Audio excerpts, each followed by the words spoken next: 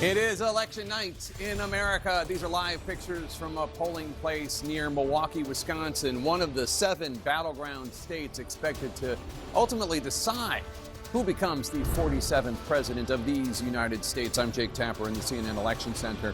The very first presidential votes of 2024 are about to be posted. The American people deciding whether to elevate Vice President Kamala Harris to the top job or return former President Donald Trump to the White House. We're getting closer to the first major round of poll closings and our first chance to make projections. That will be about an hour from now. 60 of the 270 electoral votes needed to win the presidency will be on the line at 7 p.m. Eastern. That's when all voting ends in Georgia, Indiana, Kentucky, South Carolina, Vermont, and Virginia. Some polling places in the Eastern time zone in Indiana and Kentucky are actually closing right now, and we expect early results from those 2 states at any moment. Georgia is the first crucial battleground state on our radar this evening. The state was pivotal in the Democrats' 2020 presidential victory, and Georgia's 16 electoral votes could be decisive in this election as well. Our correspondents are tracking Election Day voting in all the top swing states and will be on the scene as the first vote counts are reported. Our correspondents are working their sources inside the Harris and Trump campaigns. Let's check in with Abby Phillip, who is at Harris headquarters at Howard University here in Washington, D.C. And Abby, what are you hearing from the campaign at this hour? Well, Jake, these are the critical turnout hours for the Harris campaign, and I'm here with my colleague Jeff Zelady. He's got some new reporting about how the Harris campaign, Jeff, is trying to, in these final moments, reach the people that they need to reach who maybe haven't voted yet. It's so extraordinary, Abby. Even as the vice president is at the Naval Observatory here, about 100 miles away in the campaign's war room in Wilmington, they are checking these turnout numbers and literally going door by door. A senior advisor told me just a short time ago, if you have not voted yet, you will get a knock on your door, or someone will give you a phone call. Just a few moments ago, the campaign sent out a blast release trying to get volunteers to call people who have not voted. So that is how micro this is. But on a broader sense, the Harris campaign, as you've been and one question is, yes, they do believe turnout is high in cities like Madison and Milwaukee and Detroit, but the high turnout can obviously go both ways. So the question of the gender gap is front and center here. But we're at Howard University, obviously, and her supporters will be coming in here shortly. And I'm told that she has also been working on a speech. We do not know if she will deliver it here tonight, of course. It could be one of 2 kinds, but we do know that she will be acting very quickly to whatever the Trump campaign does. So look, 1 hour before polls close in critical Georgia, this election is still going on. People are still being contacted if they have not voted. And as you know, Jeff, one of the key advantages the Harris campaign thinks that they have is a turnout operation that is within their campaign. They have full control over it, and they believe it's been working at full capacity in the last couple of weeks. Back to you, Jake. Thanks, Abby. Thanks, Jeff. Let's go to Caitlin Collins now, who's at Trump headquarters in West Palm Beach, Florida. Caitlin, what are you learning about Mr. Trump's mindset this evening? Well, Jake, there's obviously a difference in Trump and his campaign itself. Trump himself has been making baseless claims about fraud happening already, even though officials that we're talking to in those cities like Philadelphia say they have no idea what he is talking about or what reports he's referencing. I'm here at the convention center with Kristen Holmes as well. And obviously, there's what Trump is saying on Truth Social. What are you hearing from the campaign about the numbers that they're tracking behind the scenes and what they're paying the closest attention to? Well, Caitlin, right now, everything is coming down to voter turnout on Election Day. I mean, there's a lot of confusion and a lot of wondering about how that early voting actually translates on Election Day. Are those new voters? Are those new Republican voters? Or are those people who were going to actually show up on Election Day? There's a lot of trying to track that. Now, we know with Donald Trump is he's actually doing the exact same thing that we hear the Harris campaign is doing, is trying to reach those voters to drive out turnout today. He has done at least 5 tele-rallies with various demographic groups. That includes tele-rallies in Pennsylvania, Wisconsin, Michigan, as well as tele-rallies targeting young men, unregistered voters, and seniors. They are trying to get as many people to show up at the polls as they possibly can. Now, in terms of what they're tracking, they are actually looking at one of their apps that they had set up for Trump Force 47, which is their way of essentially giving away their ground game to people on the ground, to volunteers.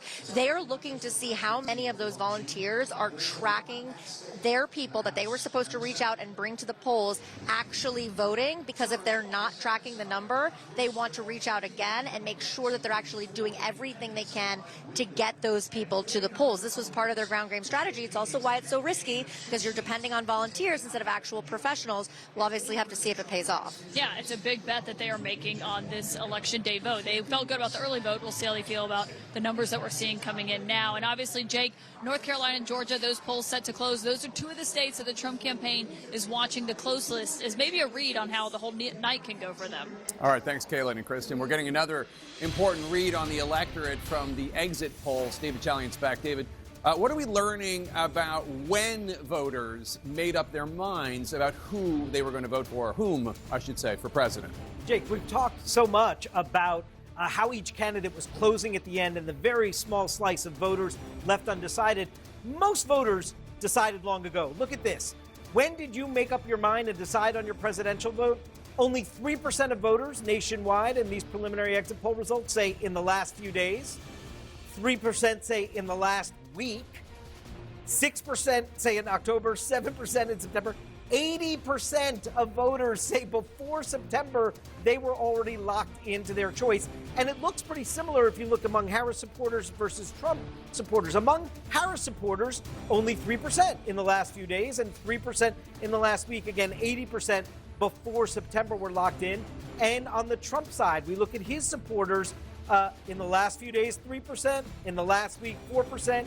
81% of his supporters were locked in before September. So it was a small slice of folks here that were deciding at the very end, Jake. All right, David Chalian, fascinating stuff. Dana Bash, I mean, most people made up their minds long ago, but still, in an election with margins this thin, 3% making up their mind in the last few days, 3% making up their mind in the last week, that's not insignificant. It is not insignificant, and this matches exactly what we've been told from both campaigns about how, yes, relative to the whole electorate, it's very small, but how targeted they have tried to be towards those what we call late breakers.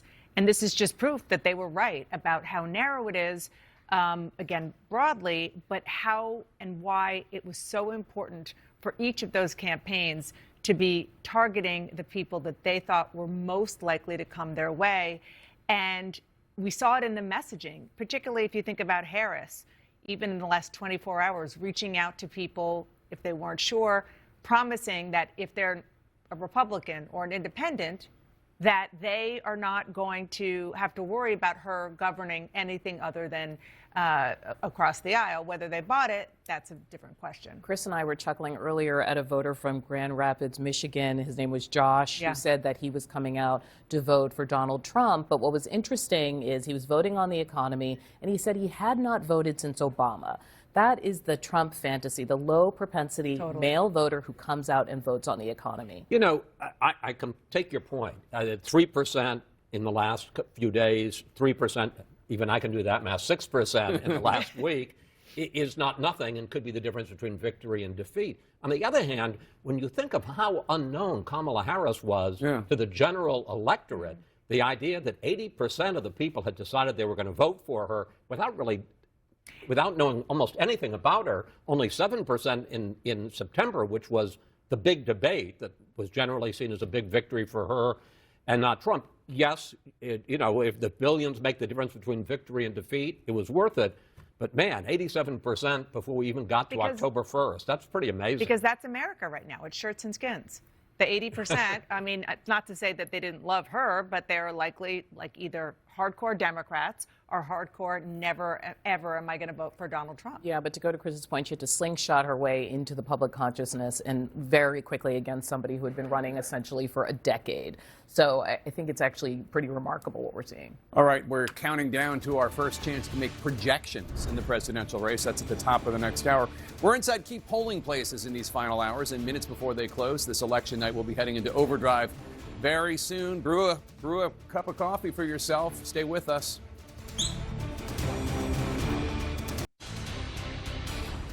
We have a key race alert on the very first presidential votes of 2024. Let's take a look. In Kentucky, Donald Trump is in the lead with 64.8% of the vote. Kamala Harris bringing up the rear with 34% of the vote. Donald Trump is 13,231 votes ahead of Harris. That's with 2% of the estimated vote in from the Commonwealth of Kentucky. In the state of Indiana, Donald Trump in the lead there as well, 71.8% to Kamala Harris's 26.8%.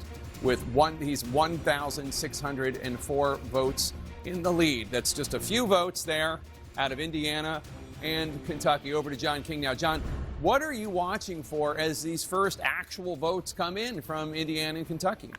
For the most part, Jake, it's just great to get started, right? We've been talking about this race for over a year now. Now we get to actually count actual votes. And you do, though, sometimes look, even in reliably red states like Indiana, did vote for Barack Obama in 2008, Kentucky, sometimes you can pick up certain things. The one thing I would look for in red states, and we don't have enough data yet, you see here, it's 1, 2, 3 counties right here, right, is are Republican voters turning out for Donald Trump, especially rural Republican voters. You can compare Trump 2016, Trump 2020, and then we will have more data on Trump 24 as we go through the night to just see. In 2020, he had more votes than 2016. Still lost the election, but he had more. So what are you looking for out here? Number one, down here, you're in Laurel County, very rural territory. Donald Trump's going to get 80% all the time or more. The question is, okay, that's 33% of the vote there. This is what he needs in every state. Kentucky's a reliably red state, so we're not expecting a contest to Kentucky. But you take small counties like this, and they exist in Pennsylvania and Wisconsin and Michigan and Georgia and North Carolina and beyond, and you're just seeing, are people turning out? And so you can go back. This is early, this 33% of the vote, but you can just go back and check it against prior elections. Too early to make that comparison now, but I just want to show you one way we can ask the question. Is Donald Trump overperforming or underperforming Donald Trump? Since he's the constant in this election. He's been on the ballot 3 elections in a row. So then you come back there. Let's come out of there and come back to 2024 and pop out. This one's a little bit more interesting when you come up here, Kenton County. Why? Because this is the Cincinnati suburbs. You see Cincinnati right there. The Cincinnati airport is actually here in Covington, Kentucky, across the bridge right there. Sorry, I just touched that by accident. Let's come back to it here. And so you bring out the county here, and you see Donald Trump running, again, 40% of the vote, 43% of the vote there. Donald Trump getting 59%. So you just want to go back in time. In an area that is more rural as you get down here, but quite suburban up here. Let's just take a look. 59% now, 59% last time. So Donald Trump at the moment, we're not done with the count there, but at the moment Donald Trump is tracking Donald Trump 2020. Let's take a look at 2016, and you come look at 2016, Donald Trump gets 60, if you would round that up there, in 2016, and at the moment he's getting 59. So he's essentially tracking where he was in a state that he won comfortably. Again, might be a useless exercise as you get through the night, but sometimes you're just looking, how is Donald Trump doing compared to Donald Trump in past elections in the red states? And again, so far, when you look here in Indiana, it's the same question. We're not in any of the giant voting areas yet. You just take a peek here, 2024, Donald Trump getting 62%. You just go back to check, Donald Trump getting 73% there. So again, I want to see what percentage of the vote we have here. Yeah, we're at 39%. So just something to keep an eye on, right? And is it going to matter in Indiana? Probably not. But if Donald Trump's turnout or margins are down a little bit in these other places, Jake, sometimes you can take one state and then find a community county like it in a battleground state and start to do a little bit more analysis. Right now it's early, and we're just kind of looking for curiosity purposes. All right, fascinating stuff with the first actual votes coming in. Aaron Burnett is helming our Battleground State Command Center. Aaron. I like how you call it the Command Center. And as, of course, we're getting some of those early results in as John is going through, Jake is going through, we are also watching the vote come in, and people still at polling stations. Macomb Township, Michigan, outside of Detroit, is where Jim Sciutto has been. I saw you a moment ago as we were getting ready to come to you, speaking to a young voter there, Jim. What are you seeing as people are still voting there? Yeah. Well, I'll tell you, Aaron, Macomb County went for Trump in the last cycle. Big question this cycle is, does Trump maintain the support he saw last time? But interestingly, we just met a voter. I'm going to introduce you to him now, Jimmy Fan, who voted for Biden last cycle in 2020. But he told us just a short time ago he's voting for Trump this cycle. Jimmy Fan, he's a small business owner, father of 3 and soon to be 4 next week, as I found out. But Jimmy, tell me, what was your deciding factor in this election? I was thinking Trump would be a better choice on this election. He would run for when he ran the office. I think he would get a lot of stuff down, like when he was a president. The economy and stuff. That's what we were aiming for this elections, more than just more than just just focus about it. So that what me and my wife his vote on. You said the economy was stronger for you as a business owner when Trump was president than during the last 4 years of Biden.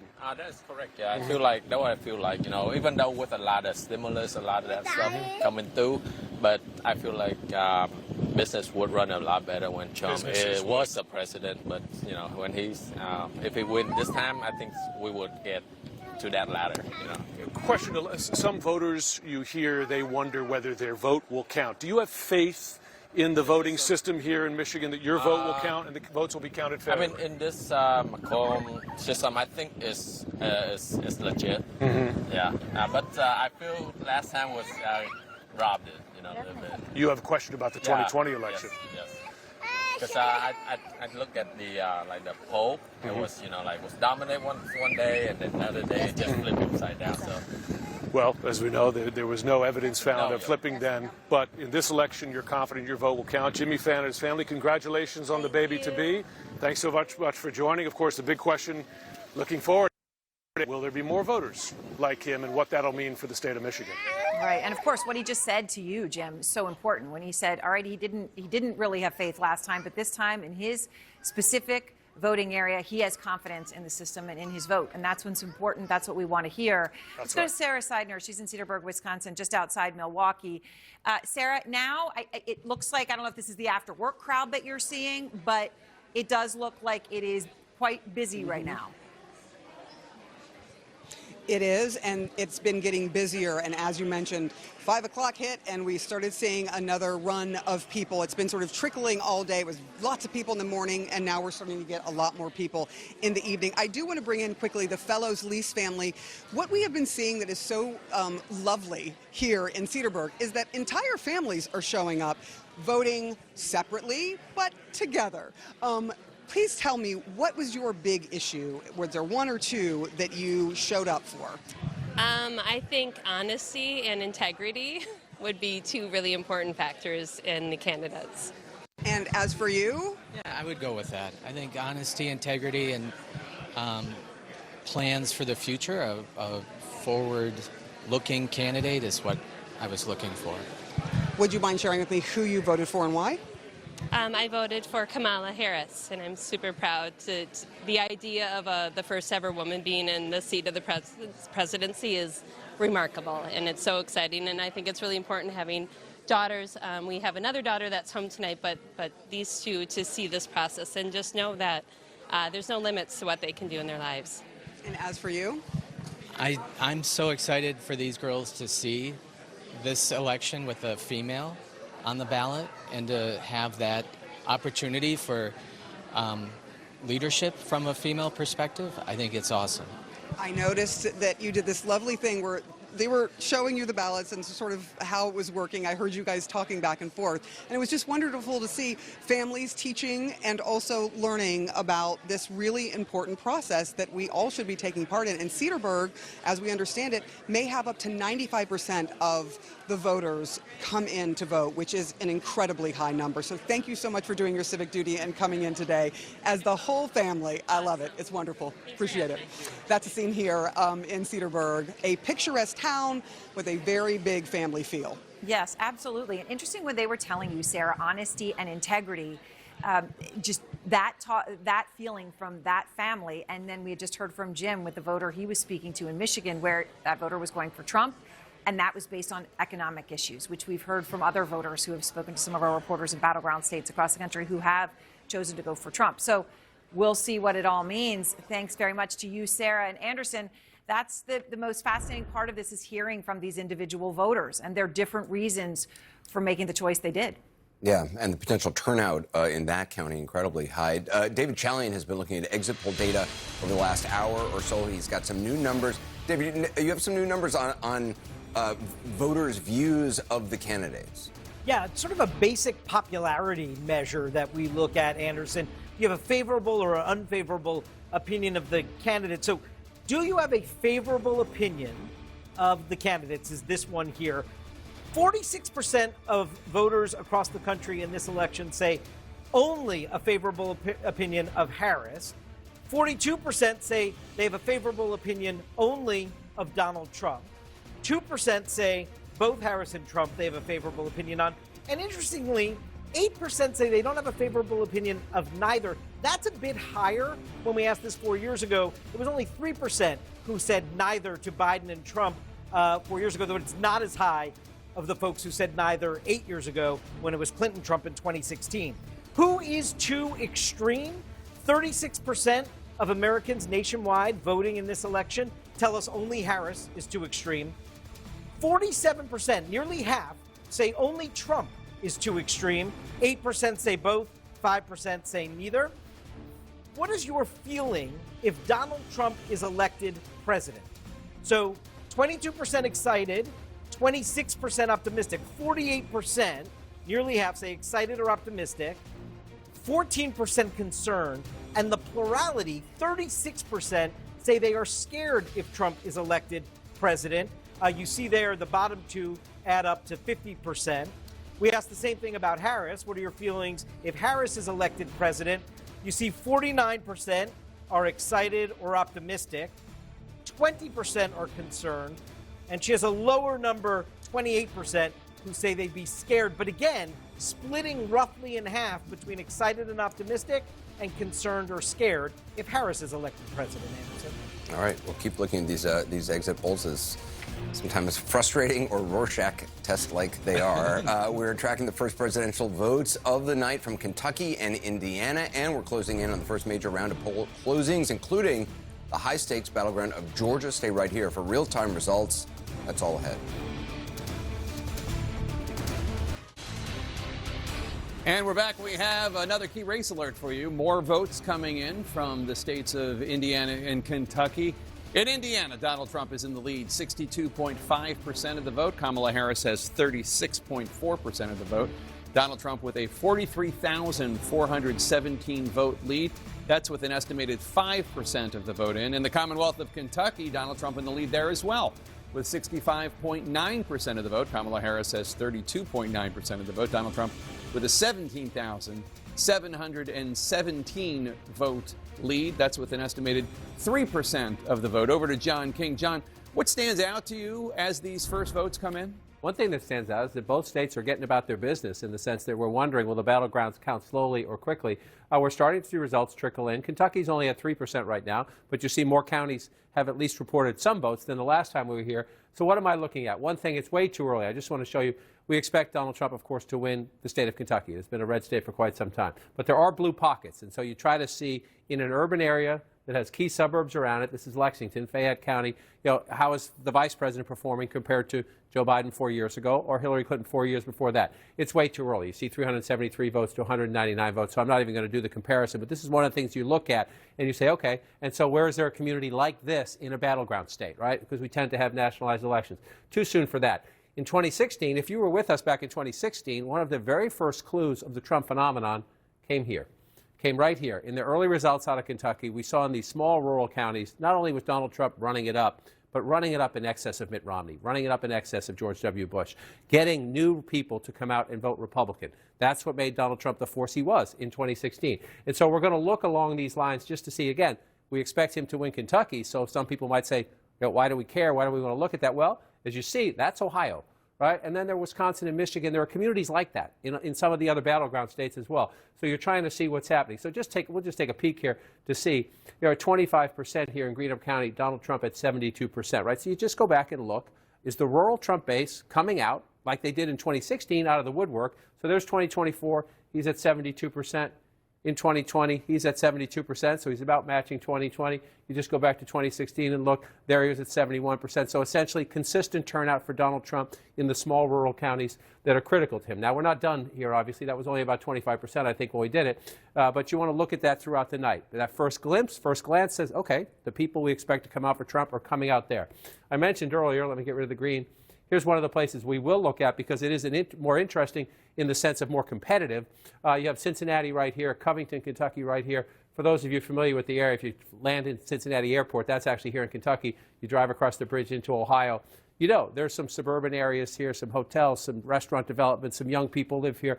So it tends to be a little bit more competitive. It's still Republican. We're up to 43%, 59% for Trump 2024, 59% for Trump 2020, 59%, 60% if you round up for 2016. So again, in the two counties we looked at, and it's pretty early, Donald Trump is running. That's like Donald Trump. And so he's winning the red states by about those numbers, winning those small communities by about those numbers. So now we look up into Indiana. All red at the moment. Let's just go back to 2020 and look. There will be some blue pockets: Bloomington, Indianapolis, Gary, Indiana, South Bend, Indiana. We don't have votes there yet. Again, a place to look. Are African Americans turning out in Gary and South Bend, for example, and down in Indianapolis as well? How's the vice president doing in the suburbs? We will get that a little bit later. What are we getting right now about Donald Trump? Let's just look here. Allen County is Fort Wayne, Indiana. So 52% in 2024 right now, about 44%. So it's a fair comparison. We'll see if it changes. 54%, 55% if you round that up, and 58% there, 57% there if you don't round it up. So down a little bit in the early results so far from 2016. Is there anything to make of that, Jake? I'd be very careful about that with only 44%. But it's one of the things you look at in the counties, especially as the suburbs start to expand in places like this. Is Donald Trump close to where he was in 2020, closer to 2016, or is he bringing out new voters in 2024, Anderson? Early in the night, you're just looking for clues.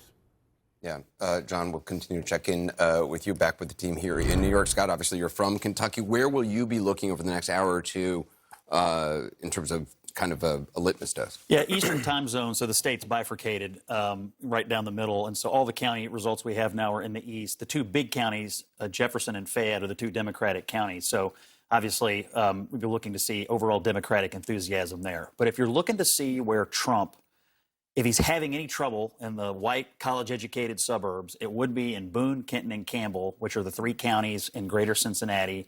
You would detect it there. Now, in the early returns John just showed us, we're not picking up any of that right now. It doesn't look like we're seeing any flight from Trump. Still more votes to count. One other issue, all of eastern Kentucky, that's Appalachia. If rural turnout goes gangbusters out there and people are, beating down the doors to vote out in East Kentucky, that might also tell me something about what rural areas in Pennsylvania and other swing states may do. Just talking about Pennsylvania, it seems like, I think Trump has been already kind of laying the groundwork about alleging voter fraud, which there's no evidence of in the Commonwealth. Yeah, I think he's been doing that for several weeks. He's been conditioning audiences and telling them tweeting about it tonight. Yeah. No, I know he's tweeting about it tonight. And look, I think that is they have a strategy post-election for this. We'll see how it turns out. It may be the election, it could go his way. Maybe it'll swing her way in a bigger way that will be more decisive. But this is, I've said many times, my concern about Donald Trump has less to do with issues, though I disagree with him deeply. But his political project requires him to tear down faith in institutions and rules and laws, and even the most fundamental thing, which is elections. And the fact that he's doing that tonight, Alyssa, does that tell you that he's worried about what they're saying? It's a mixed bag, because in 2016, even when he won, he claimed that there was massive fraud. He stood up this election integrity commission within the White House that then he folded because it found no widespread fraud. So this is something baked into his DNA. But the clip at which he's doing it, the way he's doing it, targeting Pennsylvania, I think that they're nervous. I think that his behavior in the final stretch of it, I think they recognize their closing message was nowhere where it needed to be. And some of the early projections we're seeing show a momentum that I think a lot of Americans are feeling, that this Trump era may be coming to an end. Look, he should be scared in Pennsylvania because there is an energy, there is a surge. Look, you talked to me a week ago, 2 weeks ago, I'm chewing my fingernails down to my elbows. I'm just worried. The Puerto Rican vote by itself has been lit on fire. Now, people will tell you, different things about it, but what I'm hearing, I talked to a young woman named Camille Rivera. She's with La Brega y Fuerza. It's the only Puerto Rican PAC. They were begging for money. Nobody cared about them, but they had built the only voter file for Puerto Ricans.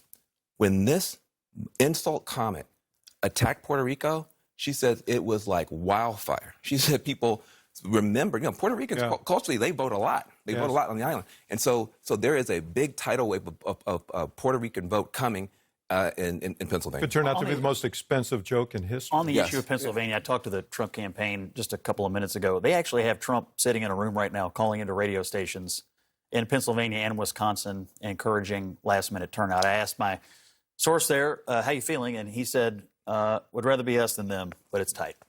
All right, we are nearing the first major round of results in the presidential race. After 7 p.m. Eastern, it is a jam-packed hour ahead. as voting ends in the battleground state of Georgia. We're also waiting votes from all the swing states that will decide the presidential election. We'll be right back.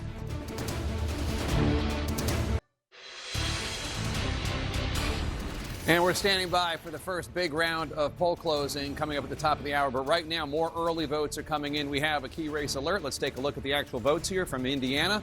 Donald Trump in the lead, 58.1% of the vote. Kamala Harris in second place, 40.6% of the vote. Donald Trump with a 53,428 vote lead. That's with 10% of the estimated vote in from the state of Indiana.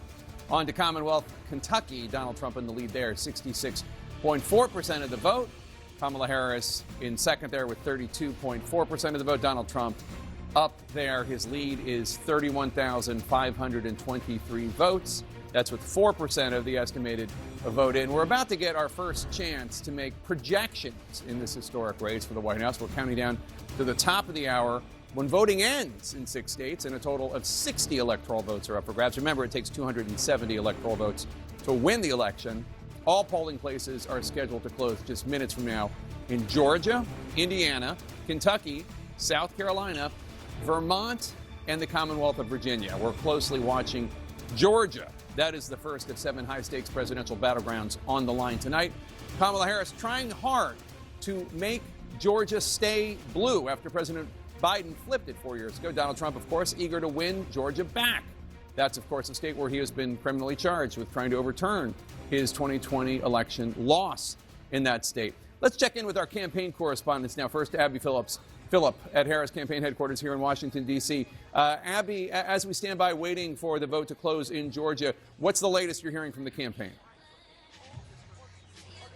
Well, Jake, they are watching very closely what has been happening throughout the day, and it's seemingly increasingly as we get toward that poll closing deadline at the top of the hour, which is that there have been bomb threats being called in to polling places throughout the state of Georgia, Fulton County, DeKalb County, Cobb County, and others. These threats are non-credible. They are not believed to be credible, but they are being investigated, and as a result, some of these polling places maybe temporarily were closed, voters turned away. I was speaking to a senior Democrat down there in Georgia, watching this very carefully, saying they are hoping that voters will come back. Anyone who might have been scared away in those periods of time will come back and will cast their ballots. Some of those polling places also, Jake, are being kept open a little bit after the top of the hour. So this is an ongoing situation that they are watching very closely because of where this is happening. This is happening in the parts of the state where the Harris campaign and Democrats need to drive up turnout among Democratic-leaning voters. So when you have polling places that are closed temporarily, that's a problem for them, and they want to make sure that those voters end up coming back, Jake. All right, Abby Phillip with Harris Campaign. Let's go now to Caitlin Collins in West Palm Beach with the Trump campaign. What are Trump campaign aides, the top aides, going to be looking for when these polls close at the top of the hour, especially in the battleground state of Georgia? Well, Jake, that's what they're going to be keeping their eyes on the closest, Georgia and North Carolina. That is really going to serve as basically a gut check for the Trump campaign as to maybe what kind of night they are going to have going into this. Obviously, Georgia, you know, a lot of Republicans think should be a given for Donald Trump, but he is someone who is feuded with their popular Republican governor there, Brian Kemp, who held a series of get out the vote events recently and said he will be supporting Donald Trump, but never was really explicitly endorsing him and out on the campaign trail campaigning with him. They appeared together once at a storm briefing, but that was really it, Jake, especially after Donald Trump trashed his wife. So that is going to be something Trump allies are watching to see if it has any kind of an impact, because he's a popular Republican governor. He is a very sophisticated political machine in Georgia, very impressive fundraising there, and that is all something the Trump campaign was hoping to have on their side going into tonight. So they'll be watching the vote share there very closely, as well as North Carolina, because obviously. Okay, we lost Caitlin Collins. Let's go to David Chalian now, who has some new exit poll information from Georgia to share. David, what issues are driving Georgia voters? Yeah, this is our first state exit poll that we're looking at of the evening, Jake, in anticipation that the polls are about to close in Georgia. And the number one issue there doesn't match where it is nationally. It's the economy far and away. 40% of Georgia voters in this election say that the economy is the most important issue. That's got to be welcome news to the Trump campaign there. 28% say democracy, 14% say abortion, immigration at 11%, 3% say foreign policy. We asked about hurricane aid and if it's getting to the people who need it. Look how evenly divided Georgia voters are on this question. 47% say yes, hurricane aid, federal hurricane aid, is getting to the people who need it. 50% say no, it's not. Who do you trust to handle a crisis? Georgia voters, slim majority, 51%, say Trump, 47% say Harris. And then Biden's job approval in Georgia stands at 41%, approve of the way President Biden is doing his job, disapprove 58%. That matches exactly what our national exit poll says of Joe Biden's approval rating as well, Jake. All right, fascinating stuff, David Chalian. Let's go big picture for a second, Chris. How important is Georgia for the Harris campaign, for the Trump campaign? I think it's more important for the Trump campaign than it is for the Harris campaign, just because there are other ways. There are other ways for both of them to get to 270. But you know, Georgia as a state, it was kind of a shock when Joe Biden won it in 2020. I think it was the first time since Jimmy Carter back in 1980 that a Democrat had taken the state of Georgia. It was a shock to Donald Trump too. Yeah, and so the idea that Georgia was even in play, most people didn't think, including me, that it was a swing state. So I think were Harris to repeat Biden's victory, that would be a big problem for Trump. Not as big a problem for Harris if Trump takes it. Although we should note, Dan Abash, I mean, if you look at this exit poll information from Georgia, it does suggest an electorate in that one state that seems inclined to hear what Donald Trump has to say. You look at that number about who would you rather trust in a crisis, 51% Trump, 47% Kamala Harris. And then more voters in Georgia say that hurricane aid is not going to the people who need it the most. That was a message that Donald Trump was putting out there after the hurricane, that too many migrants were getting that aid from FEMA instead of the people who need it. I mean, FEMA pushed back, said that was not true, it was a lie, and still that was a Trump message. It was. I'll just add to that, the numbers that David showed us on the economy. Huge, huge issue for people in Georgia as they go to the polls, as it has been across the board. And Georgia is really interesting to me because, first of all, you were just hearing from our reporters. I mean, right now there are bomb threats that are shutting down polling stations, threats in Georgia.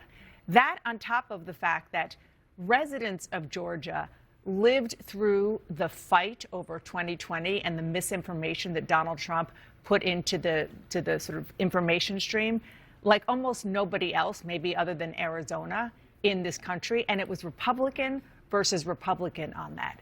And yet you still have a slim majority saying that they trust Donald Trump more in a crisis than Kamala Harris, which makes me think, we're going to see the numbers, but makes me think what you do, which is that Georgia is looking better for Donald Trump. I mean, I know Harris. It sounds like a paradox, but Georgia's the state that's the home to Marjorie Taylor Greene and Raphael Warnock. It's always had this moment, and we saw with Biden, of like, is it transitioning? Does it represent the quote unquote new South? And it has such a diversifying suburban community that I think this will be sort of an interesting election to see are Democrats on the path to doing something sustainable there. You know, one other thing, yes, economy, the biggest issue by 40%. We tend to think that favors Trump over Harris.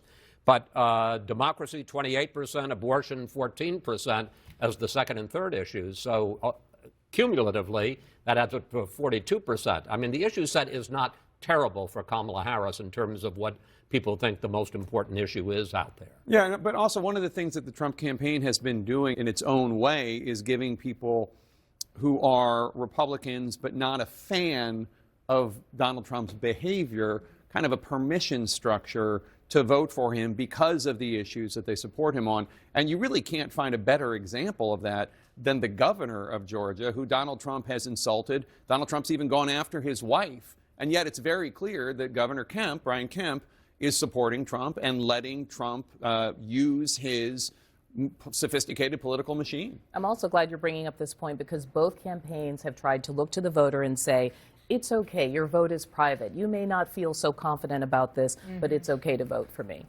Let's go to Aaron Burnett now, who's giving us updates from the battleground states throughout the night. Aaron. All right, Jake, and here we are, as you can see, battleground states across the country getting ready for polls to start closing. Still lines across the country. Voting is about to end, though, in Georgia. Victor Blackwell, that's where you are, and I know you've been talking to officials there. We're getting ready for things to close, just watching some of the action behind you. What are you seeing? Yeah, we are just minutes away from the polls closing here in Georgia, with the exception of those 10 precincts across the state where there have been extensions granted to compensate for the evacuations and the voting stop down because of those non-credible bomb threats that were called in throughout the day. 2 precincts in Cobb County, the latest they're closing at 7:20. 5 in Fulton County, the latest they're closing at 7:45. 2 here in Gwinnett County, the latest closing at 7:58. Now, those are all in the Atlanta metro area. There's also 1 precinct in Glenn County in southern Georgia near the Florida line. That will be closing at 7:35. For all other precincts across the state, voters have to be in line by 7 p.m. So as long as they are in line, they will be allowed to cast their vote. And then once the voting is done, the memory cards from the scanners will go in one vehicle, speaking specifically here in Gwinnett County, to the voters' elections office, and then the ballots will be sent in a separate vehicle. So you'll have hundreds of cars, 2 from each of the 156 precincts, in a caravan off to the office, and then they can begin to be tabulated. Caravan, a parade of sorts. And what's so important is how transparent it is. The Secretary of State, Brad Raffensperger, Victor, just the other day telling, by every 15-minute period what they expect to have come out. They just want everyone to see the transparency there. All right, as those polls get ready to close, you see Victor there in Georgia. Let's go to Pennsylvania, another battleground state. Polls getting ready to close there in just over an hour. Brian Todd is in a polling place near Pittsburgh, crucial part of the state. Brian, what are you seeing there?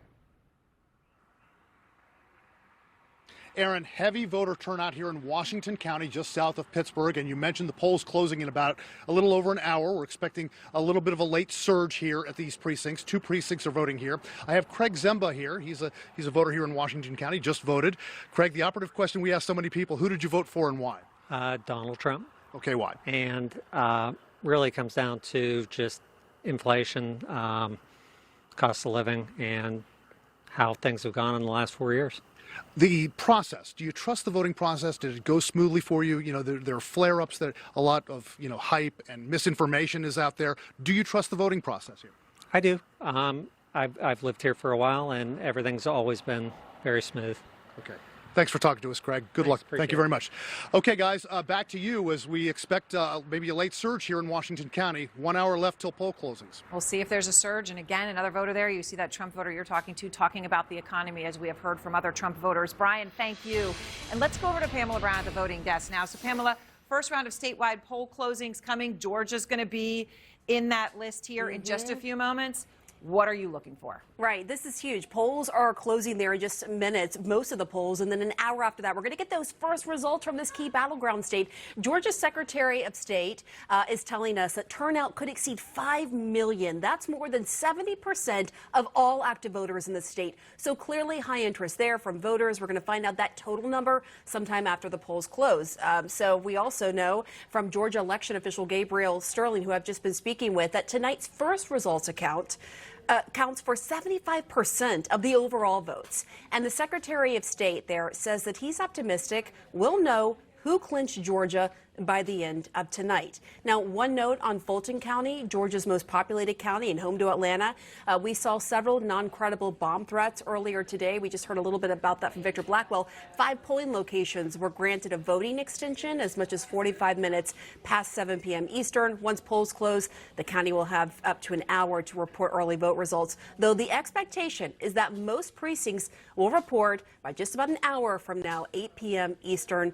We'll be keeping a close eye on this key battleground state that Biden narrowly flipped in 2020 as results start to roll in, Aaron. That's right. It looked one way, then it looked the other way. It was so close. 11,779. But who was counting? Donald Trump was when he called Brad Raffensperger. All right, Pam, thank you very much. And I hear John King right next to me. Yeah, So Pam's right. You Donald chuckled? Trump was That's right. counting. I was chuckling because Georgia, a little PTSD Yeah. over Georgia and all that. But as you see the big clock there, as Pam just said, votes will be coming in soon. 3 minutes, 30 seconds. We got some big polls closings. We'll get to those in a second. I want to look quickly at one thing we have already. The polls have not completely closed. They finished in Indiana. I just want to show you. And again, we're looking at the early results just to see if there are any clues, right? We don't want to overplay things. We also don't want to ignore things that we see, right? So you come right up here. You see one dot of blue in the middle of the Indiana map, right? That's Hamilton County. It's just north of Indianapolis. This, if you went back 20, 30 years ago, you'd see a lot of farms in this county. Now it's much more suburban, especially as you get closer to Indianapolis. Why do I raise that question? It's blue, right? 58% of the vote could flip. Look how close it is. It's 50 to 49. So it could well end up red, as it did in 2020 and 2016. But it's just, is this a signal that Kamala Harris, in the first election, post-Dobbs, in an issue where we know Donald Trump struggled in the suburbs in the 2018 midterms, struggled mightily in the suburbs in losing in 2020. Is this a sign? I pointed out this way. Harris at the moment at 50. Joe Biden was at 46 in this county in 2020. And Hillary Clinton was at 37% in this county in 2016. So the suburbs are critical in key races. Indiana is most likely to stay red. Let's be very clear about that. But as you come back to 2024, again, as you look at these early results that we're getting in some states, you try to seek, is it possible we could look at some other places, look in some of the battleground states and the close-in suburbs. So something to keep an eye on as we go. A quick look at Kentucky. This one's about to close. Some more results have come in. Let's just see if it's any mass to it. Again, Kentucky is a reliably red state. We expect it to stay that way. But you will look, Scott Jennings was talking about this earlier, Fayette County is Lexington in the suburbs. The vice president was a big early lead there. Frankfort is Franklin County. It's Frankfort in the suburbs. You see it there. So let's just compare. So 54%, if you round that up, 2024 at about 42%, 48% for Joe Biden. So right now, in Indiana and in Kentucky, you see the vice president at the moment overperforming Joe Biden in some suburban areas. Now, they're in red states, so we don't know whether that's going to matter as we get into these states. But we are about to get some clues. I want to move the map a little bit. We're about to get results in Virginia. Virginia has been blue for a while, but it was purple not all that long ago. So here's the question in Virginia tonight, which is going to report results to us very quickly. Do we get a 10-point race, as we had in 2020? Do you get Democrats winning by 10? That tells you the vice president is holding the Biden map in a state that will go blue. Or do you get a 5-point race, as we had in 2016? That would tell you that Donald Trump not only is running up the score in these red rural areas, but that he's improved his standing in the suburbs a little bit. You know, you see in here, it's Northern Virginia and down around the Richmond area there. So we'll get some key clues. And then also coming up moments ago, of course, one of the biggest battlegrounds of all, as Pam Brown was just noting, 11,779 votes. That was the margin when Joe Biden flipped Georgia. The last time it had gone Democrat, Bill Clinton eked it out in 1992, thanks to Ross Perot in part there. But it's been a long time since Georgia. So as Adi noted, is it a state in transition or is it a tug-of-war state? Jake, that's what we're going to find out. Again, 11,000 votes 4 years ago. The results in battleground Georgia to come in just about any second now. And again, you look at Atlanta, you look at the suburbs, and you see all that red is Donald Trump's base coming out to vote. All right, and we are just moments away from the first big round of poll closings. Voting's about to end in 6 states, 6 with a total of 60 electoral votes at stake. Keep an eye on the pivotal battleground of Georgia, as most voting is ending there right now. And CNN can bring you a projection now. CNN projects that Kentucky goes to Donald Trump. Donald Trump will win the Commonwealth of Kentucky with its 8 electoral votes. And CNN can also project that Vermont will go to Kamala Harris with its 3 electoral votes. Kamala Harris wins the state of Vermont. It is too early to project in Georgia, Indiana, South Carolina, and Virginia. Let's take a look at the electoral map now to see where the candidates stand. 270 electoral votes are needed to win. Donald Trump has 8. Kamala Harris has 3 electoral votes. Let's bring you a key race alert now. Indiana. Donald Trump in the lead there with 60.3% of the vote. Kamala Harris has 38.1% of the vote. Donald Trump has an 86,829 vote lead. That's with an estimated 13% of the vote in. Let's go to John King now at the Magic Wall. John? And so, Jake, now we wait, right? You have the states that we've projected. Kentucky and Vermont. Those are the ones you expect. But so what are you going to get here? You see some first votes in Florida. Look at that. Let's just take it out. Okay, it's just south here. It's in Osceola County, just south of Orlando. We like to look at votes when they come in, right? Florida tends to be a reliably red state. Again, though, it'll be a test of whether Harris can improve their standing in the suburbs, or put it this way, whether Trump can improve his standings in the suburbs, whether Trump's collapse in the suburbs continues. First votes in Florida, always interesting to take a look. But what we're waiting for is the battleground just north of Florida, which will be essential in this race. Again, Vice President's easiest path is those blue wall states. But Georgia, as a competitive state, what are we looking for? All right, number one, we're looking for the Democratic Foundation, which is Fulton County. Sarah Murray noted, Victor Blackwell is in the suburbs here. Some polling places will stay open, but we should get votes pretty quickly. And when you're looking at Fulton County, Atlanta is here. You see how it stretches, a lot of suburbs around it, right? We're at 0 right now. What are you looking for? You're trying to see if she can not only match the president's percentage, get 73% of the vote, but by the end of the night, sometimes this count could last into tomorrow, is the math margin. Right? Because if you look here and you come out here, there are 159 counties. 159 counties in Georgia. A lot of them are like this. I'm just picking one randomly. They're small, they're rural, but Trump runs it up. So we're going to watch that. Is the Trump base in rural America coming out in battleground Georgia? It is absolutely essential to his math that he run it up big in places like that. But if that is the case, and that's what we expect to be the case, the Trump base comes out, then the key will be, does the Harris base come out in Fulton County, Atlanta? And then what happens here? Clayton County, just below, predominantly African-American, strong Democratic suburb. You need to run up the number, but it's not just the percentage. What's the raw math? Are Democrats coming out to vote? Democrats need high turnout to offset the Trump rural numbers. So that's one test. And then, for me, as you get further out here, let's go out where Victor Blackwell is, out here in Gwinnett County. All right, look at that. Joe Biden got 58% of the vote, Jake, right? You don't have to go back too far in history. It was just in 2012. Mitt Romney won this county. 4 years before that, John McCain won this county. This is the change in the American suburbs, right? Georgia was a red state then. But look at Romney's number. The Republican share in 2012 in this suburban area is 54%, right? That's what we're looking at tonight. How does Donald Trump fare in the suburbs, right? It goes down to 45% under Trump in 2016. He still won Georgia then at 45%. But then you come to 2020, and Trump's share drops to 40%. You cannot win in a competitive state if you are getting trounced like that in the suburbs. So can Trump get that number back up to 42, 43, 44? If he can, he's in play. If he can't, then this is the tug of war of the state, as long as Harris gets out her base. There's a flip side responsibility for her. But this, we talked a little earlier about this. This, to me, Georgia and North Carolina, demographically, they are just evenly split. They're tug of war. So we're going to see. And it's cliche, it does come down to turnout. So can you take me to Florida? Sure. We've got to come back to 2024. You want to see results? Okay, I think we have 1 million votes in from Florida about. Look, oh, no, not 1 million. What do we have? 194,000. 194,000. Yeah, you are. You're over 1 million. Over 1 million votes. So this is obviously a state that we do expect ultimately is inclined to go red, although the polls are still open there. We should know. Is there anything we can divine from where the vote has come in? Because it's more than 1 million votes have come in, and Donald Trump with a 224,000 plus lead right now. The number one thing I would divine is we have another example, this time in a very large and very complicated state, that people have learned the lessons, built on the lessons of 2020, and that they're counting early votes and getting early votes out fast. And so that's a good thing for democracy, right? So are these all early votes? Red state or blue state? I assume they are. David Challing can correct me if I'm not. Some of it could be a modest number of election day votes. But normally when you see a big batch of votes come in like that, it's early votes. So correct me if I'm wrong. So what can you glean from this? So you just want to look at big population centers. Duval County, this is one of the swing counties. Although Florida used to be a very competitive state. You would say, who's winning Duval County? Right. If you want to say who's winning the governor's race or who's winning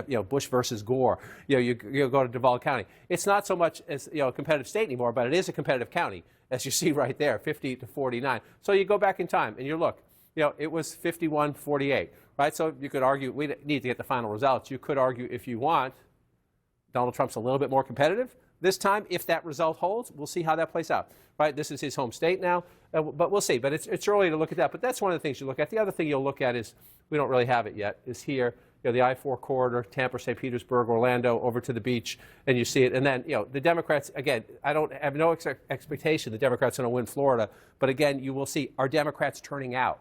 Right? Are Democrats turning out? There's been a lot of reporting about, does Harris lose a little tiny bit of the Jewish vote? because of the Israel, unhappiness over Israel-Gaza and how she has talked about that in the White House. You'll see a little bit of that down here. It's more important when you get to suburban Philadelphia and out in the Detroit area as well, around Metro.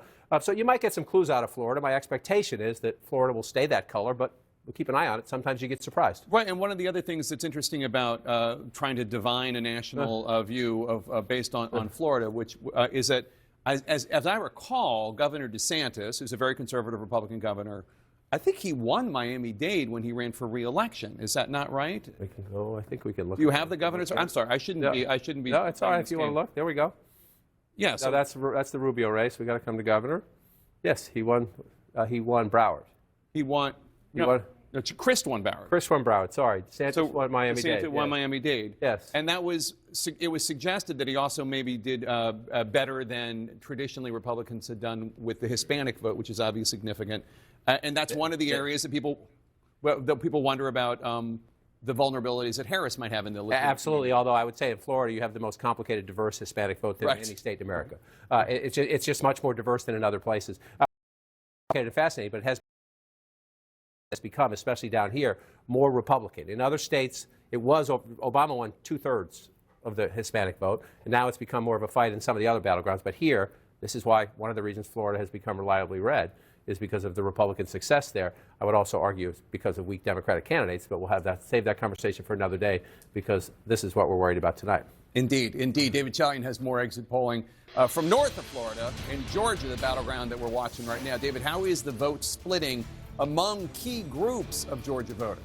Yeah, now that the polls have closed, Jake, we can look at some of those key demographics. So let's take a look at the African-American vote in Georgia. It's making up 30% of the electorate, according to these early exit polls. Harris obviously winning it big, 86% to 12%. But I want to note here, that 86% number, 4 years ago, Joe Biden had 88%, a tick higher of support of the African-American vote. And Trump's 12%, he is a tick higher than he was 4 years ago when that was 11%. But it's roughly the same with the black vote, what we saw here. Look at younger voters under the age of 30. Harris is winning them. They make up 18% of the electorate. Harris is winning them 60% to 39%. She is doing better with young voters in Georgia than Joe Biden was doing against Trump 4 years ago. Trump got 43% of the youth vote in Georgia 4 years ago. He's down to 39% now, so that'll be something to watch. And then non-college white voters. This is obviously Trump's base. 32%, roughly a third of the Georgia electorate, are white, non-college educated voters. Trump's winning 81% of them. That is a bit better than he was doing 4 years ago, though 4 years ago, it was 35% of the electorate. So as a share of the overall electorate, it's come down. Harris is winning 18% of them, a tick under where Biden was 4 years ago. This will be the story of these exit polls in Georgia. Independent voters. They make up 31% of the electorate. That is a slightly larger share than what they made up 4 years ago. Trump is winning them by 11 points in these early exit poll results, 54% to 30%. Jake, 4 years ago, Joe Biden won independent voters in Georgia when he won the state by 9 points. So we've seen a swing of 20 points towards Trump in terms of the margin, from 9-point advantage 4 years ago with independents for Biden to now an 11-point advantage with independents for Trump in Georgia. Jake. Wow. David Chalian and Dana, that is really significant. We see some incremental changes here and there when it comes to young voters. She's doing slightly better. Non-college whites, he's doing slightly better. But that independent swing is wild. It's a huge swing. And I just want to underscore what David said. It is a bigger percentage of the vote share. Last time around, it was 28% independents. I made up 28% of the Georgia vote, and now it is 30%. And, I was right, 31%. And it is a total flip. It's a complete flip. Donald Trump is doing so much better with independents than Kamala Harris, and Joe Biden kind of ran away with independents 4 years ago, and of course he won the state. Yeah, I'm trying to figure out why. What the reason is that there would be this dramatic flip of double digits in independents, and I am something you don't often hear in election coverage. It's something of a loss as to how you explain that independents would have gone so much more for Trump this time than they did for Biden last time. Audie, hang on. We're going to go over to Jake for a projection. And we can bring you another CNN projection. CNN projects that Indiana will go to Donald Trump. Indiana, with its 11 electoral votes, will go to Donald Trump. Let's look at the electoral map now to see where the candidates stack up. Remember, 270 needed to win. Donald Trump has 19 electoral votes. Kamala Harris has 3 electoral votes. They both still have a lot of electoral votes to get up to 270. Let's do a key race alert for you now. In Florida, Donald Trump is in the lead with 51.3% of the vote. Kamala Harris has 47.7% of the vote. Donald Trump has a 138,912 vote lead. I'm sorry, that just went up, a 224,914 vote lead. The votes are coming in as I do this. That's with more than a third, 35% of the estimated vote in from Florida, with its big fat packet of 30 electoral votes. The Commonwealth of Virginia, slightly more competitive. Donald Trump in the lead right now with 58.7% of the vote.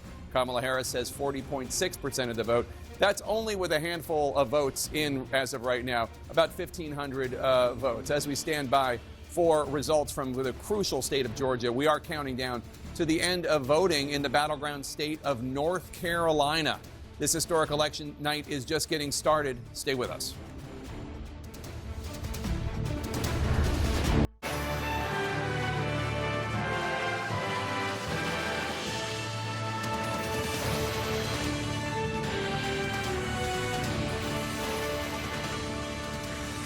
Welcome back, and we're standing by for the end of voting in yet another crucial battleground state. Let's check the fight for the electoral vote so far. Donald Trump has 19 electoral votes. Kamala Harris has 3 electoral votes, 270 electoral votes needed to win. And now we have a key race alert. In the state of Georgia, Donald Trump is in the lead with 51% of the vote. Kamala Harris has 48.5% of the vote. Donald Trump with a 4,556 vote lead. That's with only an estimated 3% of the vote in. The polls just closed at 7. In the state of Florida, Donald Trump in the lead, his new home state, 53.2% of the vote. Kamala Harris has 45.9% of the vote. Donald Trump with a healthy 438,912 vote lead. That's with half of the vote in, 50% of the estimated vote. In the Commonwealth of Virginia, Donald Trump in the lead there with 58.5% of the vote. Kamala Harris with 40.5% of the vote. Donald Trump with a 2,871 vote lead. Still a lot of votes to come in from the Commonwealth of Virginia. We're coming up on another critical round of poll closings in the presidential race at 7:30 p.m. Eastern. That's just minutes from now. 37 of the 270 electoral votes needed to win the White House are at stake. When voting ends in North Carolina and Ohio and West Virginia. North Carolina is one of the 7 crucial presidential battlegrounds tonight, as its changing demographics have made it more competitive for Democrats than in some past elections. Kamala Harris is in a heated battle right now with Donald Trump in North Carolina after he won that state in both of his previous presidential campaigns, narrowly last time. Abby Phillip has some new information from Harris campaign headquarters at Howard University. Abby, tell us more. Yeah, Jake, I mean, as you noted, Donald Trump won North Carolina the last time around, but by the slimmest margin of the states that he did win. So the Harris campaign, they are looking at that state as very much in play. What I've heard from the campaign tonight is that they are seeing in some rural counties lower than expected votes. Those counties are expected to go for Donald Trump, so they see that as a positive sign. And then on the other hand, when they look at where their voters might be, it's in places like the Raleigh-Durham area where you're going to have a larger proportion of those voters educated, a lot of people moving into the state, into those communities. You're going to have more diversity in those communities. And I'm told that the Durham turnout today gave them some optimism and hope as they go into this poll closing deadline in just a couple of minutes. So the campaign has been talking about all these battleground states having a plausible path to victory. They see North Carolina still very much in play, Jake. All right, Abby, thanks so much. Let's go to Caitlin Collins now in West Palm Beach, Florida, at the Trump headquarters. Caitlin, what is the Trump campaign looking at right now? Well, Jake, obviously when it comes to North Carolina, something that they're hoping will be a gut check for them tonight. One thing that they're looking at, remember, this is a state that they thought Donald Trump was well on his way to winning when President Biden was still in the race. Of course, once he dropped out, it seemed like it was more in play. One thing that I'm told aides are keeping an eye on tonight is whether or not the governor's race has an effect on what the ultimate numbers there look like in the presidential race. Obviously, the Lieutenant Governor, Mark Robinson, who is the Republican gubernatorial candidate, has faced scandal after CNN reported on his past comments. That is something they will be watching closely tonight, as Josh Stein, the Democrat, is expected to do well. We'll see what the ultimate race looks like there. And Jake, I should note, as they are keeping a close eye on these early gut checks, hopefully they believe in Georgia and North Carolina, Donald Trump is also still making calls to get voters out in Pennsylvania tonight. I was told that he was just on the phone calling into radio stations inside Pennsylvania, urging people to get out and make sure they get to the polls and vote. And Jake.com says some of his top surrogates are also posting online, urging people to get out and vote. Stephen Miller himself urging men to get out and vote, Jake. All right, Caitlin Collins in West Palm Beach with the Trump headquarters. David Chalian has some exit polls coming in from North Carolina now. David, what issues seem to be driving voters in the Tar Heel state? Yeah, Jake, let me just explain to you that first we're going to look at how people feel about way things are going in the U.S., in North Carolina, what North Carolina voters are saying. 6% enthusiastic, 21% satisfied. The plurality, 43% of North Carolina voters tell us they are dissatisfied with the way things are going in the U.S., 27% angry. I just want to say those bottom two, 7 in 10 voters that are dissatisfied or angry, obviously, if you're the Trump campaign, you think there's a lot of opportunity there for you. But the Harris campaign sees opportunity there, too. They want to get at least a chunk of those dissatisfied and angry voters who are dissatisfied and angry with Trump's dominance in our politics. So that'll be something to watch later in the evening. We also are looking here at the most important issue. Economy actually ranks top, not like it is nationally, but like we saw in Georgia, though a tick down from that. 36% say the economy is the most important issue in North Carolina. Democracy is right up there, Jake, at 32%. Well down then is abortion and immigration in the teens. We also asked about hurricane aid here. Is federal hurricane aid getting to the people who need it? You see it's roughly split here, but 49% say yes, federal hurricane aid getting to where it needs to go. 46% say no. And then Joe Biden's approval rating, it's 1 point higher here in North Carolina than it is in Georgia or nationally. 42% approve, 56% disapprove. Again, the Harris campaign would like to make sure they get some of those Biden disapprovers into their fold. But that kind of approval on Biden is what is giving the Trump campaign hope in a place like North Carolina. Jake? Interesting. All right, David Chalian, thanks so much. And let's talk about this. And Dana, I mean, again, some headwinds for Kamala Harris here in these exit polls. First of all, 70% of North Carolinians of Tar Heels are either dissatisfied or angry with the state of things. The economy is the number one issue. That's terrain that where Trump traditionally polls better. And then a bad job approval rating for Joe Biden, her boss. Yeah, it is true about the 70 or 71% of people who are dissatisfied and angry. But I think, unlike what Chris said before, saying that means that it's a very good sign for Donald Trump, I think that what you are maybe not calculating and what David and David with Anderson are not calculating is that there are a lot of women and men who are dissatisfied with the fact that women don't have the ability to control their reproductive rights in America. No, look, it's baked in. I mean, the right track, wrong track, we've known for some period of time. And the fact is the race, despite the fact that people are very unhappy for whatever reason with the way the country is going, is still supposedly as tight as can be. So Kamala Harris is clearly going to be able to overcome that. Incidentally, may I just, in the last segment, I said, I don't know why the independents are so heavily for Trump in Georgia. Fortunately, we have a very smart Republican pollster listening and who wrote to me and said, it's the same problem that democracies, incumbents and democracies around the country are facing right now, around the world, rather. Inflation. They don't like the way things are going. They want somebody to fix it. And that's Donald Trump's basic pitch at the end, which is it's broken, I'm going to fix it. I don't want to drop the ball on what Dana said, though, about what people mean when they are dissatisfied. It's the same thing about what they mean by democracy or being independent. It's not entirely clear until we're closer to the final tallies. No, absolutely. But the battleground states are Aaron Burnett's beats tonight. Aaron? They are, and of course, we're just moments away from polls closing in a lot of these states in these final crucial minutes, really, in North Carolina, crucial minutes. Brianna, where you are in Charlotte, the people still have to vote, and we're starting to see some of these exit polls, concerns about the economy, the dissatisfaction that people have. What have voters been telling you?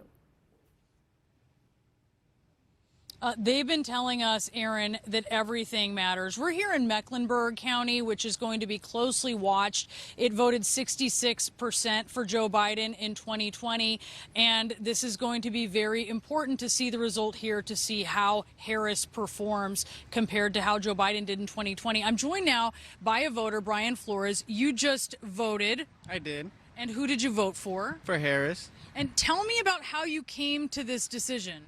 So I wasn't going to vote at all until my girlfriend was blowing up my phone telling me to go vote. And if I didn't, she was going to break up with me. So now I'm here. Was she seriously going to break up with you? No, I made that up. She didn't say that, but it's funny to say that. So she asked you to vote for Harris. She did. And so you voted for Biden in 2020, but what were you going to do this time? I wasn't going to vote at all. You were just going to stay home? I was going to stay home, eat some chips or something, I don't know. And so you came just before polls closed, but here's the thing, how long did it most people have been saying it's taken them 5 or 10 minutes. Tell us how long it took you to vote. So I got off of work at 4:30, drove here about 30 minutes. I think I walked in like at 5:05-ish, and I was waiting for about 2 hours. I just walked out. Brian, 2 hours to fix your address, right? 2 hours. Brian Flores, thank you so much. Aaron, back to you. Well, that's devotion. That's devotion. 2 hours to fix the address and to stay there and to vote. Indeed. I mean, all right, John, but those are the stories the Harris campaign wants. You know what? More stories like that. That's a vote today that was not going to be there yesterday or the day before. That is right. Which, in a competitive race, it starts with one, and that's how you build, right? So what do we have so far as we look at the map? Let's come out to the big picture first and show you. Sorry, I was just peeking in there. It's early. That's the big headline here. Look at a lot of that gray as we go from east to west. We have a lot to count still tonight. But we have some interesting things happening. Let's start in battleground Georgia, the one battleground state where we do have some results right now, and you have a very narrow lead for Donald Trump, or I guess better than that. Lead for Donald Trump, 54,000 votes now. I say narrow and it grows. That's what happens on live television. You see that right there. But this is very, very early in the race. We have 7% estimated reporting. So you're looking at the map. You see the red filling in the small rural counties. That is the bedrock of the Donald Trump movement. He wins big in rural America. The challenge for Harris is to run it up here. We have nothing from Fulton County. You saw Victor Blackwell earlier tonight in Gwinnett County. Very early on. You have a little more 1,000, 1,100 votes there if you add that up. So we have a long way to go. Just for comparison purposes, Joe Biden gets 58. So can the vice president keep it there at 59 as we move through the night? Again, that's an incredible early rationale there. But that's what you're looking at, right? Are you at least matching the coalition of the last guy to win the state? And that would be Joe Biden 4 years ago. And if you're not, if you're losing in some areas, can you make it up somewhere else? So that's where we look at Georgia right now. All it tells us we have a very competitive race. Virginia used to be a battleground state. It's reliably blue now, but it will give us some pretty important clues tonight. It will.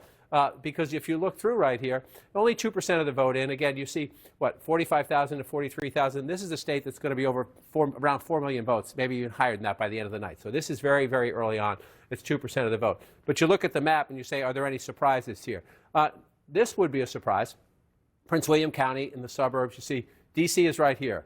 Very blue suburbs here. Fairfax County, go back 20 years, Republican leaning. Now you come out here to Prince William County. Again, it's only 5% of the vote.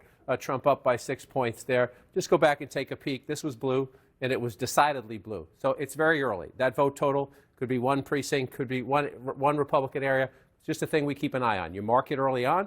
Right now, that's where Biden did very well. At the moment, Trump. If Trump can improve in the suburbs and the exurbs, that's his path back to the White House. It's early on, but that's the thing you look at as this plays in. What else are we looking for here? This is Chesterfield County. Richmond, Virginia is the capital. Suburbs beneath it to the south, suburbs around it to the north. Only 6% of the vote in. Harris getting 51%. Again, your test is match it up to Biden. He had 52. She wants to stay where his number is. You say, oh, it's a point or so. A point or so can matter. Maybe not in Virginia. She may still win the state. But if she's underperforming Biden in the suburbs, that would be a warning sign. This is way too early to say that's the case. I pointed out just that these are the markers we're going to go through as we go through the night, as we look it out. When it comes to Virginia, here's my test here. Again, this is 2%. Those numbers, forget about them. We're going to get a long way to go there. Here's the number you want to look at. This was a 10-point race. 10-point race 4 years ago, right? It was not a 10-point race in 2016, right? It was still blue in both races. That's Obama. Sorry, I went all the way back to Obama there. Let's come to 2016. Run the clock. There we go. Oh, that's not going to work for me. There we go. It was a 6-point race there. That matters. That matters. Virginia might still stay blue. The question is Donald Trump tighter in the blue states? Because that means he'll be better in the battleground states. And, Jake, that's what you watch. Counties come in, you take a look, you try to learn some lessons. All right, and we're coming up on another critical round of poll closings in the Harris-Trump presidential race just moments from now. That's when voting ends in the battleground state of North Carolina, as well as in Ohio and West Virginia. A total of 37 electoral votes are up for grabs right now. And CNN can make a projection that Donald Trump will win the state of West Virginia.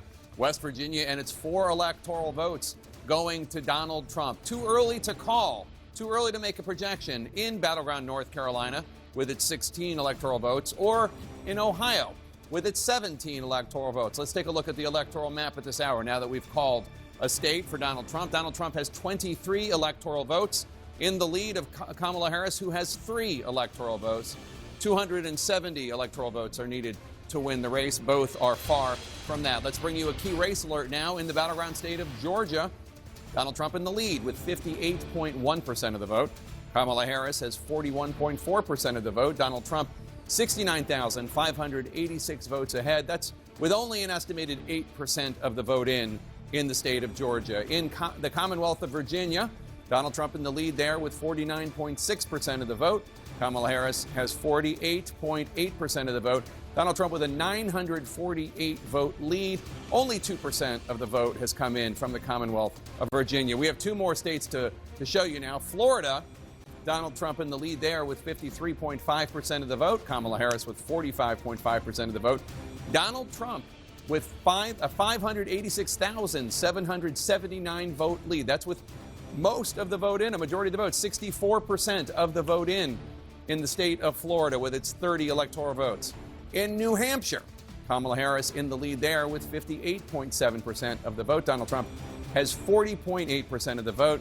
Kamala Harris has a 5,513 vote lead. That's with only an estimated 4% of the vote. John King at the Magic Wall. What are you looking at? Just wandering through the counties, Jake, where votes come in, especially in the battleground states. This is Georgia right now. As you noted, 69,000, almost a 70,000 vote lead for Donald Trump. But, and it's a very important but, 8% reporting. 8% reporting. A long way to go in the count in Georgia. In fact, you just take a look, 240,000. Donald Trump in the lead right now. Joe Biden had 2.47 million when he won the state 4 years ago. So we have a long way to go in the count in battleground Georgia. But you're just looking for clues and hints to see, is this going to be, every race is different, right? You always compare Trump to Trump 24 to Trump 20 to Trump 16. Can Harris match Biden? Will black turnout rival Obama? These are the questions you have coming into the election. And then you actually get results. And it'll be the Harris coalition versus this year's Trump coalition. And we watch it play out. So one thing you look at, you see Cobb County is red. Well, if that's the case at midnight and 2 a.m. and 3 a.m., that would be a big deal. Let's not overinvest. 277 to 186. So you've got fewer than 500 votes. As you can see, we have a long way to go in Cobb County. So sometimes you get an early precinct or early batch of votes and it draws your eye. If that stays that way, that would be a big deal.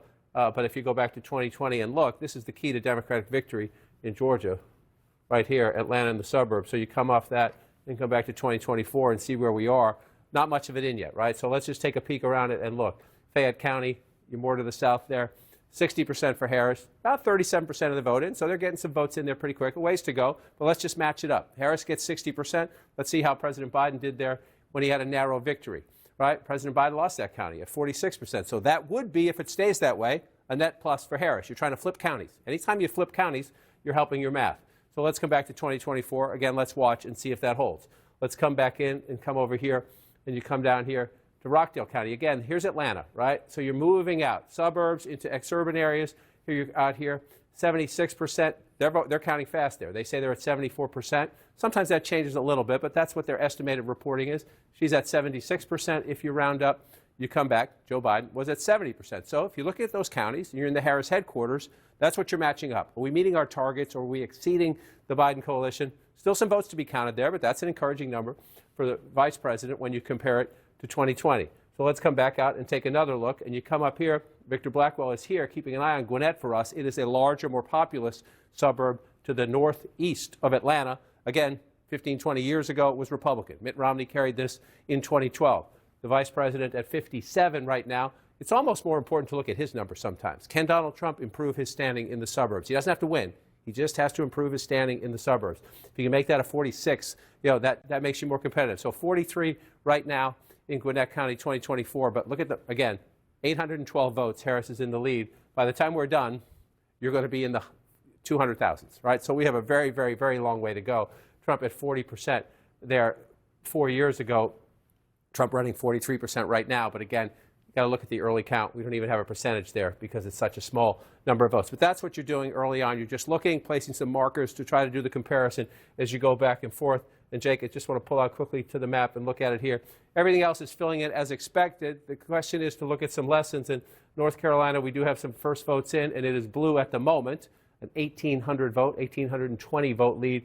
There you go. It just moved again. More votes came in, 8,732 vote lead for the vice president. But again, 17,782 votes. It might change even as I speak.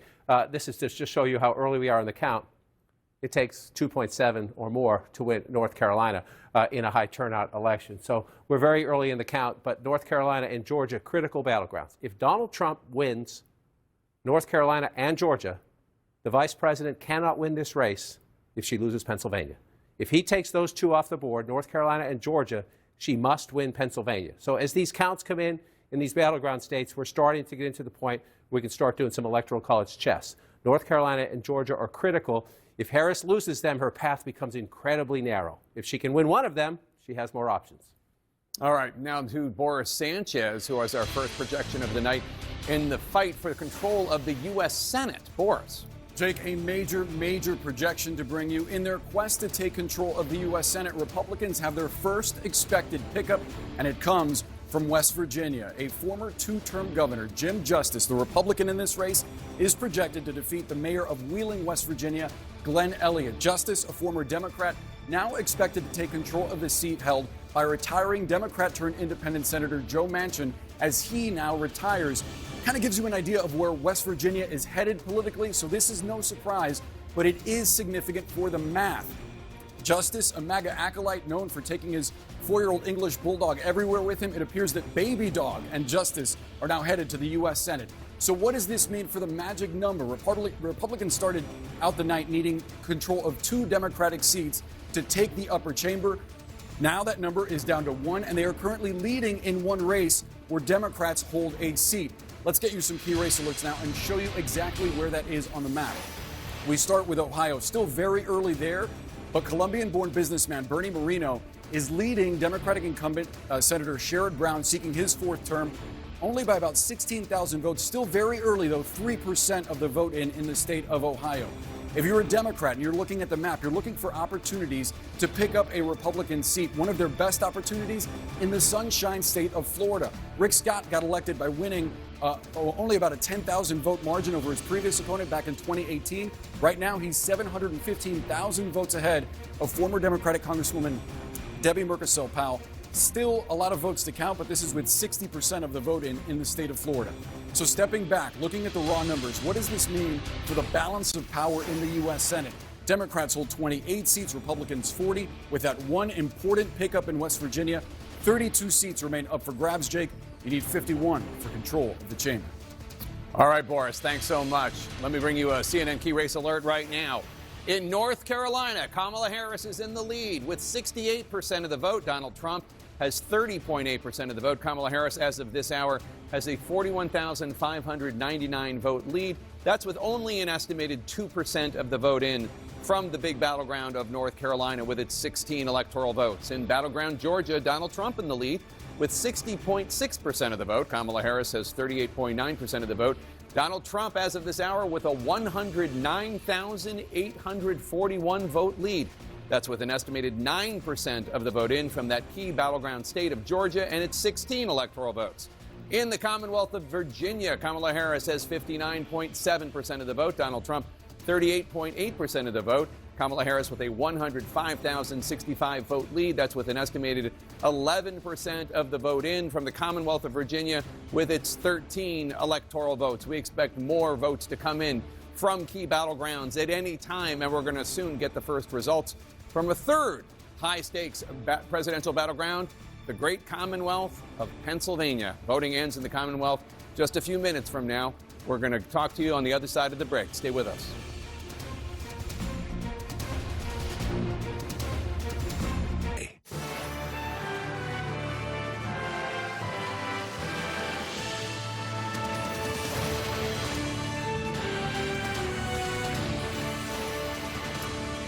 It's 7:43 p.m. on the East Coast, and we're heading into one of the busiest hours of this election night. Here's where the race to 270 electoral votes stands right now. Donald Trump has 23 electoral votes. Kamala Harris has 3 electoral votes, both of them far from the 270 needed to win. But we have some new results to share. So here's a key race alert. In battleground Georgia, Donald Trump in the lead with 62.7% of the vote. Kamala Harris has 36.8% of the vote. Donald Trump with a healthy 166,655 vote lead. That's with 13% of the estimated vote in. Still a lot of votes to be counted in Georgia. In battleground North Carolina, Kamala Harris has 67.5% of the vote. Donald Trump has 31.4% of the vote. Kamala Harris has 40,929 votes ahead of Donald Trump, but it's still very early. 2% of the estimated vote is in. Still a lot of votes to count in North Carolina. In the Commonwealth of Virginia, Kamala Harris has 58.2% of the vote. Donald Trump has 40.3% of the vote. Kamala Harris with a 121,029 vote lead. It's still very early, only 15% of the estimated vote in from the Commonwealth of Virginia. In Florida, Donald Trump in the lead, 54.3% of the vote. Kamala Harris has 44.7%. Donald Trump with a healthy 822,987 vote lead. That's with an estimated 71% of the estimated vote in from Florida. In Ohio, Donald Trump with 56.7% of the vote. Kamala Harris with 42.5% of the vote. Donald Trump has a 31,716 vote lead. It's still very early in Ohio, only 4% of the estimated vote in.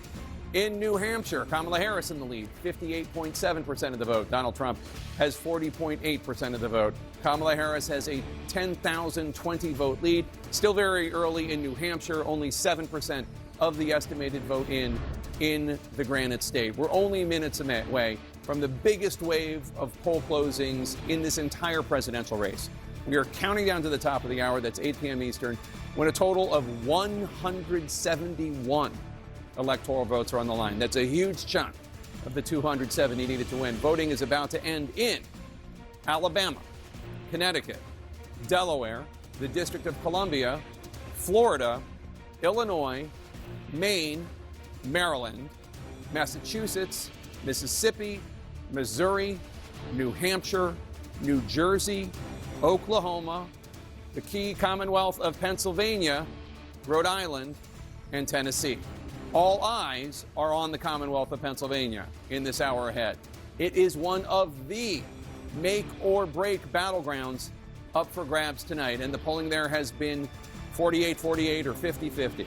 Kamala Harris is hoping to pull off a win in Pennsylvania, as President Biden did 4 years ago. Donald Trump aiming for a repeat of his 2016 victory there.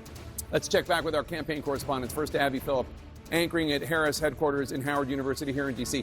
Abby, what is the latest from Harris campaign headquarters when it comes to watching the returns come in from Georgia and North Carolina?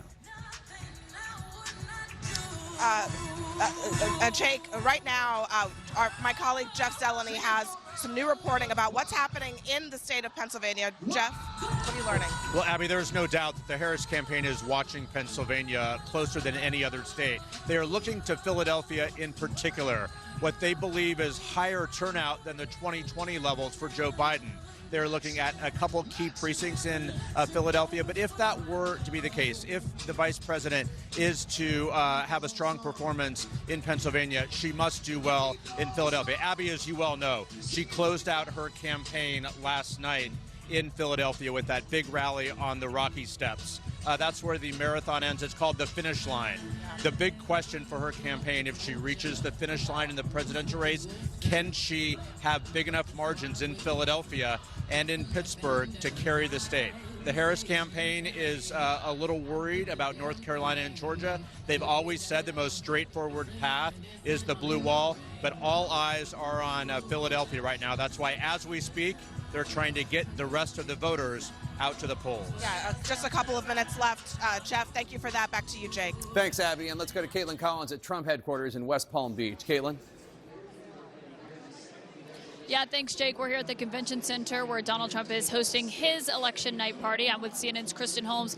And Philadelphia and Pennsylvania overall obviously has been a key focus for them. But after Donald Trump and the Puerto Rican remark fallout from his rally in Madison Square Garden, they were particularly worried because there are Puerto Rican strongholds in Pennsylvania. There's more than 400,000 Puerto Rican voters in Pennsylvania, and he actually went to Allentown. There wasn't huge protests, but they were very concerned. Now, a lot of their concern focuses around some internal drama, which was that essentially after that comedian took the stage and made that joke, there was a lot of finger pointing as to who was to blame, who brought him on stage, who did not vet him. Now, internally, I am told that they have been circulating polls about Puerto Rican voters, even showing them to the former president, who was asked at multiple times, did this hurt my campaign? Is this going to hurt me with Puerto Rican so he's voters? Worried about it. He was worried about it. He was worried. He was watching the news, as he often does, and seeing the reports that Puerto Ricans were saying that they were offended by it, that they weren't going to vote for him. And of course, this is particularly important in Pennsylvania, given the fact that there are so many Puerto Rican voters. And one thing, Caitlin, it's not just Pennsylvania. Across all of these swing states, there are large swaths of Puerto Rican voters. So whether it's self-preservation because these people want to show that they didn't impact the Puerto Rican vote, or it's because they actually think it could impact him in the long term, they're watching those numbers very carefully. Yeah, and when the margins matter, something like that certainly can. Kristen Holmes, thank you for that. Jake, obviously something the Trump campaign is watching very closely from down here in South Florida behind the scenes. All right, Caitlin, thanks so much. Let's go to David Chalian now, who has some new exit polling. David, what are you learning about voters in the Commonwealth of Pennsylvania? In the Commonwealth of Pennsylvania, democracy is the #1 issue for voters. Take a look, 33% of Pennsylvania voters say democracy is the most important issue. The economy's right up there, Jake, with 30%, then abortion at 15%, immigration at 12%. Speaking of abortion, we asked, do you think it should be mostly legal or illegal? 64% of Pennsylvania voters, nearly 2/3, say it should be legal. 30% say illegal. We also asked for a view on fracking in Pennsylvania. You want to understand why Kamala Harris changed her position on this? 55% favor fracking, according to the exit polls in Pennsylvania.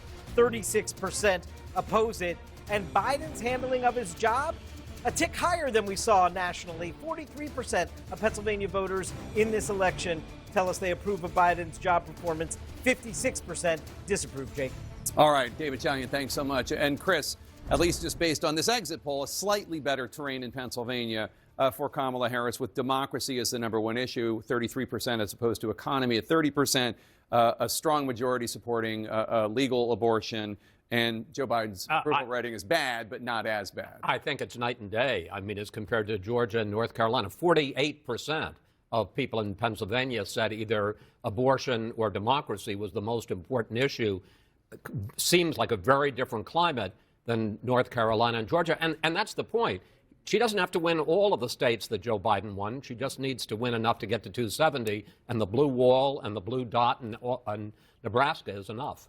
Yeah, I mean, if you look at Pennsylvania, these numbers would, if you would ostensibly be pretty good for Kamala Harris if democracy is the top issue, but the economy is right underneath that. Yeah. And that, as we know, has been a big headwind for Kamala Harris. What we don't know yet, and what I'm really interested to see, is what Caitlin and Kristen were just reporting on, and that is whether or not that very large, not only Latino population, but the Puerto Rican population in places like Allentown and Reading, whether or not those are going to flip or maybe come out in a more robust way after Madison Square Garden. Because one of the thing about those comments is that it draws attention to the campaign in not the way they want. Kamala Harris tried to take advantage of that. She had Fat Joe, she had Congresswoman Alexandria Ocasio-Cortez campaigning in Puerto Rican areas of Pennsylvania. It's not just about the mistake, it's about being able to draw attention to it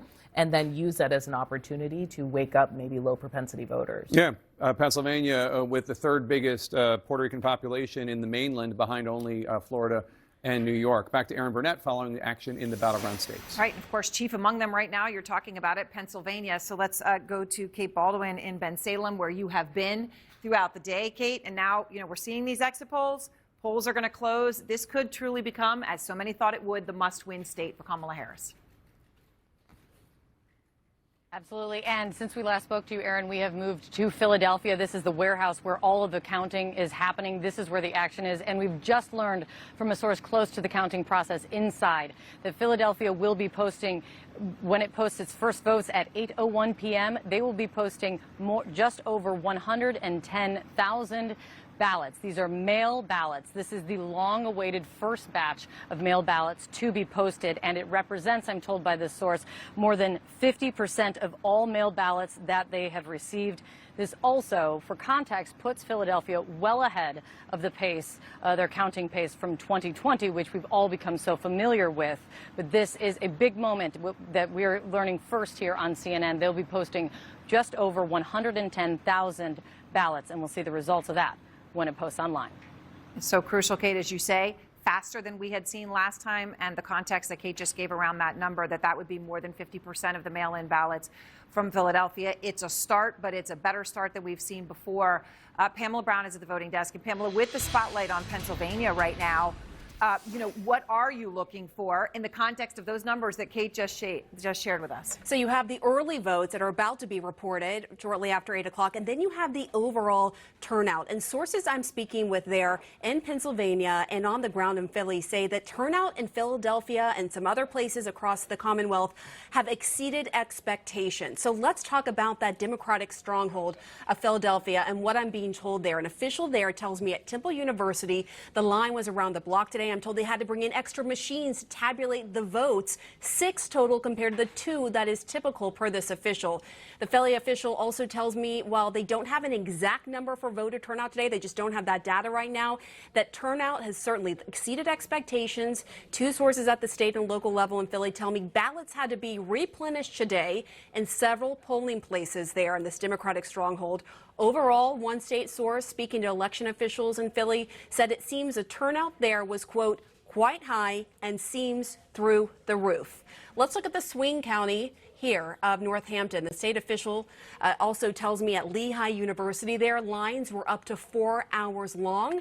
I'm told this is not because of any glitches in the system or issues, just that the turnout there was stronger than they had anticipated at this university where there are a lot more younger voters. Now, I'm told right now as it stands across the Commonwealth, there are 600,000 fewer mail-in ballots compared to 2020, but officials aren't done counting the total number. And they tell me it's actually more mail-in ballots than they were expecting. So we're about to get our first big look at those mail-in ballot numbers right there in the Commonwealth of Pennsylvania at 8 p.m. A lot coming our way this hour, Aaron. That's right. Absolutely. As Kate said, more than 100,000 of them, could be more than 50% of the outstanding for Philadelphia. John King, amazing, though, when you hear about 4 hours of lines. And we have heard that from Pennsylvania to Nevada, that young people have turned out. Hopefully everyone's turning out. I just want to say quickly, seeing Kate Baldwin in that spot in Philadelphia, you want to trigger some Johnny 2020 PTSD. Say, that's real PTSD. Yeah, that is the spot. I remember that spot oh too well from 2020. Let's look through what we have. Blank in Commonwealth, Pennsylvania right now. Again, this is the biggest of the battleground prizes, 19 electoral votes. Whoever wins this state has more options to get to 270 because it's 19. The next biggest one is 16. But so what are we looking for here, right?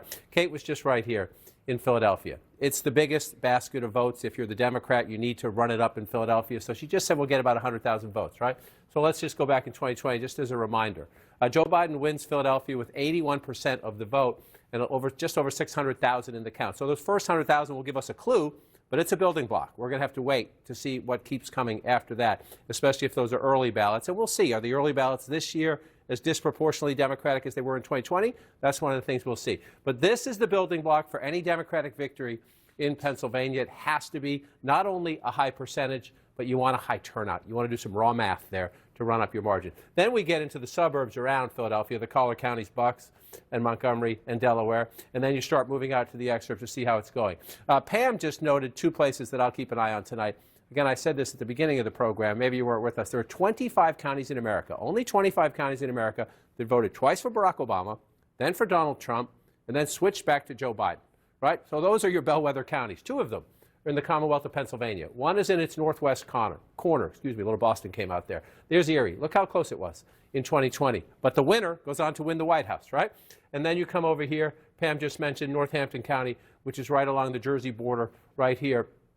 Been there a few times in this campaign, part of our All Over the Map project, a great group of voters there. And again, look how close it was in Northampton County. She mentioned long voting lines there. I talked to one of our voters earlier today by text who said she was confident that Harris could pull it out, but that's a bellwether there. That's Pennsylvania. Now let's come back to 2024 and see what we have on the map. At the moment, we told you this early on, the vice president is leading in battleground Ohio. Not much of a battleground anymore. This is a reliably red state. So just take this. It's 20% estimated reporting. You'd rather be ahead than behind, but remember we told you some states you're going to see a lot of early votes first, and then you get election day voting. So always good to be ahead, but it's only 20%, and the expectation by the end of the night is Ohio turns back to red, but we want to look at the votes.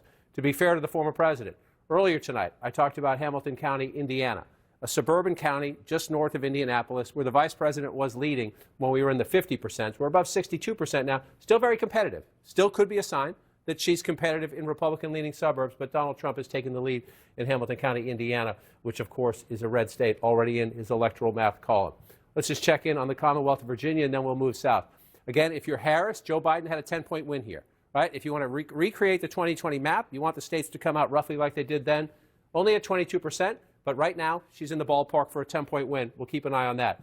If you get that 10-point win there, the question is, can you carry it over? This has always been Democrats' frustration. How did we get Virginia, but we can't get North Carolina? Demographically, they're very similar. You could even say there are some more advantages for Democrats in the research triangle. Younger voters, more black voters.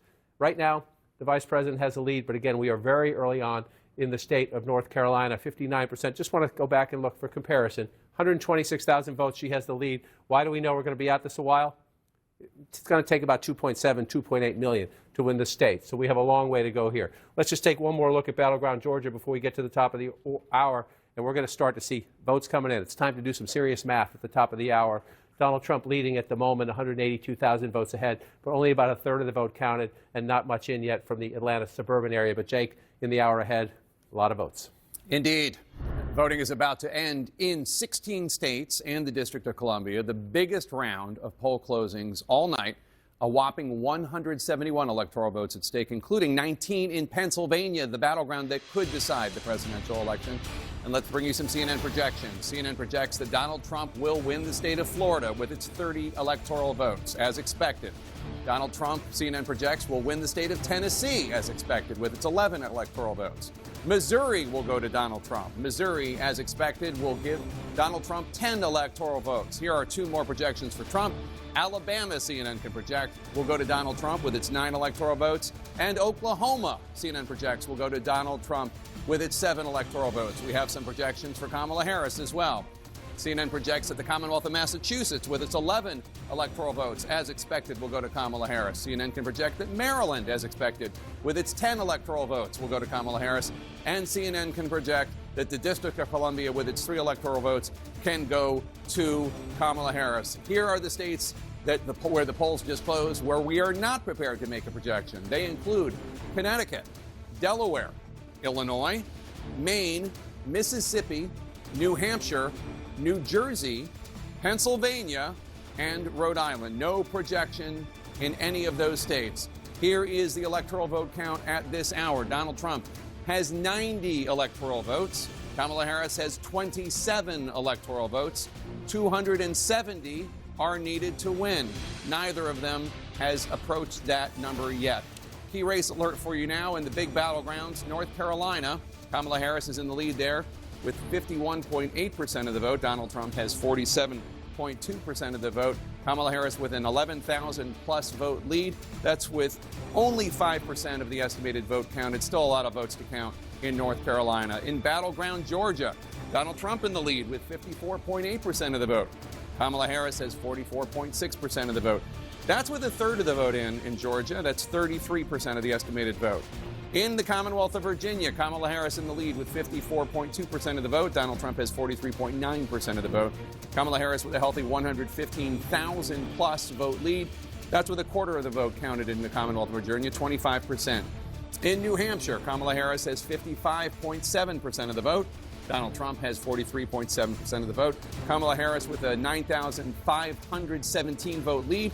That's with only a tenth, 10% of the estimated vote counted in the state of New Hampshire. In Ohio, Kamala Harris in the lead there, 54.5% of the vote. Donald Trump has 44.7% of the vote. Kamala Harris has a 144,000 plus vote lead in Ohio. That's with a quarter, 25% of the estimated vote in the state of Ohio. John King? Jake, we said this early in the program. We're going to say it again because caution is the operative word here. Sometimes the map early in the night, and we are still early in the night, even though we're moving on a little bit, sometimes the map looks a little different. Sometimes it looks a lot different than it might look at the end of the night or the end of the count. In the states, it takes a day or two. I say that because at the moment you see Texas is blue. Texas is most unlikely. Rule out nothing, but Texas is most unlikely to be blue at the end of our count. At the moment, the vice president's leading 61% to 38%, but it's just 5% of the Texas vote. And as you can see, it's all from the Dallas area right there. So we have a long way to go in Texas. Also, a Senate race there we'll be keeping an eye on, but that one's not going to happen right there. We have our first votes. Look at that in the Commonwealth of Pennsylvania. Again, only 3% of the vote in. But you'd rather be ahead from the beginning to the end if you can be. 73% if you round up for Vice President Harris, 27% for Donald Trump. But again, where are they from? They're all from right out here in Allegheny County, which is the Democratic stronghold. Just for the sake of comparison, they say that's about 25% of the estimated vote, so it could change, and it could change dramatically. But she's getting 73% if you round up, and if you come back here, Joe Biden got 59%. So if Harris can keep that number, that would bode extraordinarily well. Look at the president 4 years ago was at 59, and she is at 72.5. But most likely what you get here early on are early votes, which tend to be more Democratic. So let's just wait and see if she can hold. But you'd rather start ahead of your margin and then battle from there. That's the Commonwealth of Pennsylvania. Let's wander back through the map. North Carolina, a critical battleground. If Harris can win North Carolina, Trump's math gets a lot more complicated. If Harris loses North Carolina and Georgia, her math gets a lot more complicated. Here's where we are right now. 12,000 votes ahead, only 6% of the vote in. Again, she's got 179,000 and change. Just for the context, Donald Trump got 2.7 million plus to win this state in 2020. So a long way to go in the count. But you look at the map and you say, is it filling in the way each candidate would want it to fill in? So let's start here. Actually, Mecklenburg is the largest population center. And Vice President getting 70% if you round that up. This is where she needs to win and win big. The African-American community, the suburbs around it. If you're going to compete in North Carolina, you start in Mecklenburg County, in Charlotte. So 70% if you round up, 67% for President Biden 4 years ago, former Vice President Joe Biden when he ran. This gets a little confusing. But if you're Harris and you can keep that advantage, that's what you want, right? You want to run ahead of where he was. The question is, it's early in the night, can she hold that? That would bode well for her. If she can, it would show African-American turnout and that she's doing well in the suburbs. Then you move, if you're the Democrat, over to Wake County, which is Raleigh, the second largest population center in the state. Again, we're only at 7%. So this is just a glimpse, and then we check back. 72% for her, or if you want to look at Trump's number, equally important, where is he performing vis-a-vis last time? 27% for him. You come back here, 62%. So again, in the early returns in North Carolina, the Vice President of the United States in the key areas, the Democratic building blocks, is running ahead of her boss 4 years ago. It doesn't mean it will hold up. Let's just scoot over to Durham and take a look. Biden got 80% there, and you come back to Harris now, she's getting 84%. Again, it's only 5% reporting. Early votes tend to be disproportionately Democratic, so let's watch and see how it plays out. Early in the campaign, you're just checking your list. Are we above or below where we want to be? And if you're above, you take a breath and you wait for more votes to come in. I want to look out in this part of the state because this is the part of the state that was hit hardest by Hurricane Helene. There have been questions, could people vote? The state has done a remarkable job getting the facilities open and making people to vote. Buncombe County is where Asheville is right here. Again, only 7% in, 77% if you round up for the vice president.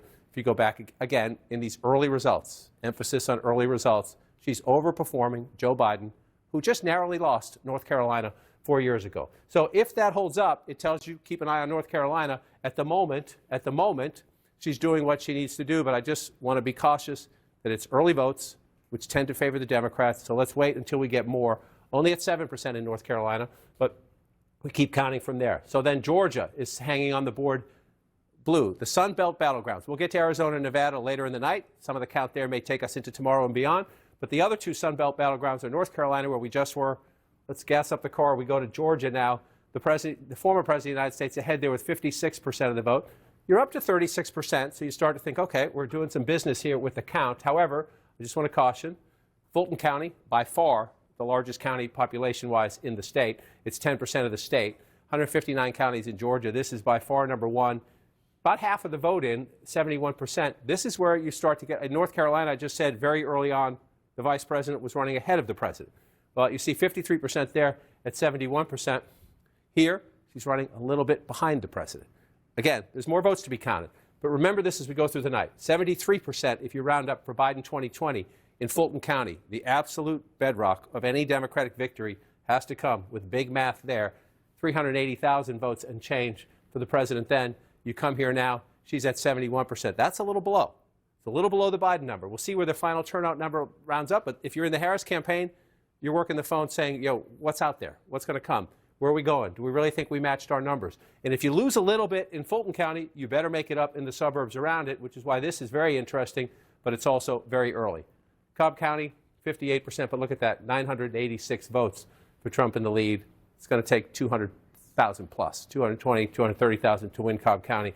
So let's be careful and cautious early on about that. Then you just come back out. This one's Gwinnett up here, Gwinnett County, Harris at 52. But again, look, we're very early here. We love counting votes. It gives me an early test of how things are playing out. But 52%, if you round that up, go back to 2020, Biden at 59. You know, you're not alarmed yet because you're only at 2%.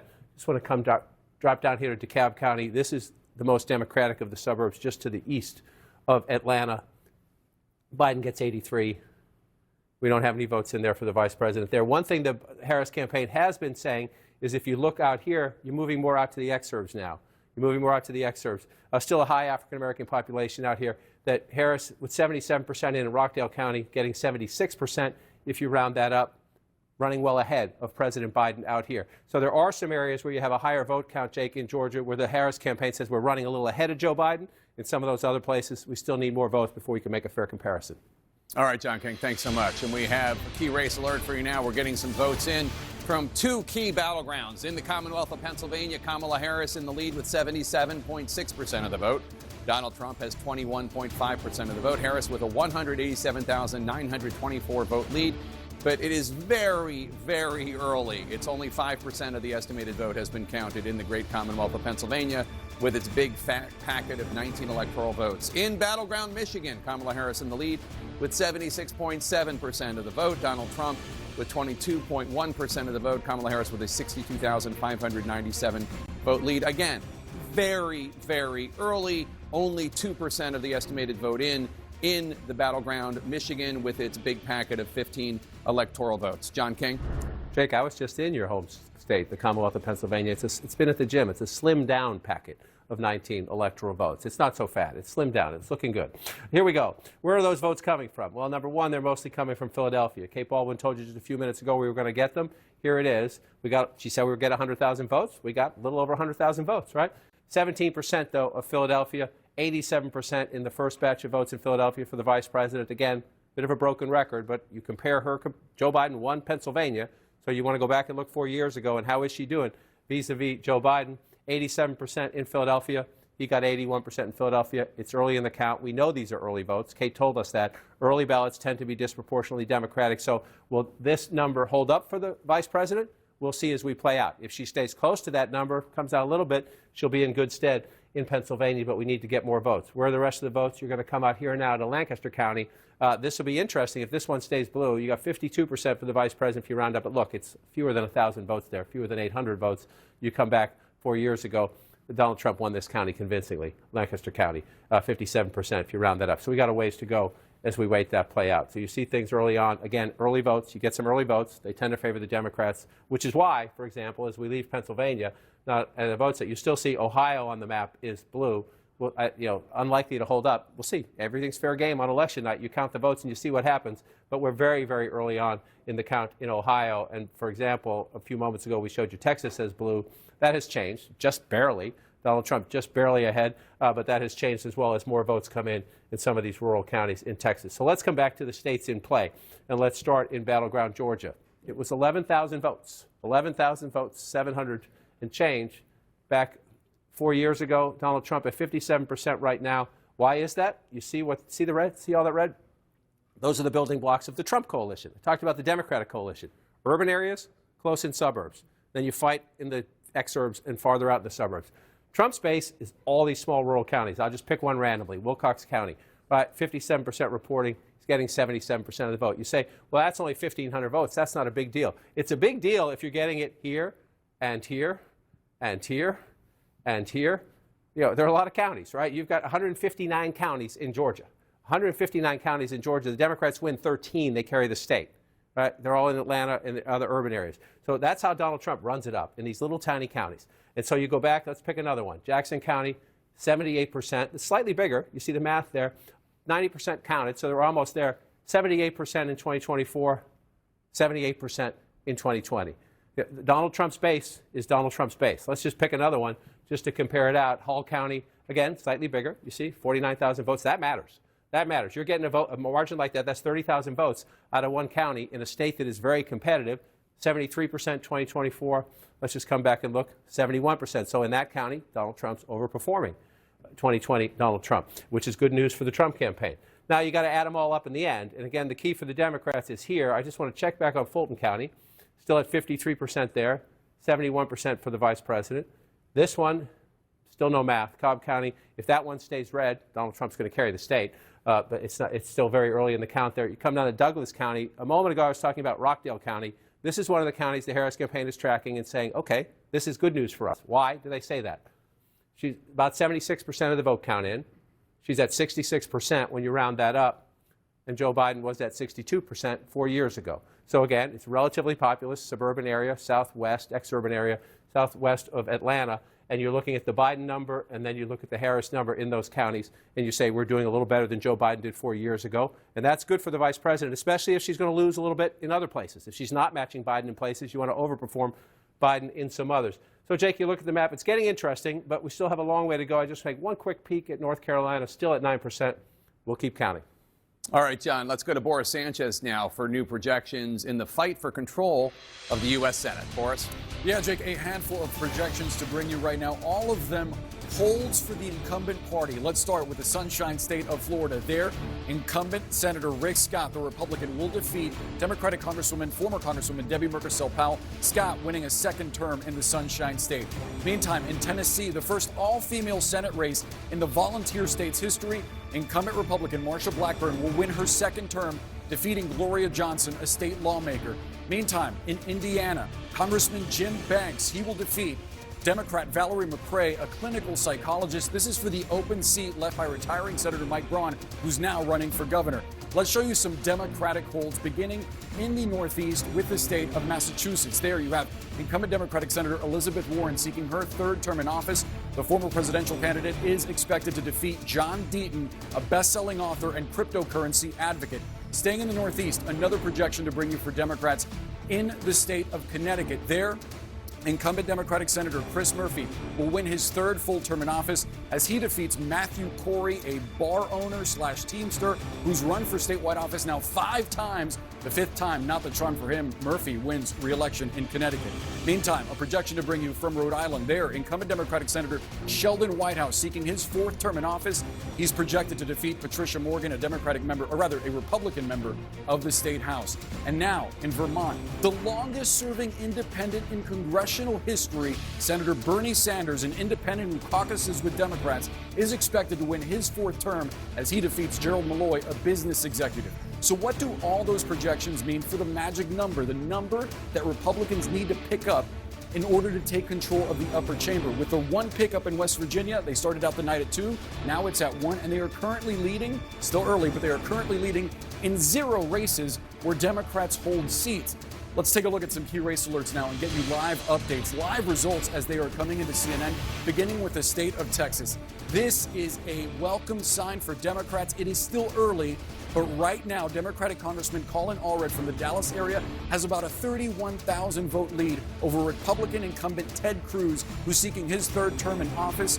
Of course, Democrats love to see this, but it is still early, and this could present one of the few opportunities for Democrats to pick up a Republican seat. We just got an update now. His lead up to 14,000 votes with 18% of the vote in the Lone Star State. Let's get you an update from Pennsylvania.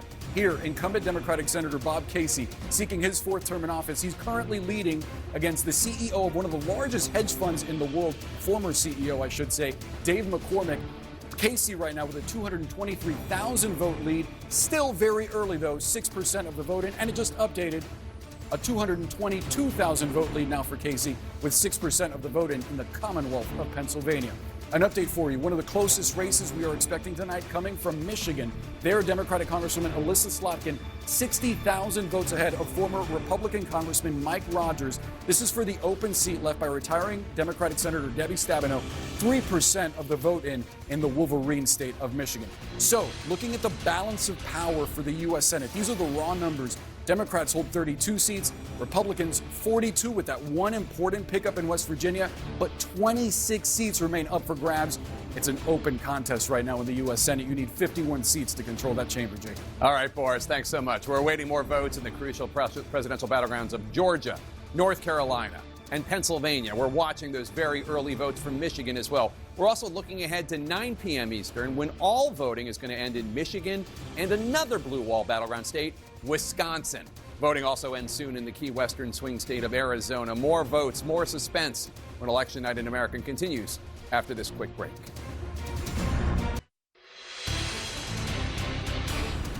It is 8:21 p.m. in the East Coast, and we are getting deeper into this election. Let us take a key race alert right now.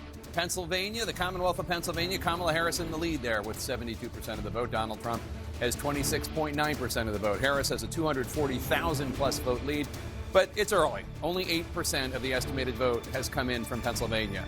In Michigan, Kamala Harris in the lead there with 61.1% of the vote. Donald Trump with 37.1% of the vote. Harris with a 58,000 plus vote lead. Still early there as well. Only 4% of the estimated vote has come in from Michigan. In battleground Georgia, Donald Trump in the lead with 55% of the vote. Kamala Harris with 44.4% of the vote. Donald Trump with a 275,000 plus vote lead.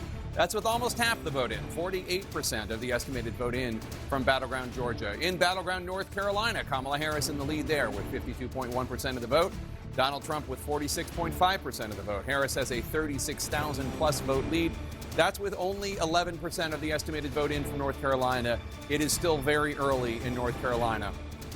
In the Commonwealth of Virginia, Harris in the lead there, 51% of the vote. Donald Trump has 47.2% of the vote. Harris with a 58,000 vote or so lead. That's with more than a third of the vote in from Commonwealth Virginia, 34% of the estimated vote. John King? Jake, starting to fill in more on the map. You're starting to figure out where we go. I want to caution everybody, if you look at the map, as we start to fill in more, as we move at least to the Midwest, you have Kansas blue at the moment. Very reliably red state. We'll count the votes, see what happens. Remember, it shocked us after Dobbs with the referendum there. Ohio is still blue. We expect as more votes come in, that will swing back. But again, that's why we count votes.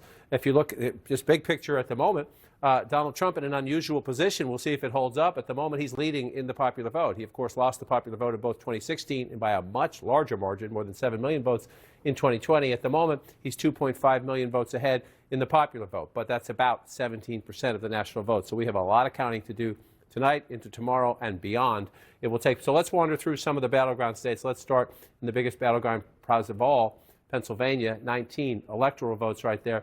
The vice president at the moment with a big healthy lead, guess what? Pennsylvania is not going to end that way, even if she wins it. It's just too competitive a state.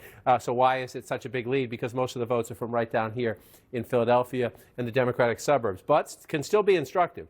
Number one, we're still at the same place, 87%, 17% there at 87%. We haven't moved in Philadelphia. She's ahead of where President Biden was 4 years ago, but that's a tiny percentage of votes, and they're early votes. So let's move up here. This is the most competitive of the three caller counties. It's Delaware, Montgomery, and Bucks. Bucks has become the most competitive. At the moment, the vice president is getting 66% if you round up in Bucks County, but again, it's 11%. If the vice president ends up above 60% in Bucks County at the end of the night, she's going to win the Commonwealth of Pennsylvania, but it is very, very early. Why do I say that? Because Joe Biden won it last time with just 52%. This is a very tough, there's a good, strong Trump base in Bucks County. So what you see at the moment is mostly early votes, but we watch and we see.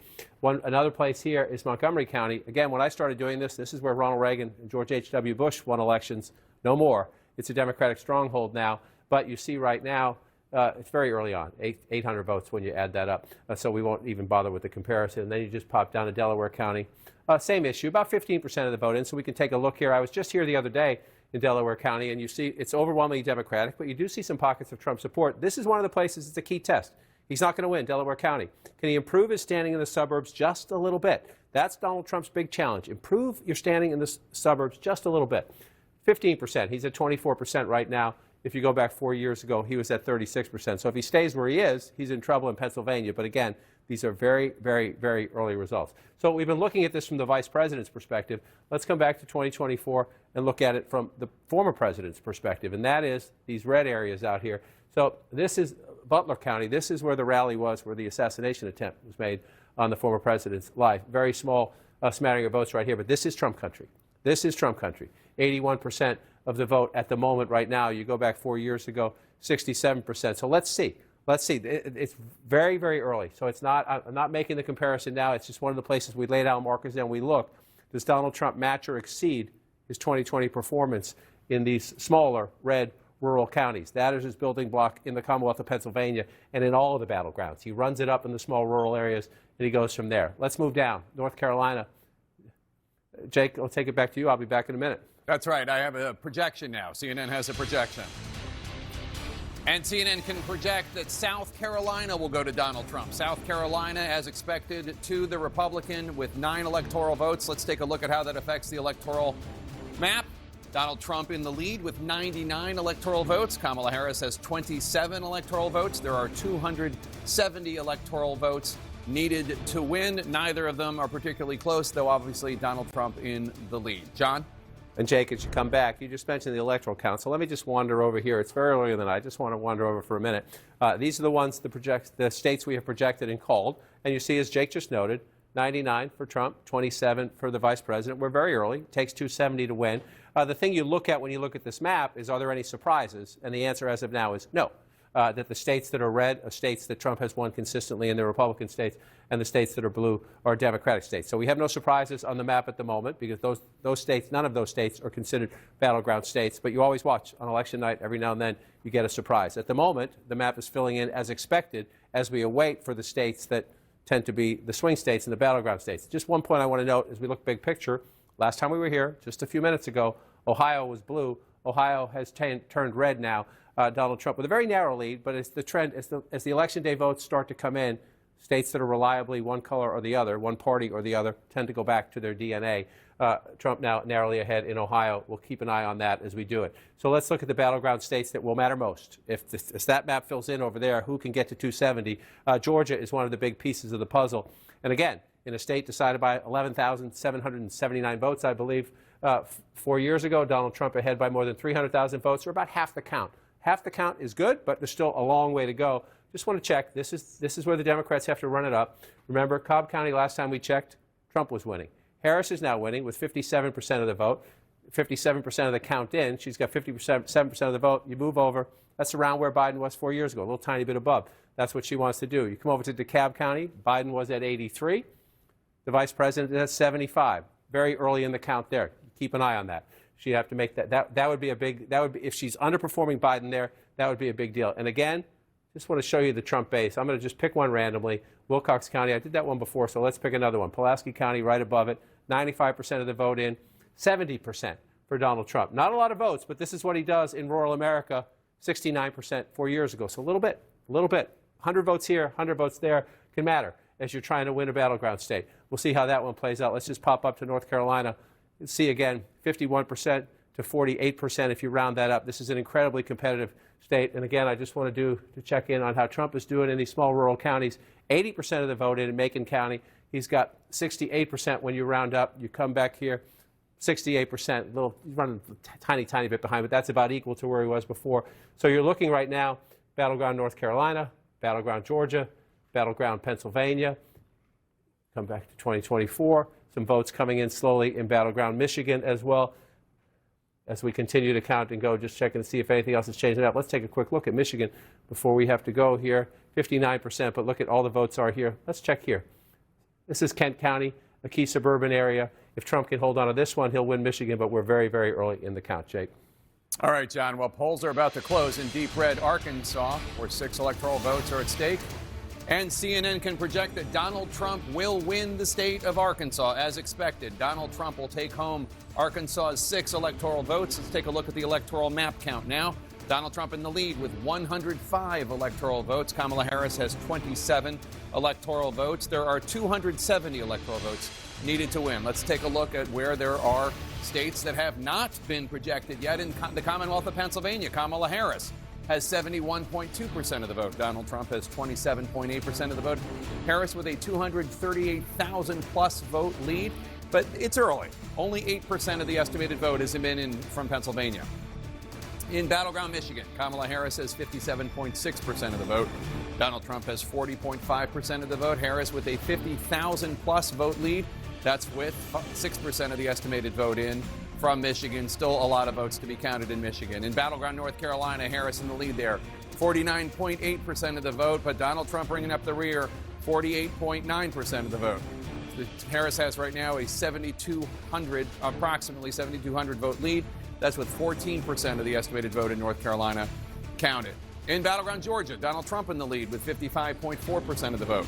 Kamala Harris bringing up the rear with 44% of the vote. Donald Trump with a healthy 322,000 plus vote lead. That's with more than half of the vote counted in Georgia. 53% of the estimated vote in Georgia counted. In the Commonwealth of Virginia, Kamala Harris in the lead with 50% of the vote.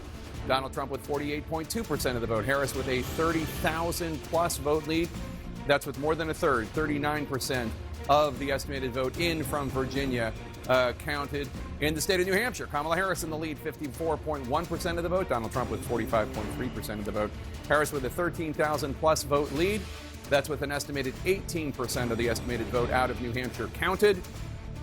In Ohio, Donald Trump in the lead, 50.3% of the vote. Kamala Harris with 48.9% of the vote. Donald Trump with a 36,000 plus vote lead. That's with an estimated 41% of the estimated vote in from Ohio. And now we can make a projection in a closely watched race for governor. CNN can project that Democrat Josh Stein will be elected governor of North Carolina. Stein is the current attorney general. We are projecting that he will defeat his Republican opponent, Lieutenant Governor Mark Robinson, who had Donald Trump's endorsement. Robinson's history of controversy became a major issue in the race, including recently uncovered, shall we call them, inflammatory posts on a porn website from more than a decade ago. Again, CNN projects the Democrats will hold on to the governor's office in North Carolina, with Attorney General Josh Stein replacing the term-limited Governor Roy Cooper. John?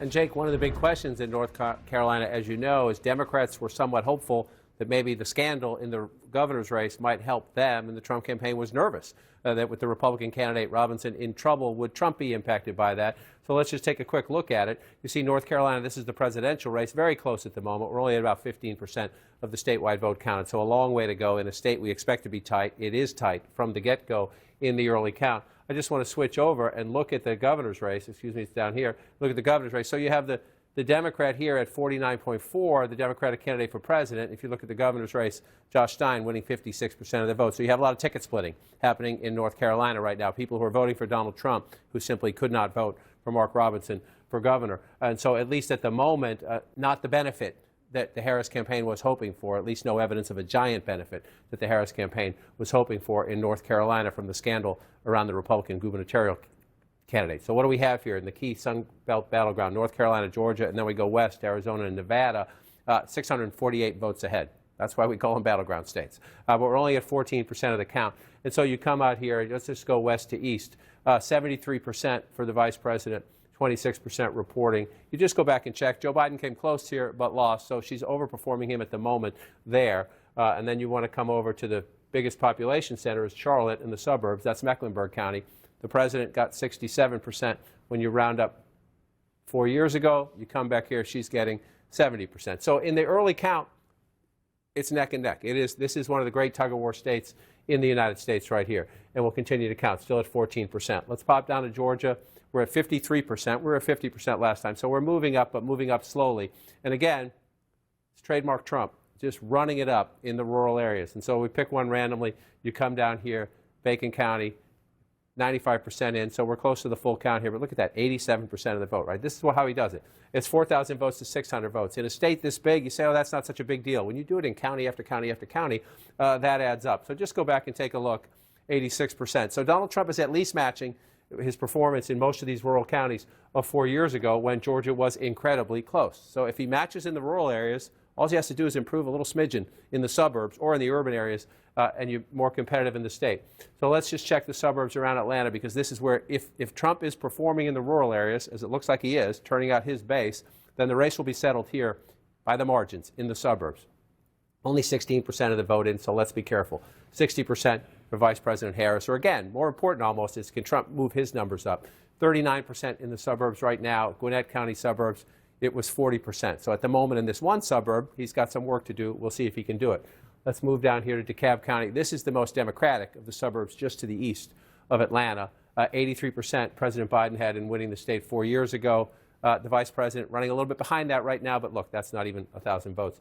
So we have a ways to go before we have to worry about any comparison there. Let's drop down to Clayton County, the Atlanta airport just south of Atlanta. Big Democratic stronghold. This was critical to Biden coming back in Georgia as they counted the votes in 2020. Trump had an early lead, but as the count went on into the day after and the day after that, Clayton County was one of the places where Joe Biden got a lot of votes. And you see 85% for the vice president, about 3/4 of the count, 76% right there.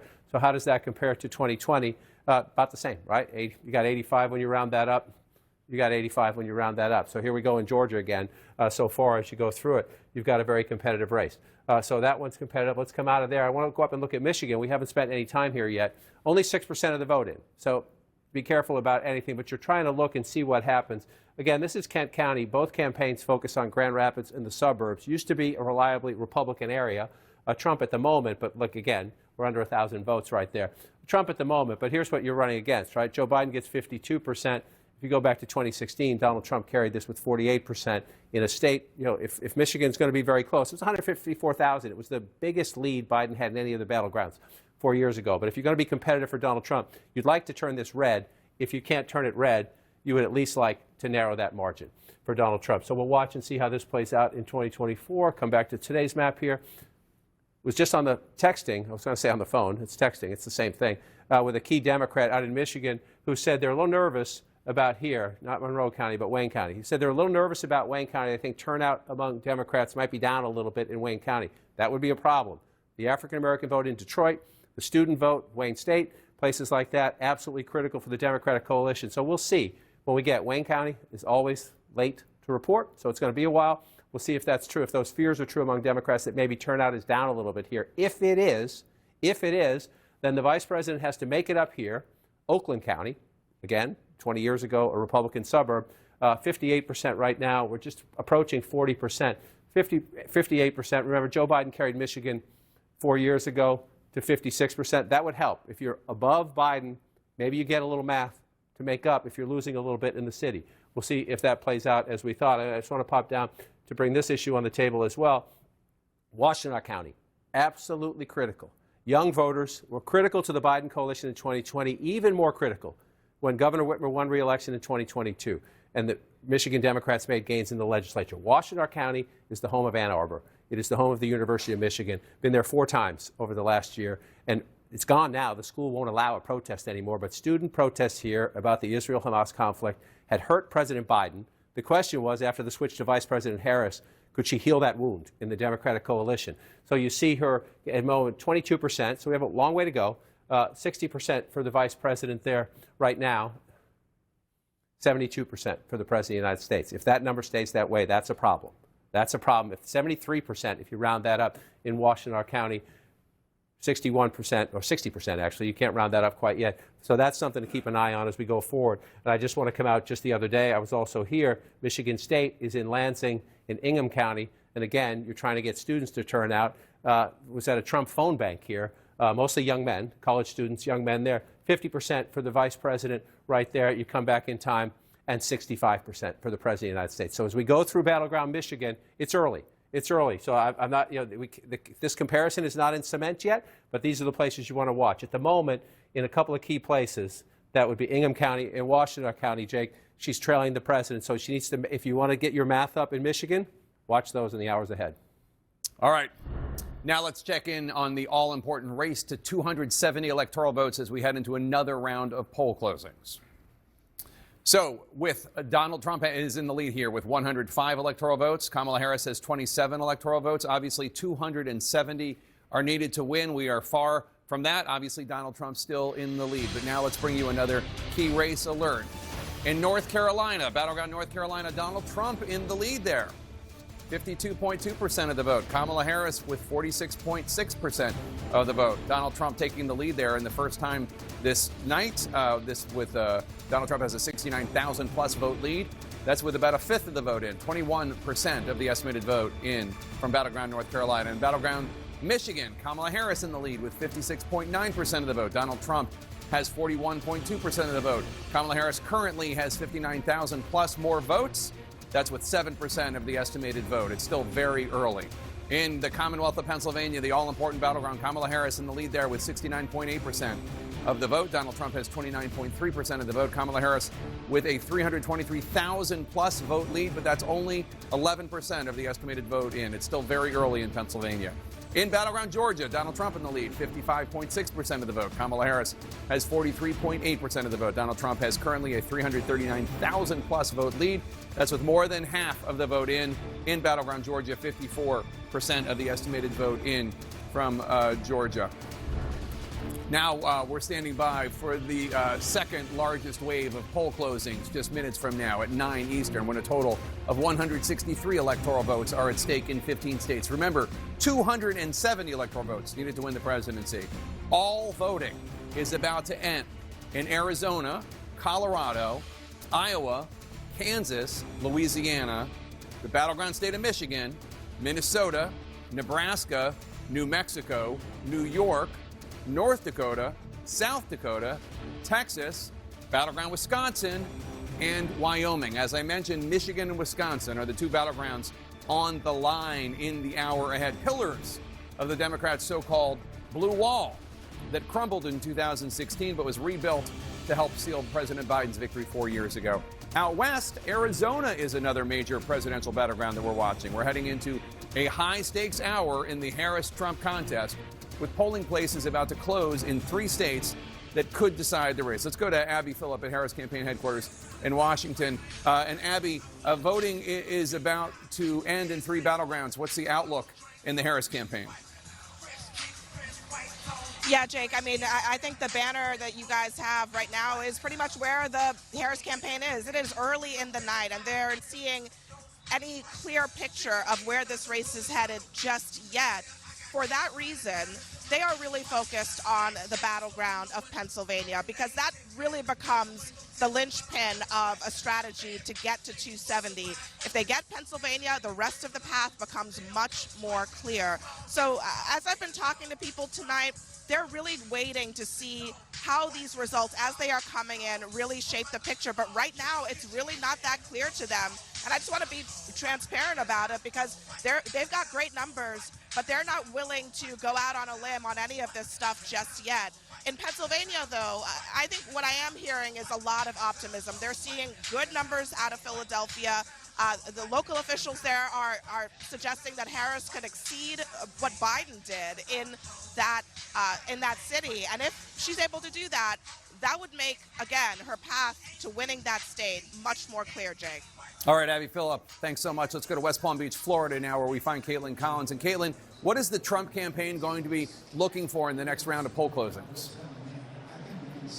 Well, Jake, you just mentioned Wisconsin, and that is obviously a state that they are going to be watching closely tonight. I've talked with several campaign officials. They're not expecting to get a real sense of those numbers until much later in the evening, but they will be watching Wisconsin very closely. They want to see how abortion lands there and how close the margin could potentially be. But, Jake, one thing that former President Donald Trump will be doing that maybe no other presidential candidate has done is watching the returns come in from Wisconsin with someone who is also on the ballot in Wisconsin, Robert F. Kennedy Jr. He fought to get his name off the ballot, but the Supreme Court there told him no because it was too late. He was already on the ballots that people were getting in the mail. And I am told Robert F. Kennedy Jr. is at Mar-a-Lago with Donald Trump tonight, watching these returns come in.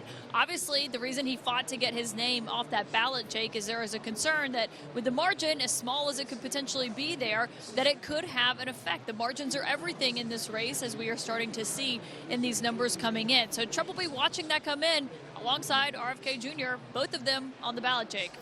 All right, Caitlin Collins in West Palm Beach with the Trump campaign. Thanks so much. Let's go to David Chalier now, who has some exit polls from Michigan, Wisconsin, and Arizona. 3 battlegrounds we're hoping to hear from soon. David, what stands out? You look at the data from these 3 key states. Yeah, as the polls are about to close in these 3 critical battleground states, I wanted to look at Biden's approval rating just as sort of a baseline of the environment in these 3 states. Nationally, his approval rating has been updated to 40% in the exit polls nationally. In Arizona, you see here, Jake, he's at 43%. He's slightly above his national approval number in Arizona. If you look at Michigan, he's at 42% approval. Again, slightly above where he is nationally at 40. But Wisconsin's a different story. His approval rating, the sitting president, Joe Biden, is at 38% in Wisconsin. That is below where he is nationally. 61% of Wisconsin voters in this election disapprove of the job Joe Biden's doing. That's a hurdle that Kamala Harris is going to have to jump here in the Badger State. Jake? All right, David Chalier, thanks so much. This would have been a very different race if Joe Biden had stayed in it. I mean, if it ends with a Trump victory, and we have no idea how it's going to end, so don't misinterpret what I'm saying. But there's going to be a lot of finger pointing and recriminations and wondering. But these approval ratings for Joe Biden are brutal. 6 in 10 in Wisconsin say that they don't approve of the president. I mean, it is brutal. And there's no other way to look at it. And that is, no question, a big headwind for Kamala Harris. Despite the fact that she has been trying to separate herself, despite the fact that she is saying that she wants to turn the page and that she's a new generation and all the things that we've heard at every one of her stump speeches, that is a number that there is no question the Harris campaign is looking at and saying, we hope that that doesn't bleed into Harris and the actual votes. Especially since the Trump campaign tried to do an effective job in tying her to that administration, saying not just that she was the vice president, but that, look, you were in the room, you were always there. There were all kinds of decisions you could have made a difference, and you didn't. Well, and then, of course, there was her gaffe on The View when she was asked, what would you have done differently over the last 4 years? And she said, nothing comes immediately to mind, which was probably not the best answer. Jake, if I can just look back, I think a lot of our viewers may just sort of big picture be looking at this and saying, Trump's got 105 electoral votes, right, and Harris has got 27, and there's a half a country of red and a little corner of blue. And I think the point we need to make is at this moment, and I think of it as a tennis match, there are no surprises. There have been no flips. Nobody has broken serve, if you will. Right. All the states that Trump won that he's won tonight are states that he won in 2020. All the states that Harris won are states that Biden won in 2020. There's been no swing state that has been flipped yet. And there is just the way the states roll out, that the Republicans get a lot of the early calls and a lot of big red states. Yeah. But there hasn't been any dramatic change in this vote. They're both on track to 270. Yeah. It depends on states that are still not called. It's a good point. This is pretty much where everybody expected the race to be at this point. We still have not projected New York. We still have not projected California. I mean, there are plenty of places with a lot of delegates that would not delegates, electoral votes that Democrats are expected to get. One place that is a little bit of a surprise. It's a surprisingly close race in Virginia, which has gone blue since 2008 and Obama, the last 4 cycles. And if you remember, Trump in late October, had a rally there, and people went, what's he doing in Virginia? That's a blue state. He's running. That's true, but there's only half of the I understand, voting. Yeah. but it's 49-49 right now. But John King set the table on that earlier when he said, is this, assuming she wins Virginia, is she going to win it the way Hillary Clinton won it with 5 points in 2016, or is she going to win it the way that Joe Biden won it with 10 points in 2020? And I think that there can be something discerned from her victory and how narrow it is one way or the other. And just going back to sort of the big picture, which I think is really important, Chris, and now we're looking at Virginia, which we were talking about before, but just earlier, we were looking at the returns coming in from the blue wall states, from Michigan and from Pennsylvania, because we're actually finally seeing numbers. It is early, but they are important. Pennsylvania, we cannot stress enough how critical Pennsylvania is that you're looking at right now is to Kamala Harris. Donald Trump, if things go the way that they traditionally go for a Republican, unlike 2020, he could win the White House without Pennsylvania. It is hard to see in most of these paths, Kamala Harris winning the White House without Pennsylvania. And you see there 68%. That's what she has now. It is still extremely early, only 13% in. Right, and this is the point that Chris is making about the larger electoral map. It also applies to the vote that we see in Virginia and the vote that we see in Pennsylvania. If Kamala Harris wins Pennsylvania, and who knows, she's not going to win it with more than 60% of the vote. That's crazy. No. Like it is anticipated to be razor thin. We're still waiting for all the votes to come in. You know, so brew a pot of coffee. Sit Many back. Pots. We got a lot of votes to look at. Let's go back to Aaron Burnett. And Aaron, voting's about to end in 3 of the crucial battleground states that we are watching and that you are in charge of at your Battleground Command Center. The Command Center, Michigan, Wisconsin, Arizona. Now, when you're talking about 60%, obviously it's not going to end up that way in Pennsylvania. You look at that blue wall, you look at Michigan. Jim Sciutto is in Detroit. And Jim, where you are now, this is the nuts and bolts that I think everybody wants to hear about, which is how the counting is actually happening. So tell us about where you are. This is an absentee ballot counting center? That's right, in Detroit. And they were expecting about 100,000 absentee ballots in Detroit. But this is key. Because of changes in Michigan state election laws in 2022, they were able to begin counting those absentee ballots received before Election Day prior to Election Day. So at this point, they've already counted 92,000 of about 100,000 expected absentee ballots, and they expect when those 8,000 come in over the next couple hours, it's not going to take them long to finish up that count. In fact, we heard a short time ago that here in Detroit, they expect that by midnight tonight or perhaps a bit after, they will have counted not just the absentee ballots in Detroit, but early voting ballots, and voting that took place today as well. So you're seeing the effects of that law, which allows for counting to begin as early as last Monday. One more note, and this is important, Aaron, because in 2020, this site in downtown Detroit became the scene of protests and unfounded claims of fraud in the midst of that frantic absentee ballot counting, in part because of you have that law, you were able to start early. We're not seeing any of those protests here now. And there's going to be a truck arriving in the next couple of hours, going to pull up at that door there with absentee ballots collected from drop boxes around the city as well. Again, that's not fraud, that's not vote dumping. That's part of the process of counting these votes here, and they expect it to move very quickly tonight. All right, very quickly, we'll see. And they have said they expect to be overall for the state of Michigan faster than last year, which of course was the day after midday. Secretary of State said she hoped it would be a little bit earlier than that. Well, we'll see as the count comes in. Kyung Law is at a Maricopa County counting facility. Maricopa County, biggest in Phoenix, fastest growing in the country, as they say. Kyung, one of the most important counties for the entire election. For the entire election. That's why you have so many reporters here. That's why we are watching Maricopa County so closely. And let's take a look at the clock. We only have a few more minutes, about 7 more minutes before polls close here in Arizona. I want you to take a look at what we are watching, though, here at the county. What's happening here on that split screen, that other video that you're looking at, that's the inside of the vote count, the tabulation center.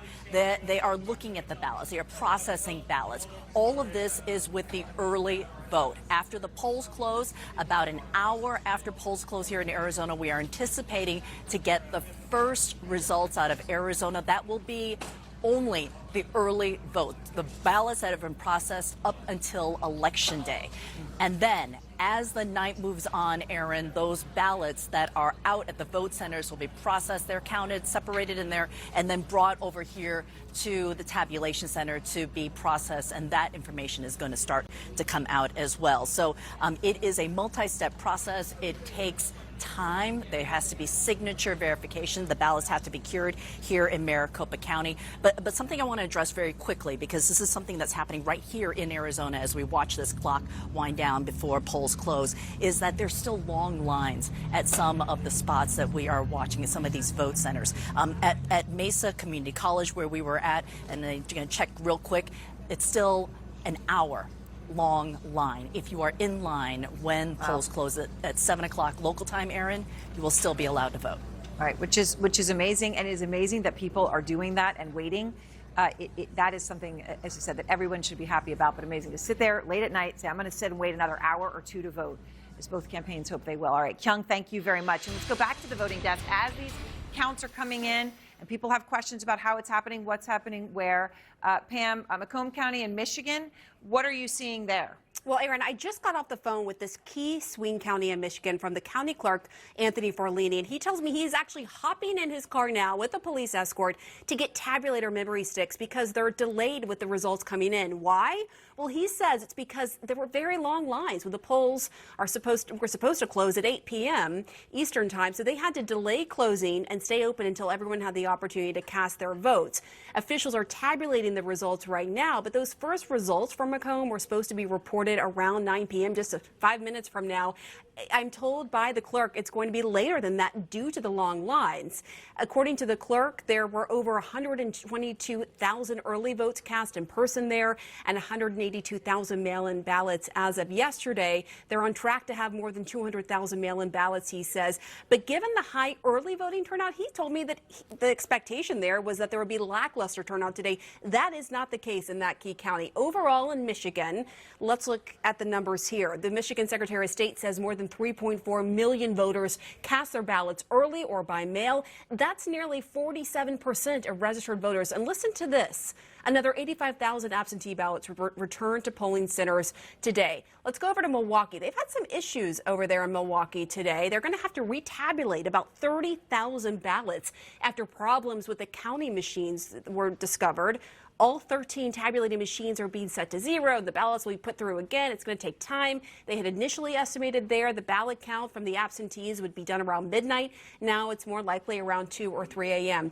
And then in Arizona, I spoke to a source there in Maricopa County, the largest county, that it's taking longer than expected to process early ballots. The first release of 1.1 to 1.2 million ballots of those early ballots at about 10 p.m. Eastern tonight will only account for early votes through last Tuesday, October 29th. That is less than the initial estimate that the first drop would be comprised of ballots through at least Friday, they thought. So it's going more slowly there. One more thing I want to note, I'm told they're going to keep up 24-hour shifts in Maricopa to keep things moving. They understand how important it is to get those results out, those accurate results out as quickly as possible. All right, Pam, thank you very much. You take all of that together, look at where we are. What do you see, John King? That tells me to tell the people at home either slow down on the popcorn or make some more because we're going to be at this a while and maybe brew an extra pot.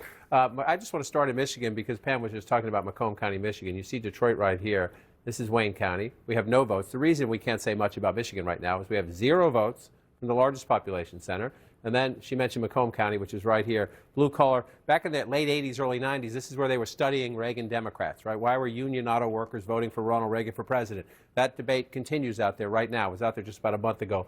It's a huge test out there, but it's very early in Michigan, only 8%. So let's come back out to the battlegrounds where we have more votes. Let's check here. We're only up to 15% in the Commonwealth of Pennsylvania. The vice president with a big lead. Pennsylvania's not going to end. No matter who wins Pennsylvania, it's not going to end a 30-point race. We just know that as we count more votes. So we'll wait and try to get more in Pennsylvania. This is one of the surprises. A lot of surprises on the map right now. Unlikely to end this way. But you see the vice president leading in Kansas, the vice president leading in Missouri, the vice president, even though we've already projected Arkansas, that's just early votes.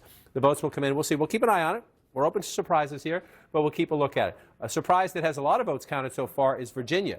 They're almost up to the halfway mark here, and Donald Trump is ahead in a state Joe Biden carried 4 years ago by 10 points. by 10 points. So let's see, one of the things we do at this point when you get up to almost half of the vote is what's missing.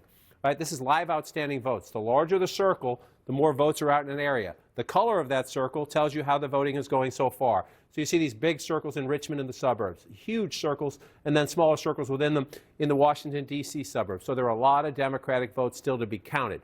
Vice President can't like that right now. You do not like being tied in battleground Virginia right now, but there are a lot of votes still to be counted, and you can tell from that a lot of them are Democratic, so we'll see. Same test in North Carolina, up to 38% of the vote.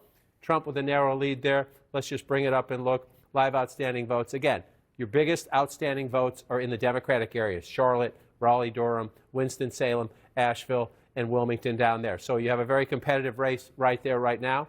You'd rather be Donald Trump and you'd rather be ahead, but there's a lot of vote counting to do. And again, this is one of the tightest of the battlegrounds. Virginia, a bit of a surprise, Jake, more counting elsewhere. All right, John King, voting is about to end in 15 states, the second biggest wave of results this evening. 163 electoral votes will be up for grabs, and we're watching several crucial battlegrounds. CNN's going to bring you this projection right now. CNN projects that Texas will go to Donald Trump. The state of Texas, as expected, to Donald Trump with its big bucket of 40 electoral votes. CNN also projects that North Dakota will go to Donald Trump. As expected, North Dakota with its 3 electoral votes. 2 more for Trump now. CNN projects that South Dakota will go to Donald Trump. South Dakota, as expected, with its 3 electoral votes to Donald Trump. And CNN projects that Wyoming will go to Donald Trump. Wyoming with its 3 electoral votes. CNN is not making any projections in the following states that just closed their polls. Arizona, that's a big battleground. Colorado, Iowa, Kansas, Louisiana, battleground Michigan, Minnesota, Nebraska, New Mexico, New York, and battleground Wisconsin. Let's look at the electoral map now. Donald Trump has 154 electoral votes. Kamala Harris has 27 electoral votes. 270 are needed to win. Let's bring you a key race alert now. In battleground Pennsylvania, Kamala Harris in the lead with 64.4% of the vote. Donald Trump has 34.7% of the vote. Kamala Harris in the lead there with 326,000 plus votes. Only an estimated 16% of the vote has been counted in Pennsylvania. In battleground Michigan, Kamala Harris in the lead, 54.8% of the vote. Donald Trump with 43.3% of the vote. Kamala Harris with a 55,000 plus vote lead. That's with only an estimated 8% of the vote counted in Michigan. Still very early in Michigan. In battleground North Carolina, Donald Trump in the lead there now, 51.8% of the vote. Kamala Harris with 47.1% of the vote. Donald Trump with a more than 106,000 vote lead. That's with 39% of the estimated vote counted in battleground North Carolina. In battleground Georgia, Donald Trump in the lead there, 52.8% of the vote. Kamala Harris with 46.6% of the vote. Donald Trump has a healthy 221,000 plus vote lead. That's with an estimated 66% of the vote counted in Georgia. About 2/3 of the vote in Georgia has been counted. In the Commonwealth of Virginia, Donald Trump in the lead there now with 49.3% of the vote. Kamala Harris with 48.7% of the vote. Donald Trump with a 13,334 vote lead.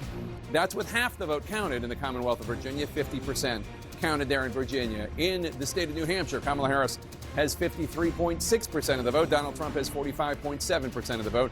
Kamala Harris in the lead there by roughly 16,000 votes. That's with about a quarter, 25% of the estimated vote counted in the Granite State of New Hampshire. In Ohio, Donald Trump in the lead, 52.9% of the vote. Kamala Harris with 46.3% of the vote. Donald Trump with a 197,000 plus vote. That's with half the vote counted in Ohio, 50% of the vote counted in Ohio. Let's go to John King at the Magic Wall. John. Jake, let's start with the context, what you just went through. I'm going to wander over to this wall here just to show the race to 270 at the moment. If you're a Republican, you might be saying, wow, this is a rout. If you're a Democrat, you might be saying, oh, my goodness, we should be worried. No, we're early in the night. As Chris Wallace said, I love the analogy, nobody has broken serve yet. As in, every red state here, Donald Trump won in 2020 when he lost the White House. Every blue state on the map so far, Joe Biden carried when he won the White House. What don't we have?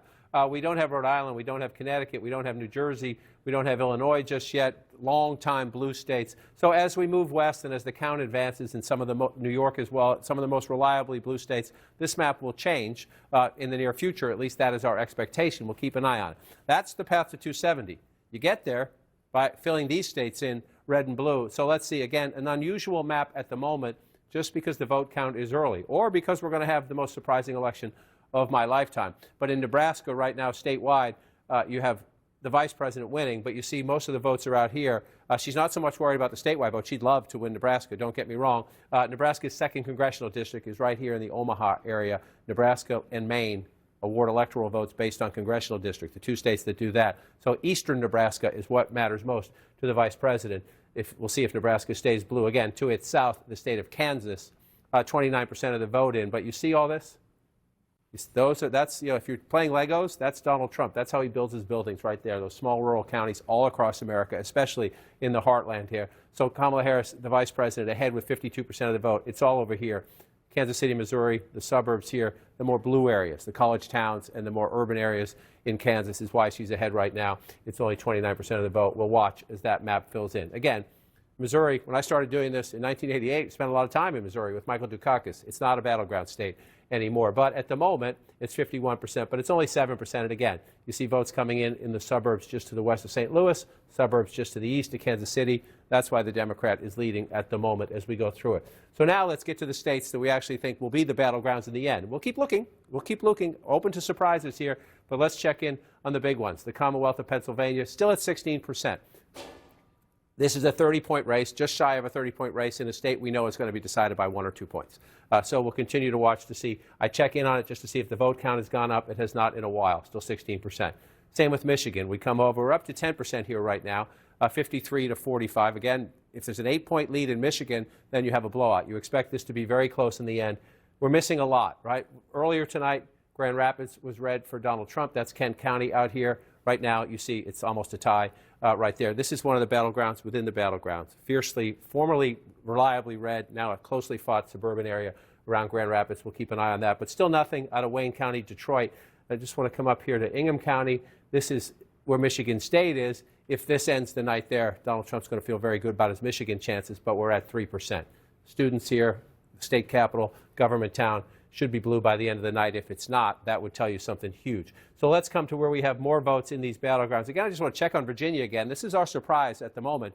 We're up to 50% of the vote, and you have Donald Trump with a very narrow lead. I did this a moment ago. I just want to do it again for people at home. Most of the outstanding votes, these circles tell you, the larger the circle, the more outstanding votes. We're still waiting to be counted. And the color tells you how the vote's coming in so far in that area. So you see a lot of blue up here. Virginia now has become a blue state because of the Washington, D.C. suburbs in Northern Virginia. The places, the counties, within 25, 35 minutes, depending on traffic, drive. So that's out there, plus Richmond and the suburbs around there. We'll see. Donald Trump is remarkably in play in this state, and this would be, even if it's close, it might tell you something about what's going to happen to its south in North Carolina. They're not twins, but they're very similar, Virginia and North Carolina. North Carolina actually has a higher African-American population. So if you're the vice president, that's part of your base.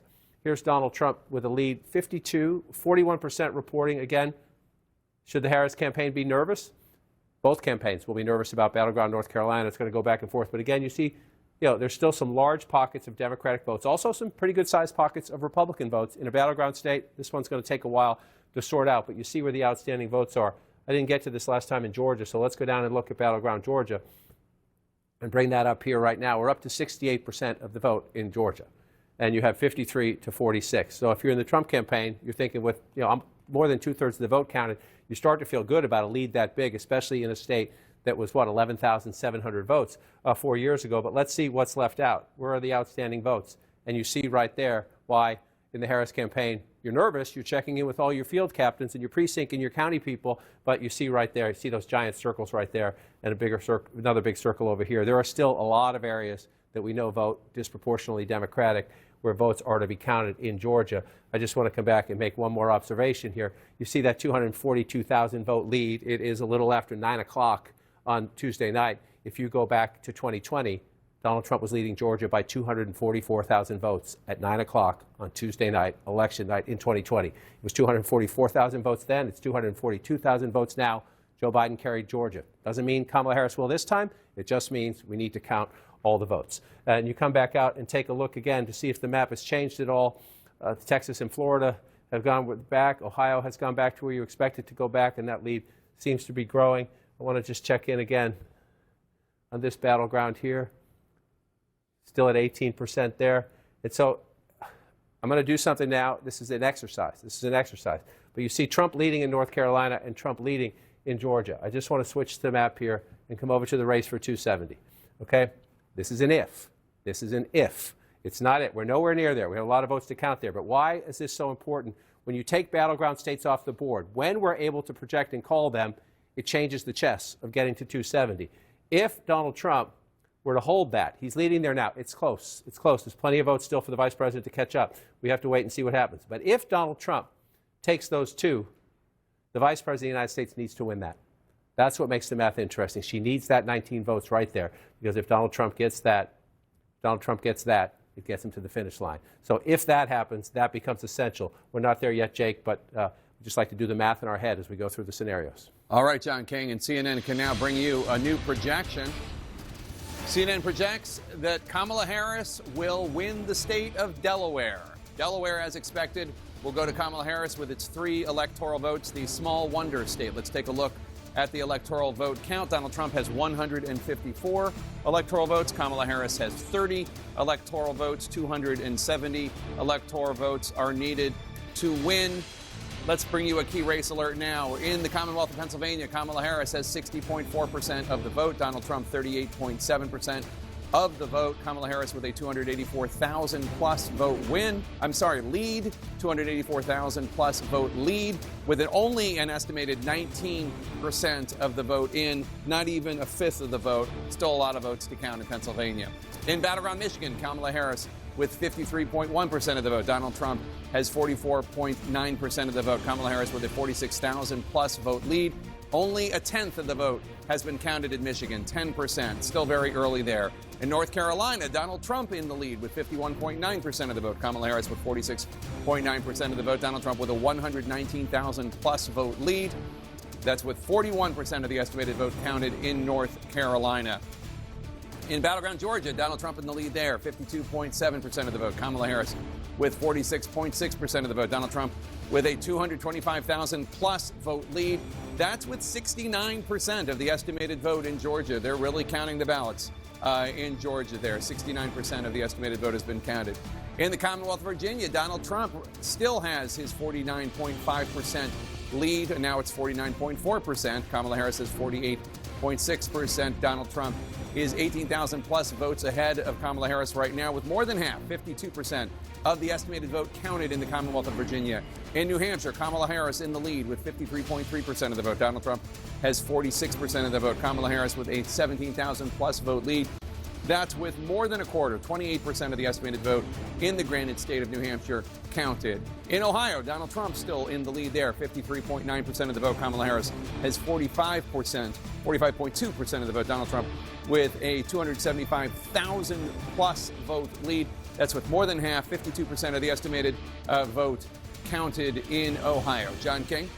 Let's look at the map, Jake, and one of the wonders as we get into the 9 o'clock hour, and this will be in the 10 o'clock hour, 11 o'clock hour, I suspect, into past midnight hours, but you're beginning to see more states fill in. Most of it is very early voting, but it's still, as you just see as the polls close and we go from east to west, you now see many more states reporting votes. Let's just take a peek. We've already projected this one to be for Donald Trump. I just want to show you in North Dakota, these states feel they don't get respect because they're not huge electoral battlegrounds. I like to wander through and look at the votes and just show people out here. You see South Dakota starting to fill in slowly, very early on, 1% of the vote.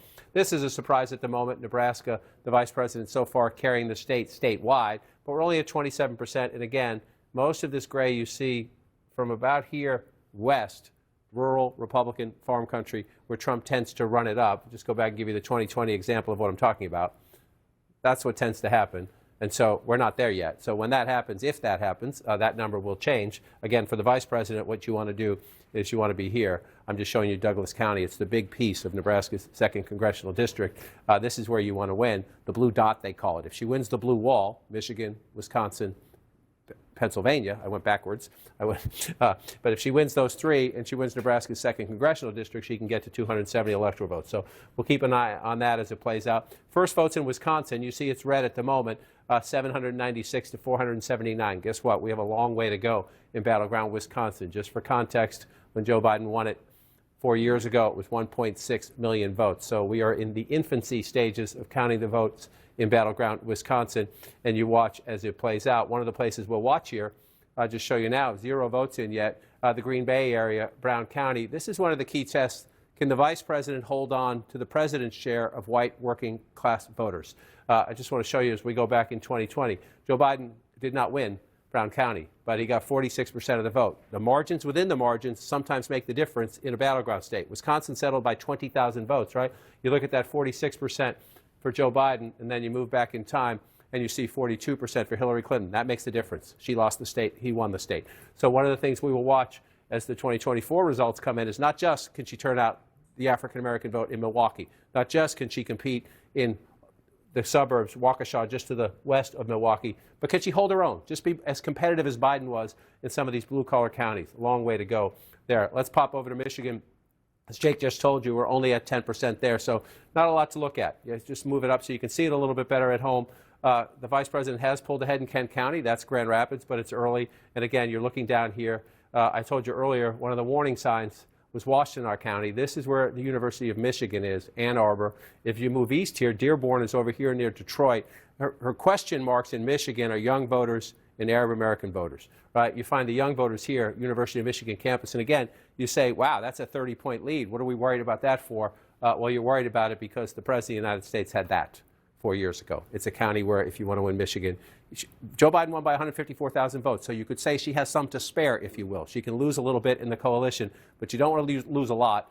And I was at the Michigan campus just last week. They have a very aggressive young voter turnout operation there. We'll see later in the night if those numbers change at all. That's Michigan. Let's come back out and come over to the home state of Mr. Tapper, still at 20%. It's bumped up just a little bit there. So what are we looking at? Let's move it up just a little bit. We have some votes. Erie County, as I told you earlier, 25 counties in America, twice for Barack Obama, then to Donald Trump, and then flip back to Joe Biden. So it's a bellwether county. Doesn't mean the person who wins Erie County is going to win the Commonwealth and win the presidency, but that's what's happened in the last several presidential elections. So you look, we're just starting, just getting started in Erie County. 512 votes, just for context, it's going to take close to 70,000 votes to win that county. So we're just starting. That's one of them. Let's come back to 2024 and move over here to Northampton County, again, right along the New Jersey border, not terribly far from Allentown. The vice president ahead there at only 22% of the vote in. So that was, again, look how close it was. Joe Biden just barely carried it. Donald Trump just barely carried it 4 years before that. That's the way it tends to end up. So we'll watch as that plays out. Here's something we do want to look at, is Lehigh County. Only 20% of the vote in here.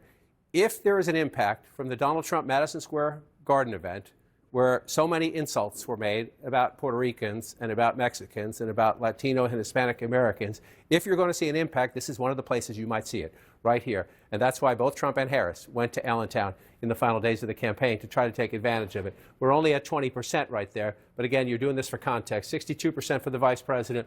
You go back in time to Lehigh County 2020, 53%. If the vice president can overperform Joe Biden in Lehigh County, Pennsylvania, she's in good shape. So we watch that as it plays out. We're only at 20% of the vote right now. It would come down to it. That's only 20. It's only 20%. So then you come out more. Where else are you looking in Pennsylvania? Let's bring this up. You also had the vice president door knocking in Berks County. Berks County at the moment is blue. If Berks County ends the night blue, my bet would be on Vice President Harris winning Pennsylvania. Why? Let's look at it. Let's show you where it is. Here's Philadelphia. Here's the close-in suburbs around it. And then as you drive out, what used to be farm country, now you see the homes lined up. Right? People moving further out because that's the only place they can afford a home. That's places like Berks County, Pennsylvania. Half the vote counted, a little bit shy of that right now, 51 to 48. Right? Let's go back in time. That was a 53% county for Donald Trump in 2020 when he lost Pennsylvania, and it was a 53% county in 2016 when he won Pennsylvania. So if you're the vice president of the United States, you're keeping an eye on this one. If you can keep this blue, your chances to win the Commonwealth are improved dramatically so. Spent a lot of time there over the last year. It is interesting. You find a lot of Nikki Haley voters there, a lot of Reagan Republicans who don't like Donald Trump, who were kind of tormented about voting for Trump or voting for Harris. So we'll keep an eye on that one there. Then you move out here. This is the number 2 in the Commonwealth of Pennsylvania. Allegheny County is Pittsburgh and the suburbs around it, the labor vote, the blue-collar vote, a smaller African-American population, but the urban vote Democrats need. So she's at 68% when you look at that there. You come back in time, he was at 59%. So again, we're early. Let me come back to 2024 and come out. It's 40%. So it's early. These tend to be early votes, which tend to favor Democrats more. So we want to wait and get more to see if that's contextual At the moment, she's outpacing the President of the United States in the Commonwealth of Pennsylvania in some key places. We will see if that holds up. The flip side, pick one. Tioga County, along the border, northern border of Pennsylvania. Donald Trump getting 71% of there. Half the vote is in. Again, this is Donald Trump's secret. Just runs it up in small rural counties across America. 75%. So keep an eye on that. It's early. We're still counting votes right there. But is the Trump base turning out in the same math numbers in a place like Pennsylvania? He needs to run it up in places like this. There's Bradford. Again, it's only 5% reporting, 75%, 71%. Again, even in these small rural counties, the early vote, there's not a lot of Democratic votes there, but a lot of it comes out in the early votes if you're following along when they count it. So let's be careful to not make any projections, any tough, lasting cement analysis, I guess I'll call it, but we'll keep an eye on that as we go through the Commonwealth of Pennsylvania. Virginia, every time I come out, I wait to see if Virginia's going to flip back. We're still at 59%. The lead has narrowed somewhat. This would be a shocker. Joe Biden won Virginia by 10 points. By 10 points. Even if it's closer, even if the vice president comes back, let's take a peek. Yeah, the outstanding votes are still largely in Democrat. There's some Republican votes out there. You see the red dots, but the big circles are in Democratic areas. So the math is there for the vice president to recover. But even a close race in Virginia might tell you that it's a more competitive environment for Donald Trump, especially, Jake, as we've talked before. Can he do well in the suburbs? And then you see, we're looking at Virginia as kind of it's interesting. What lessons can we learn there? Well, again, they're not exactly the same, but they're similar.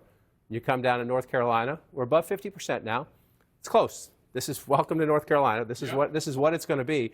And so you just take a look and you say, what's missing, right? Where are they still counting votes? Again, Mecklenburg County, Charlotte and the suburbs around it, African-American voters, upscale suburbs around it, key to the Democratic coalition. A lot of votes there. A lot of votes in Raleigh-Durham, the Research Triangle, again. And so you see that happening right there. And let's see, we go back here and come back up to Virginia, and we see 49.4%. 48% there. Again, pretty remarkable. 17,000 votes. Again, we got a long way to go. 45% of the votes still to be counted. But Joe Biden won it by 10 points. So if you're in the vice president's camp, you're a little nervous about that. Let's bring in David Chalian to get some insights now on the outstanding vote in Virginia, which is, as of now, a little tighter than I think the Harris campaign would like. Yeah, Jake, we're trying to determine how much of this vote we're looking at now is pre-election vote. Our estimate right now is that what you're looking at in Virginia, 39% of the vote that's in is pre-election vote. That, we think, at the end of the day, is going to go up to 52%. So there's still quite a bit of pre-election vote to come in here. And Kamala Harris is winning the pre-election vote by about 17 points. So as more of that early vote gets funneled into the count in Virginia, you could imagine there's real room here for Harris to grow, Jake. All right, David, and we have some projections right now for you at home. CNN can project that Illinois will go to Kamala Harris. Kamala Harris, as expected, will win Illinois in its 19 electoral votes. CNN can also project that Rhode Island will go to Kamala Harris, as expected. Kamala Harris will get the 4 electoral votes from Rhode Island. So where are we on the electoral map as of right now? Donald Trump has 154 electoral votes. Kamala Harris has 53 electoral votes. 270 are needed to win. Neither of them is within spitting distance of that. Let's take a look at the actual votes coming in from the battlegrounds that we have not projected. In battleground Pennsylvania, Kamala Harris in the lead, 57.5% of the vote. Donald Trump, 41.5% of the vote. Kamala Harris with a 258,000 plus vote lead. That's with about a quarter, 23% of the estimated vote in Pennsylvania counted as of now. In battleground Michigan, Kamala Harris with 53.7% of the vote. Donald Trump with 44.3% of the vote. Harris with a 64,000 plus vote lead. That's with an estimated 12% of the vote counted in Michigan. Still very early in Michigan. In battleground North Carolina, Donald Trump in the lead. 50.7% of the vote. Harris with 48.1% of the vote. Donald Trump with a 75,000 plus vote lead. That's with more than half, 51% of the estimated vote counted in battleground North Carolina. In battleground Georgia, Donald Trump still holding on to his lead, 52.9% of the vote. Harris has 46.4% of the vote. Donald Trump right now with a 249,000 plus vote lead. Now it's a 255,000 vote lead. That's with an estimated 71% of the vote counted in battleground Georgia. In Virginia, Donald Trump in the lead as of now, 49.3% of the vote. Kamala Harris has 48.7% of the vote. Donald Trump is ahead by more than 15,000 votes. That's with more than half, 56% of the estimated vote, but still a lot of vote to come in the Commonwealth of Virginia. In New Hampshire, Harris with 53.4% of the vote. Donald Trump with 45.9% of the vote. Harris with an 18,000 plus vote lead. That's with under a third of the vote counted in New Hampshire. 30% of the estimated vote counted in New Hampshire. In Ohio, Donald Trump in the lead, 54.3% of the vote. Harris with 44.8% of the vote. Donald Trump with a 332,000 plus vote lead. That's with almost 60%, 58% of the estimated vote counted in the Buckeye state. Now let's go to John King at the Magic Wall. John. And so, Jake, you lay out the results, and there are some surprises there, right? At least where we are right now. So we just want to go back and follow up where we were. David Challian was talking about some of the outstanding vote. We know in Virginia is early vote, and that percentage is going to jump, and we know that the vice president is doing quite well in that vote. So I just want to show you what he means by how this can change. Again, Donald Trump's lead has been shrinking. It was 16,000 not that long ago. It's 12,395 now. Look at the Northern Virginia suburbs here. I just want to show you these circles help us understand where are there live outstanding votes, meaning votes that we know are out there that have not been counted yet. Right? You see the big circles, the biggest circles around the Northern Virginia suburbs, also Richmond and the suburbs around that, and some big Republican circles down here, Virginia Beach area, and some here in the suburbs more to the south, the exurbs south of Richmond. But I want to focus up here, and just to show you why you can say early on, you say, whoa, what's happening here? But then things can change pretty quickly when large population centers report their votes. So let's take Fairfax County. It's the largest of the suburban counties. It's the #1 county population-wise in Virginia. The vice president's getting 66% of the vote, 63% of the vote in. Look at the number where she is, though, 250,000. We know turnout is robust, right? So we should be somewhere around 2020 when we end 2024, maybe a little higher, maybe a little lower, but somewhere around it. 250,000 votes right now. If you go back in time, you see 419,000 votes. So if she's winning 60+%, the president was winning 70% 4 years ago. You have Vice President Harris winning 66, a little below. Virginia looks like it's going to be a little bit more competitive this year. But you can see just right there in that one county, there's a lot of votes still out, and she's winning disproportionately in the math right now. That can change, but it generally tracks when you get above 60% of the vote. And so just in that one county right there, the math, when those votes come in, the math can change. So it doesn't mean it will. But there's more than enough Democratic votes still outstanding, or votes outstanding in Democratic areas is the better way to put it, for that to happen. So let's check in on the other battlegrounds as we go through. This one, again, go back in time. This was the closest Donald Trump victory in a battleground state. Of the battlegrounds he won, 74,000 votes, 483, 74,483. 4 years ago, he's 110 ahead right now, but we're only at 54% of the vote, right? So you see these gray areas. What are those? That's where you have no votes in yet. So we're still waiting. Some of these smaller counties. This one, this is the 10th of the 100 counties population-wise, so it's not tiny. Gaston County along the border right there. But the big population centers are Charlotte. Let's just see how much we have. Only 10% of the vote in Mecklenburg County. So if you're looking at this number, you're saying, okay, Donald Trump's got a 4-point lead, 3.5, 4-point lead in North Carolina. But then you come here, it's the largest Democratic area, only 10% of the vote. And again, look where we are, 36,000 votes for the vice president right now. You go back 4 years, 378,000 votes. So we just need to slow down with where we go in here in North Carolina and count more votes, because there are more than enough votes out there. Again, if you come out statewide and just apply the entire graph to the whole thing, live outstanding votes, you see some Republican pockets here, but where are the biggest circles? Right? Where are the biggest circles? Charlotte in the suburbs, Raleigh-Durham in the suburbs, Winston-Salem in the suburbs, Wilmington in the suburbs, Asheville in the suburbs. Doesn't mean the vice president's going to win North Carolina. By no means means the vice president's going to win North Carolina. It just means there are a lot more votes to be counted in areas that right now are blue, and some of them blue by a pretty lopsided margin. Now, just to be fair, you see all these little tiny dots? There's a lot of little tiny red dots, right? They're not going to match the vote count here and here, but there's a lot more of them, right? So when you come out and you just take a look, again, I'm a broken record sometimes, but this is the wonder of Donald Trump. This is how he runs up the math. 72% there, only 25% reporting there, but 72% in Rutherford County, right down here along the border here. Let's just go back in time and take a peek. 72%. Donald Trump is consistent. He is the constant in this race. In most places you look, he's getting what he got in 2020, and he's getting what he got in 2016. He's pretty constant and pretty consistent. But 24,000 votes there with 72% 4 years ago. And so then you come forward there, we're only at 25%. So again, if it comes in around the turnout of 4 years ago and it stays at that percentage, there's a chunk of votes there, and in many of these other small rural counties still for Donald Trump, which is why we count late into the night and sometime into the morning. He gets small margins, but you add them all up, 15, 20, 30 rural counties. You match them up against the one urban county. That's how you get a battleground state. Let's pop down to Georgia. We come down over here.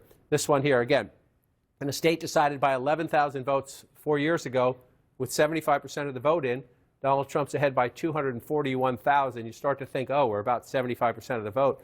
You know, are we at the point of no return? Well, let's take a look. Number one, how many votes does it take to win Georgia? Donald Trump's leading right now with 2.1 million. Joe Biden won it in 2020 with 2.4 million and change, and we hear turnout, you know, is pretty good down there. So it could be somewhere around that, could be a little higher than that, number one. So you start there, and then number two, Jake, you just apply, what are we waiting for, right? And look at the size of the blue circles. Again, doesn't mean the vice president's going to come back and win Georgia. It just means, everybody take a breath, and let's count votes. Because you see Atlanta and the suburbs around it are where most of those big circles are, which means, you know, in a place like Fulton County, where, well, 78% reporting in Fulton County, that's actually interesting. We'll see what comes out. It's a big, because of the population center, it's a big chunk of votes, but she's running at 73% right there. Look at that. Look at that. 72.6. 72.6. That's funny. It's a mirror image right there. So I always look at the ones a little bit farther out. 80% now in Cobb County. It's 57.4. You go back here. It's 50. You know, it's just she's running. The question is, can he improve? Is really the bigger question. I keep focusing on her. Can he improve in the suburbs? He's not there. Let's just come over here to Gwinnett.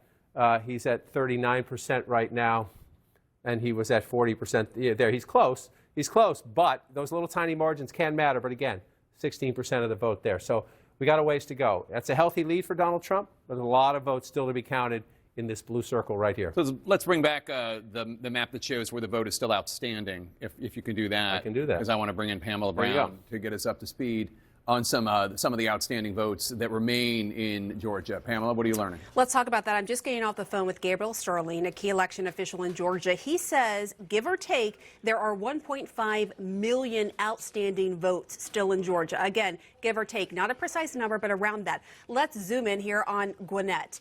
This is a Democratic stronghold. They are significantly delayed, according to Zach Manifold, who I just got off the phone.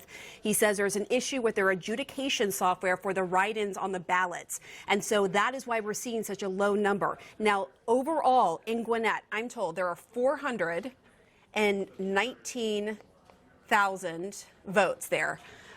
So that was as of 6:30. He says that number is likely going to go up. Out of that breakdown, the at least 419,000, there are overall 96,000 day-of votes in Gwinnett, 322,000 early votes. So if you look at the numbers here, the rough estimate of 16% of the estimated vote in, there are still roughly more than 350,000 outstanding ballots just in Gwinnett alone.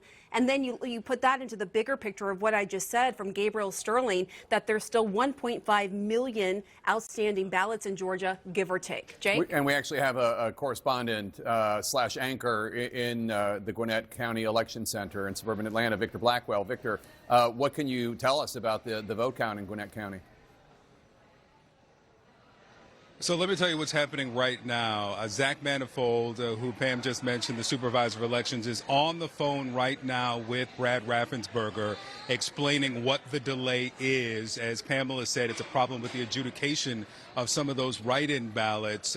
We spoke with him just a few moments ago at the 8:15 news conference here, in which he said there was some delay in processing those and getting those 322,000 early in-person and absentee mail-in ballots to the state tabulation center, to that computer.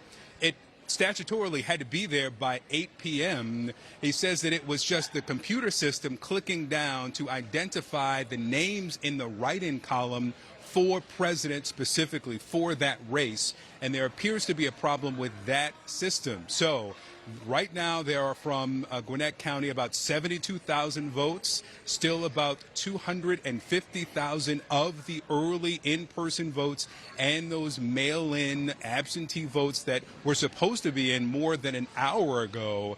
And he's on the call right now to determine what happens next and explain to the Secretary of State's office what they're doing and probably look for some guidance on how to move forward, Jake. All right, Victor Blackwell in Gwinnett County. And John King, as happens every election, human beings are fallible, machines all the more so. Right, which is why you want trusted officials to deal with the problem when it arises. And we know from 2020, Georgia happens to be a Republican Secretary of State, and these local county officials, they know what they're doing. And they have a problem, then they make a plan, right? They have a problem, you try to find it a solution. So where is Victor Blackwell? He is right here. He's in Gwinnett County, one of the most important suburbs in the Atlanta area, to the northeast of Atlanta. And as we noted, only 16% of the vote reported in this county right now. And so a long way to go in the count, Jake. And this is a place where, again, with Donald Trump with a pretty healthy lead statewide right now, that's what you're waiting for. You get a giant basket of votes reported from there. It gives you better context about the real state of the race. All right, John King, we have a projection for you now at home, you people at home. CNN can project that New York, as expected, will go to Kamala Harris. Kamala Harris will be the winner of the 28 electoral votes offered from the Empire State. Let's take a look at the electoral vote count now. Donald Trump in the lead, 154. Kamala Harris with 81. 270 are needed to win. Neither of them is there as of yet. Let's go to Abby Phillip at Harris campaign headquarters here in Washington, D.C. on the campus of Howard University. Abby. Yeah, Jake, this group here has been here for a little while now, and they've been watching the returns as they've been coming in. You're hearing them right now cheering as they're seeing you, a little bit delayed, calling New York for Kamala Harris. They want some good news tonight. I can feel the anxiety in the crowd. These are all people who want to have a party. They want to celebrate. There's been a DJ playing all night long. But the results are coming in, and they're coming in slowly. But each time a race is called for Harris, or she is shown in the lead in one of these battlegrounds, it is a big moment for the folks here at the Kamala Harris headquarters. And Jake, as I'm talking right now, you can probably hear me talking to you, but the crowd, they're excited. They're ready to go tonight. They want to see more reporting and results that they like to see. Back to you, Jake. All right, Abby Phillip in Washington, D.C. in the campus of Howard University, where Harris is holding her campaign headquarters right now. Let's go to West Palm Beach, where we find Caitlin Collins at Trump HQ. Caitlin.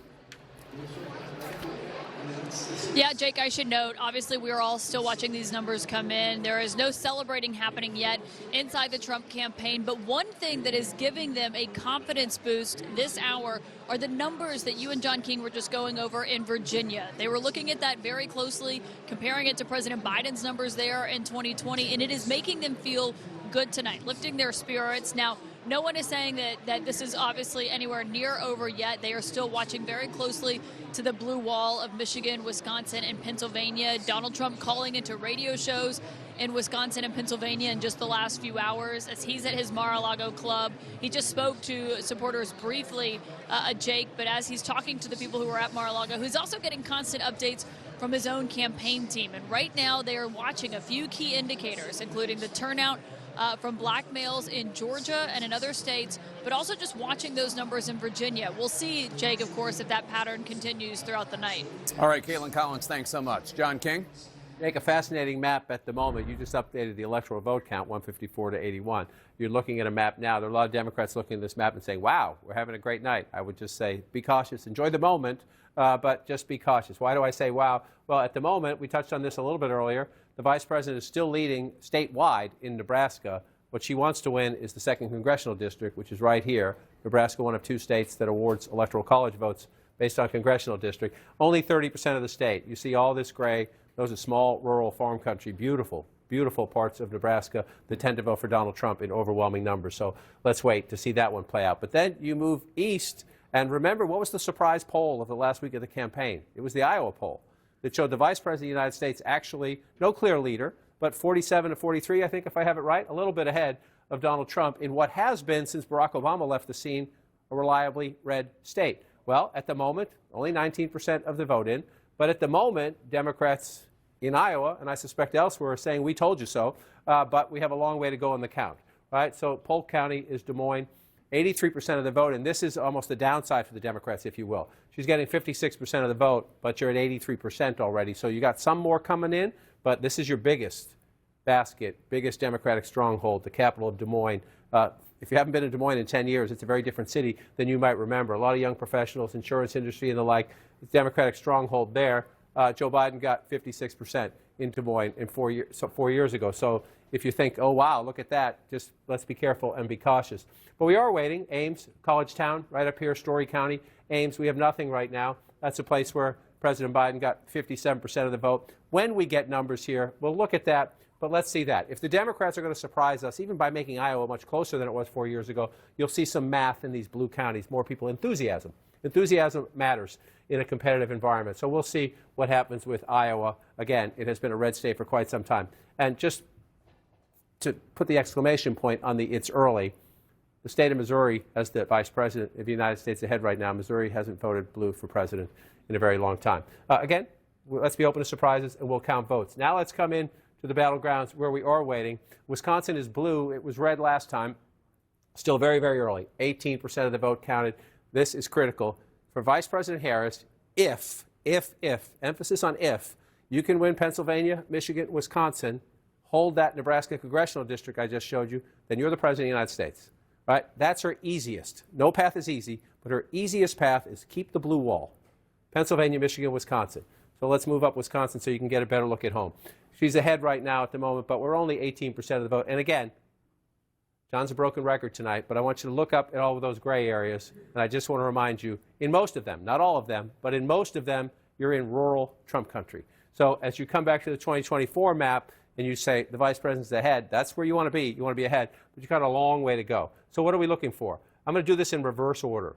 Because of the questions about young voters turning out, whether unhappiness with the White House over Israel-Gaza, Israel-Hamas policy would impact youth turnout. 38% in Dane County. That's the University of Wisconsin. Absolutely essential for any Democratic win in Wisconsin to run it up here, not just in the percentage, but with the raw math. So let's look. 38% of the vote. So a long way to go. Long way to go. Let's just compare it to the president. President Biden had 76%. Keep an eye on it. Don't panic yet if you're a Democrat, but keep an eye on that because the vice president needs to be as close to that as she can be. And at the moment, she's running a little bit behind that. That's Dane County. That's Madison. This is the biggest population center. Spent a lot of time here in the last year. The big question here is, do black voters turn out? And the subset question of that is, does Donald Trump make inroads, especially among black men? We did see some evidence of that in our several trips out to Milwaukee. At the moment, I was texting with somebody in Milwaukee earlier, by the way, who said they thought turnout was actually going pretty good for the Democrats. We'll see if that turns out. At the moment, 25% of the vote in, 66% if you round up, 32% for Donald Trump. So let's just go back in time knowing we have a long way to go. And Milwaukee sometimes reports late. But if you go back in time, Joe Biden again, 69%, Trump at 29%. So the 69% is what jumps out. Trump is a little above right now. Trump's a little above where he was 4 years ago. She's a little behind where the president was 4 years ago. It's only 25% of the vote. We're not pouring cement on any of this, but that's where you say, oh, we got to keep an eye on that as we go forward. Then you move over here, you go into the WOW counties, Waukesha, the biggest among them. This is a Republican suburb. Long has been a Republican suburb. The challenge for Democrats, I've been saying this about Trump in the battleground states that tend to lead in blue. Where's Trump's number in the suburbs? Can he compete? He's not going to win, but can he compete? That's the challenge for the vice president here. Waukesha County tends to be a Republican suburb. So there she is at 40%, Trump at 59%. Again, you go back in time, 59% to 39% 4 years ago. Welcome to another 20,000 vote race probably in the end in Wisconsin based on that. It's a 66% of the vote in there. It's essentially matching where we were in 2020. And again, just so you remember our history here in the blue wall, Harris is leading right now. We got a lot of vote to count right here, but I'm laughing a little bit just at the 22,000 number because if you look at that right there, Joe Biden won this state in 2020 by 20,000 votes. 4 years before that, when he cracked the blue wall and became president, Donald Trump won Wisconsin by 22,000 votes. Welcome to Wisconsin. It's a state that tends to hang around the margins of 20,000 votes, which is why that is somewhat amusing to me. Earlier, she just put it up to 34,000 to shut me up. And there we go as we go through the count in Wisconsin, very early there. Let's come over to battleground Michigan. Let me come back for a second. See that? If they stay that way, and it's early. Don't call your bookie. Don't make any bets. Don't pop the champagne. But you see Pennsylvania, Michigan, Wisconsin, right? Especially if you're looking at a map where North Carolina and Georgia are red at the moment. They're not done either. But if you're a Democrat, you're kind of a little, should we be nervous about this? then you should be, wow, should we be optimistic about that? So let's take it away and see what I mean by that. Number one, let's just start to the east and go west. Up to 32% in Pennsylvania, long way to go. Long way to go. Just want to check on where we are in Philadelphia, still at 26%. You get Philadelphia over 50%, then we can start to understand what the math is elsewhere as you go. But again, you see most of the rural areas filling in for Trump. That's his strength. That is his strength, and Pennsylvania is one of his best states. Let's come up here into Michigan. We're still only at 14% in Michigan, and we have our first votes out of Wayne County, and it shows Donald Trump with the lead in Wayne County. If Wayne County's red at the end of the night, Donald Trump's winning the presidency in a landslide. We're at 1%, so that's unlikely to happen. The question is, where does it end up? This one's more interesting, Macomb County, but again, it's 500 votes. 506 votes. Trump wants to keep it somewhere around there. Go back in time. You see he's at 53%. If Donald Trump can win Macomb County, it keeps him competitive. Keeps him competitive in the state. The higher above 50 he gets, it matters. This is one of the signature key counties for Vice President Harris and her Michigan chances. Oakland County, the birthplace of Mitt Romney, used to be a Republican county when I started doing this. She's at 55% right now. They're just past half the vote. So look at the 55%. Little behind Joe Biden. That can matter. That can matter. We're not done yet. She's only 55%. A little bit behind. Biden had 434,000 votes when he won the county. And you're just checking on turnout. She's at 234,000 with about 54%. So you're in the ballpark of similar turnout. Let's see what happens as that comes in. And you're going to watch that number, but that number. Tiny changes in the margins can affect the battleground states. So Trump's at 43. Let's do it that way. Trump was at 42. Again, it's tiny. In the close states, tiny can matter. We'll keep an eye on that as we go through the count in Michigan. And then one more. I was already over there earlier. Let's come back out and see. So the blue wall at the moment is blue. And the Sun Belt states, which used to be reliably red and are now battleground states at the moment, are red. So we'll just check in, see if anything else came in. Georgia's at 79%. The president's lead is 204,000. It was 240,000 a little while ago. President's lead has come down a little bit. I just want to remind everybody, in this hour, 4 years ago, Donald Trump was leading Georgia by about 244,000 votes. Joe Biden won Georgia when the votes were all counted. Doesn't mean that's what's going to happen this time. It just means you'd rather be ahead than behind, but we're not done yet. Let's come back up to North Carolina. We're at 63% in North Carolina. This count's coming up now. This count's coming up a little bit. You're at 177,000 vote lead. That would be a blowout. Anything in triple digits in North Carolina. Again, you go back 4 years ago, the closest of the battleground states Trump carried, 74,000 votes then. And you see how close it was, 50 to 49. And so let's come back now and take a look.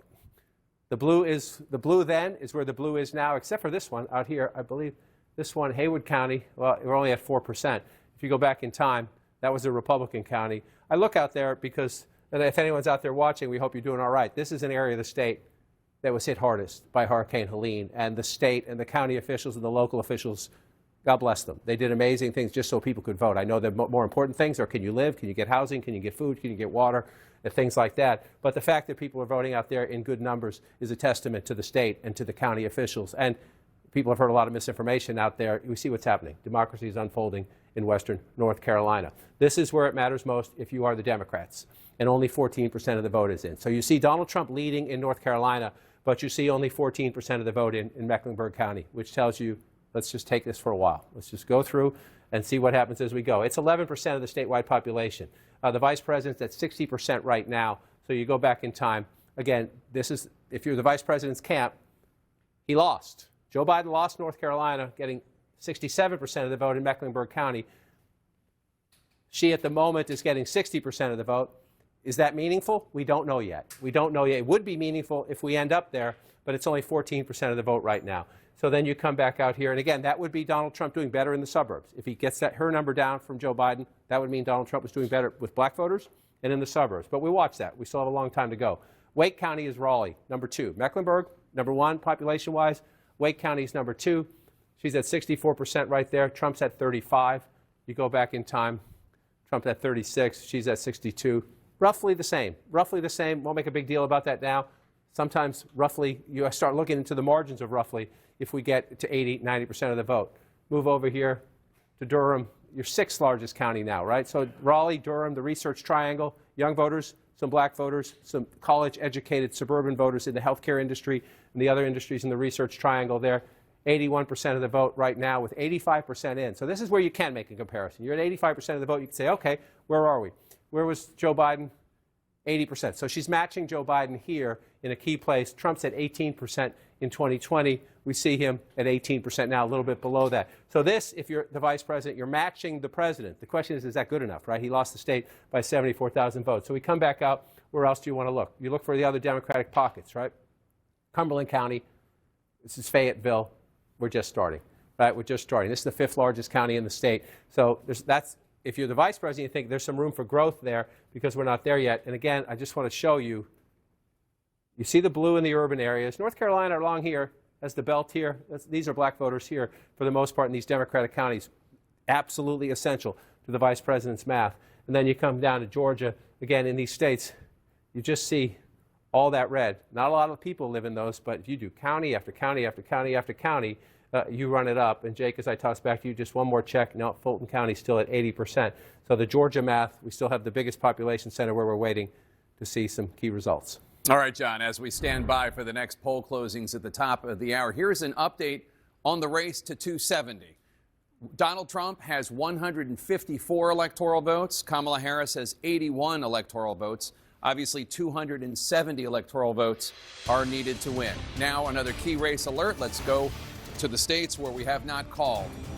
Kamala Harris in the lead in Pennsylvania, 51.4% of the vote. Donald Trump has 47.7% of the vote. Kamala Harris has 88,000 plus votes of a lead, but it's about 35% of the vote that's been counted in Pennsylvania, about a third. Still a lot of vote to count in Pennsylvania. Michigan. Kamala Harris has 52% of the vote. Donald Trump has 46.1% of the vote.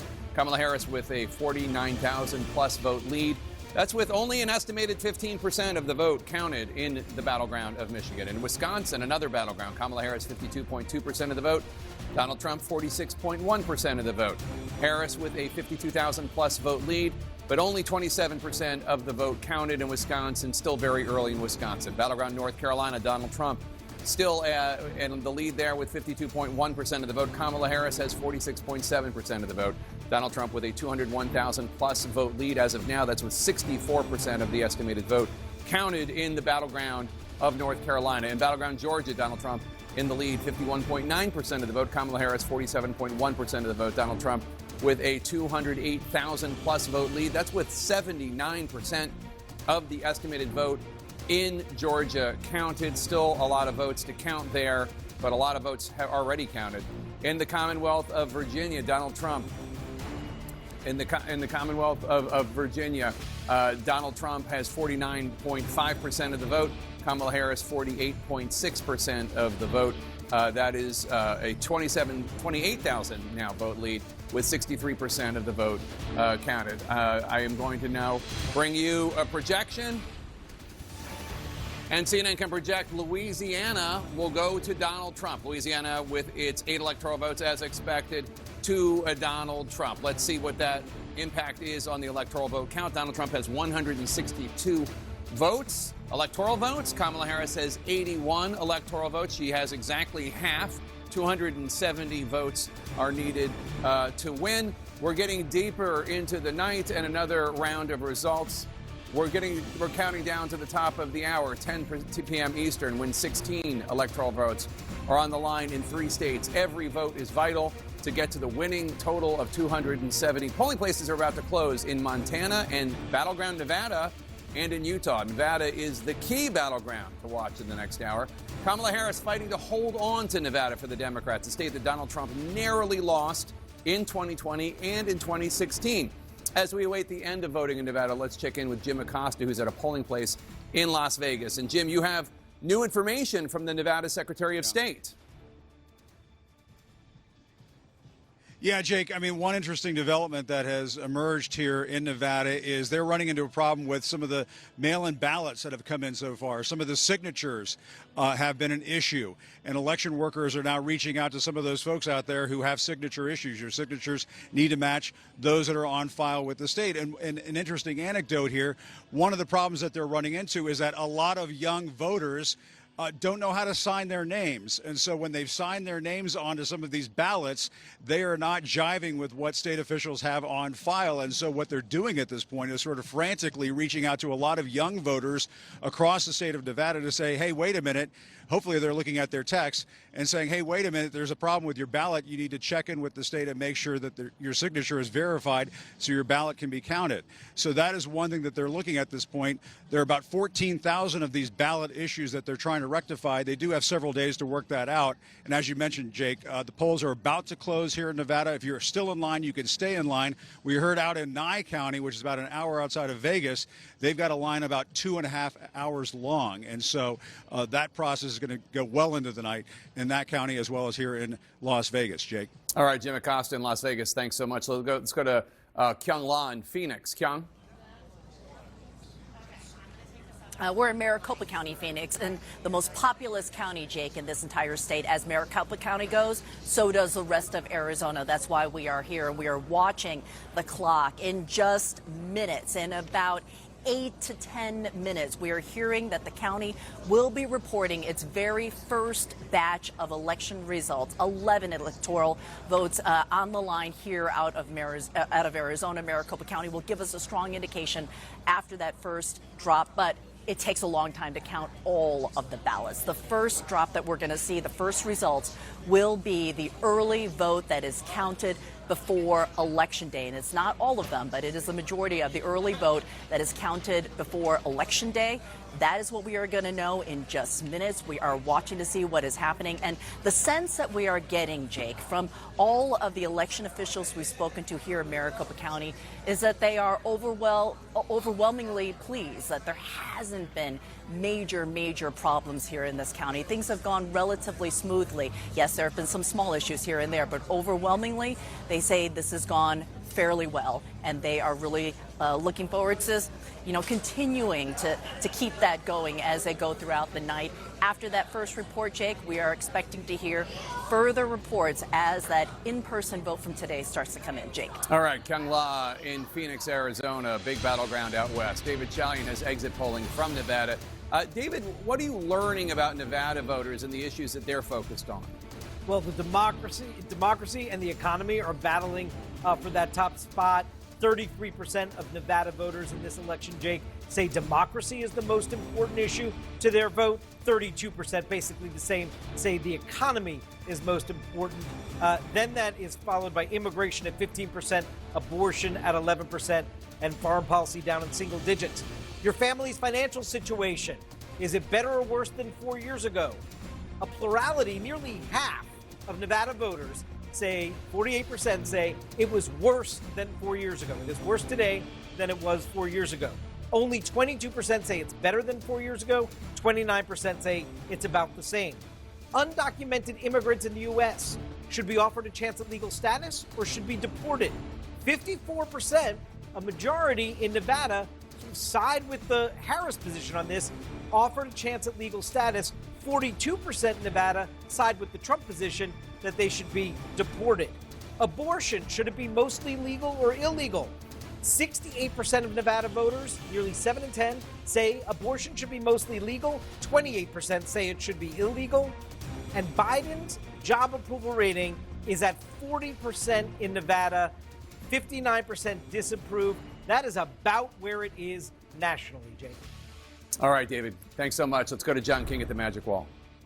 Well, Jake, we're starting to watch now as we go further west. We have more states coming in. Some of the states we talked about earlier that we thought were aberrations or early votes, you see right here now, including Kansas. Kansas has gone back to being a Republican state. We expect it will finish out that way. There are some Democratic, pockets of support here. They're mostly in the eastern part of the state, Manhattan, Kansas. Well, remember, it was Kansas that sounded the first alarm after Dobbs when the amendment passed out there protecting abortion rights. So we'll watch the result margin. We expect Kansas will be a red state at the end of the night, but you will keep an eye on that to see about that. And then you keep coming forward. Here's the one that's interesting, and it's staying interesting, but we're only at 31% of the vote. Iowa, which again has not been a state we paid much attention to since Barack Obama left the scene. Donald Trump won it comfortably twice. The Harris lead is shrinking a little bit, but she's still ahead in Iowa, 51% to 48%. And if you look through, I said earlier we were at 83% in Polk County. We're still there. That's the bulk of your Democratic votes. You start moving down. You come over here to Cedar Rapids, which is Lynn County. You're only at 34% of the vote here. So there's some business to be done in terms of Democratic votes for the vice president in what is an interesting state. If this one is competitive, it would be a surprise, and election night surprises are always interesting. You see there Dubuque County there. We'll see how that one plays out as we go forward. So now let's come over to some of the bigger battlegrounds. Again, if you're in the Harris campaign, especially because we're not done by any means, but if North Carolina and Georgia, Trump's ahead there, then you'd rather be the candidate ahead in the blue wall states. And at the moment, the vice president is 34%, a little more than a third of the vote counted in Wisconsin. Again, you see Trump filling in the rural areas. Just want to check. I teed this up earlier. Brown County, Green Bay, blue-collar workers. Kamala Harris is not going to win Brown County. The question is, can she compete? When Joe Biden won the state, you see she's at 33%. We're only at 12%, so we have to do this a little bit later. But Joe Biden had 45%. So it's a key test of white blue-collar workers. Can the vice president of the United States try to at least come close to where the president was? At the moment, she is not, but it's very early in the count right there. Again, the foundation of any Democratic victory is down here in Milwaukee. We're almost at half the vote right there. She's at 67% there. Let's just go back in time and look. The president was at 69%. It sounds like not a big deal, 67, 69.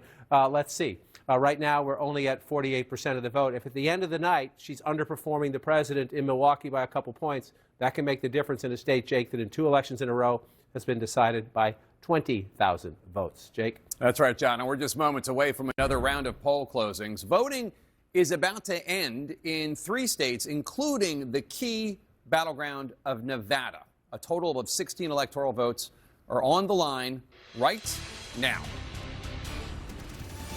And CNN can project that Donald Trump will win the state of Montana. As expected, Trump gets Montana with its 4 electoral votes. CNN can also project that Donald Trump will win the state of Utah. As expected, Utah with its 6 electoral votes. Nevada is too early to call, a battleground state that Donald Trump has narrowly lost in the last 2 elections, but is making a big play for this election. Let's look at the electoral math right now. Donald Trump has 172 electoral votes. Kamala Harris with 81 electoral votes, 270 electoral votes needed to win. Neither of them is there yet. Let's look at the key races now. Pennsylvania, Kamala Harris, 49.9% of the vote. Donald Trump has narrowed her 20,000 plus vote lead. He's at 49.2% of the vote. More votes have come in from the Commonwealth of Pennsylvania. 43% of the estimated vote from Pennsylvania is in, and Kamala Harris right now has an 18,000 plus vote lead there. Kamala Harris in the lead in Michigan, 51.6% of the vote. Donald Trump has 46.5% of the vote. Kamala Harris with a 46,000 plus vote lead. Still, only 16% of the estimated vote in Michigan has been counted. In battleground Wisconsin, Harris is at 49.8% of the vote. Donald Trump is at 48.4% of the vote. She has a 15,000 plus vote lead. That's with more than a third, 35% of the vote counted in Wisconsin. In battleground North Carolina, Donald Trump maintaining his lead. He has 52% of the vote. Kamala Harris has 46.8% of the vote. Donald Trump with a 196,000 plus vote lead. That is with 2/3, 66% of the estimated vote in North Carolina counted. In battleground Georgia, Donald Trump maintaining his lead, 51.9% of the vote. Kamala Harris, 47.1% of the vote. Donald Trump with a 208,000 plus vote lead. That's with 79% of the estimated vote in from the battleground state of Georgia. We're now getting an update on the vote in North Carolina. Let's go to John King, actually, right now. John King, what can you tell us? Well, Jake, you see the map, and again, as we get later in the night, this is where you start to see things change, especially if a candidate pulls out ahead in a state that not normally is in their lane, if you will. And by that, I'm going to refer to Iowa. Just a moment ago, I was showing you Iowa with the vice president ahead. Still competitive, but you see Iowa is now red. There was that late Iowa poll that showed the possibility of the vice president maybe being a little bit ahead of Donald Trump. No clear leader. It was a competitive poll. And this is a competitive race at the moment, 36%. This would be a surprise, right? We said Virginia's a surprise at how close it is. We'll see if it ends close, but it's a surprise at the moment. This is a surprise as well. Donald Trump just 3,800 votes ahead in battleground Iowa, a state he carried quite comfortably by 8 points 4 years ago. So you keep an eye on it and you watch and you see what happens there. But it's interesting on this night. Now let's move over to the battlegrounds that matter at the moment. The blue wall states still being held by the vice president. The Sun Belt states, as we start to move west, North Carolina and Georgia are the 2 battlegrounds we care most about. They are at the moment held by the former president of the United States. Again, this was his closest battleground win in terms of Biden was the closest to him back in 2020. It was 74,000 votes. He's just under 200,000 votes right now, 66% reporting. The former president at 52% of the vote. And again, Jake, as you come over and join me here, just let's remind our viewers, still votes to be counted. We know that. So then we want to use our technology to say, where are they? All right, where are they? And you see the bigger the circle means the more live outstanding votes. And the color tells you what's happening there. And at the moment, doesn't mean it will continue to be that way. You see Mecklenburg County, that's Charlotte and the suburbs. You see over here in the Raleigh-Durham area, Winston-Salem area, a little bit out of Nashville. So more votes to be counted out there. But Donald Trump at the moment with a pretty healthy lead. And you know, we have one of our excellent journalists is in Charlotte, is in the Mecklenburg County, Brianna Keeler, as the Board of Elections in Charlotte. Brianna, what can you tell us? Yeah, that's right. So at this point, Jake, about 100,000 ballots are in out of several hundreds of thousands of ballots. And that really could change any moment because we are expecting about 420 to 430,000 votes, which would have been early in-person votes, to have been closed out and posted here to the State Board of Elections. So we could be seeing that literally any moment. But what we see right now is a picture of a fraction of this key county. It's about 34,000 absentee ballots that were received before 5 p.m. yesterday. And it's also an upload of about 70,000 Election Day ballots from today. And you see right behind me, you see that red satchel right there. That is really the key here. These are being delivered by car. We're almost in sort of what is a drive-through situation here outside of the building of the Board of Elections here in the county. And these are delivered, these flash drives, they go inside through a very strenuous process, ultimately are uploaded to a computer that has never ever touched the internet, and then that is compiled and ultimately posted to the State Board of Elections, Jake. All right, Brianna Keeler in Charlotte. Let's get more on North Carolina from Pamela Brown, who's at the voting desk. Pamela, what can you tell us? Yeah, I'm just getting off the phone with an official in North Carolina there. This official says, look, first and foremost, it's going to take some more time to get results from across North Carolina's 100 counties. He said that this is going to be close. It's going to take some time. There are counties that haven't reported yet that are red, and there are counties that haven't reported yet that are blue. So let's dive a little bit more into the numbers we have. Wake County, this is the most populous county in North Carolina. It's right here. I am told so far more than 510,000 votes have been reported. That's according to the state's dashboard. So for context on that, there's 830,099 registered voters. So that's the most. It's likely going to be a lower number in the end. So they're actually making some headway there. But over here, in Mecklenburg, the home to Charlotte, they're having a logjam uploading the numbers to their site, I'm told, so far, and things are moving quickly, so this could change. But just a second ago, before I came on air, there were more than 84,000 votes reported so far. And for perspective, there's 857,354 registered voters in Mecklenburg. So that's a very small fraction at last check that we're seeing bear out in the results there. And again, because they're having issues uploading on their site, which is bound to happen. And again, that state official there in the Tar Heel state telling me that, again, be patient. It's going to take some time.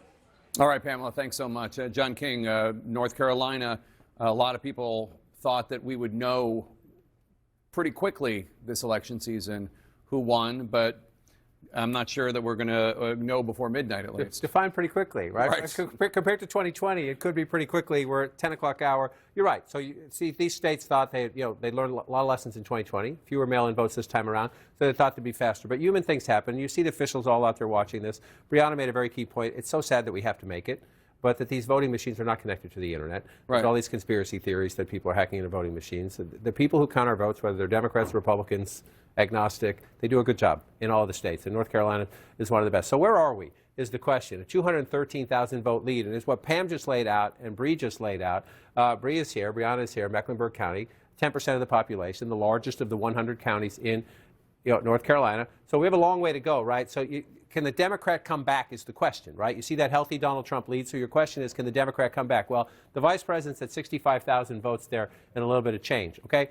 Mecklenburg County, the winner of Mecklenburg County is going to be over 300,000, close to 400,000 votes. So we have a very long way to go in Mecklenburg County. So the point you're making here is that Joe Biden pocketed a net of about 200,000 votes last time. Last time, a net of about 200,000 votes. Exactly the way to do the math. And we see right now, we're waiting for a whole lot of votes, right? And so she's at 61%, and he was at 67%. If it ends up that way, Donald Trump's going to win North Carolina. But there's that giant number of votes left out. So does the vice president's percentage? Remember, the president's 67. Does she get closer to 67? Number one, and then number two, what's the raw math in the margin? Right? If Donald Trump, if she's below Biden's number, that means Donald Trump's, again, doing a little bit better. Might only be a little bit, but a little bit's a big deal in a battleground state in the suburbs. Or maybe it's with black voters in Charlotte. We'll have to see how that plays out. That's the biggest county. Pam noted Wake County is your number two. And again, here we're higher. We're at 76%. So she's at 64%.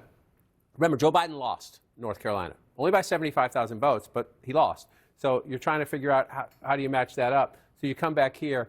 And again, not a lot, right? You see the win, turnout might be up a little bit, so maybe the winner of the county gets a little bit more than that. But you see him at 393, and more importantly, at 62% of the vote. And then you come here. So she was a little behind the president in Mecklenburg County, which is the largest. So you don't want to be behind it where the most votes are. She's a little bit ahead of the president in Wake County, and we're waiting for that out. And that's one of the challenges, right? We compare her to Biden because that's the last election. Every candidate has their own coalition. Right. And so if she's doing a little worse than him with some voters, can she make it up somewhere else? Or is Donald Trump, matching his numbers and do that? If you can look at it this way if you want. Let's just come out and bring this in here.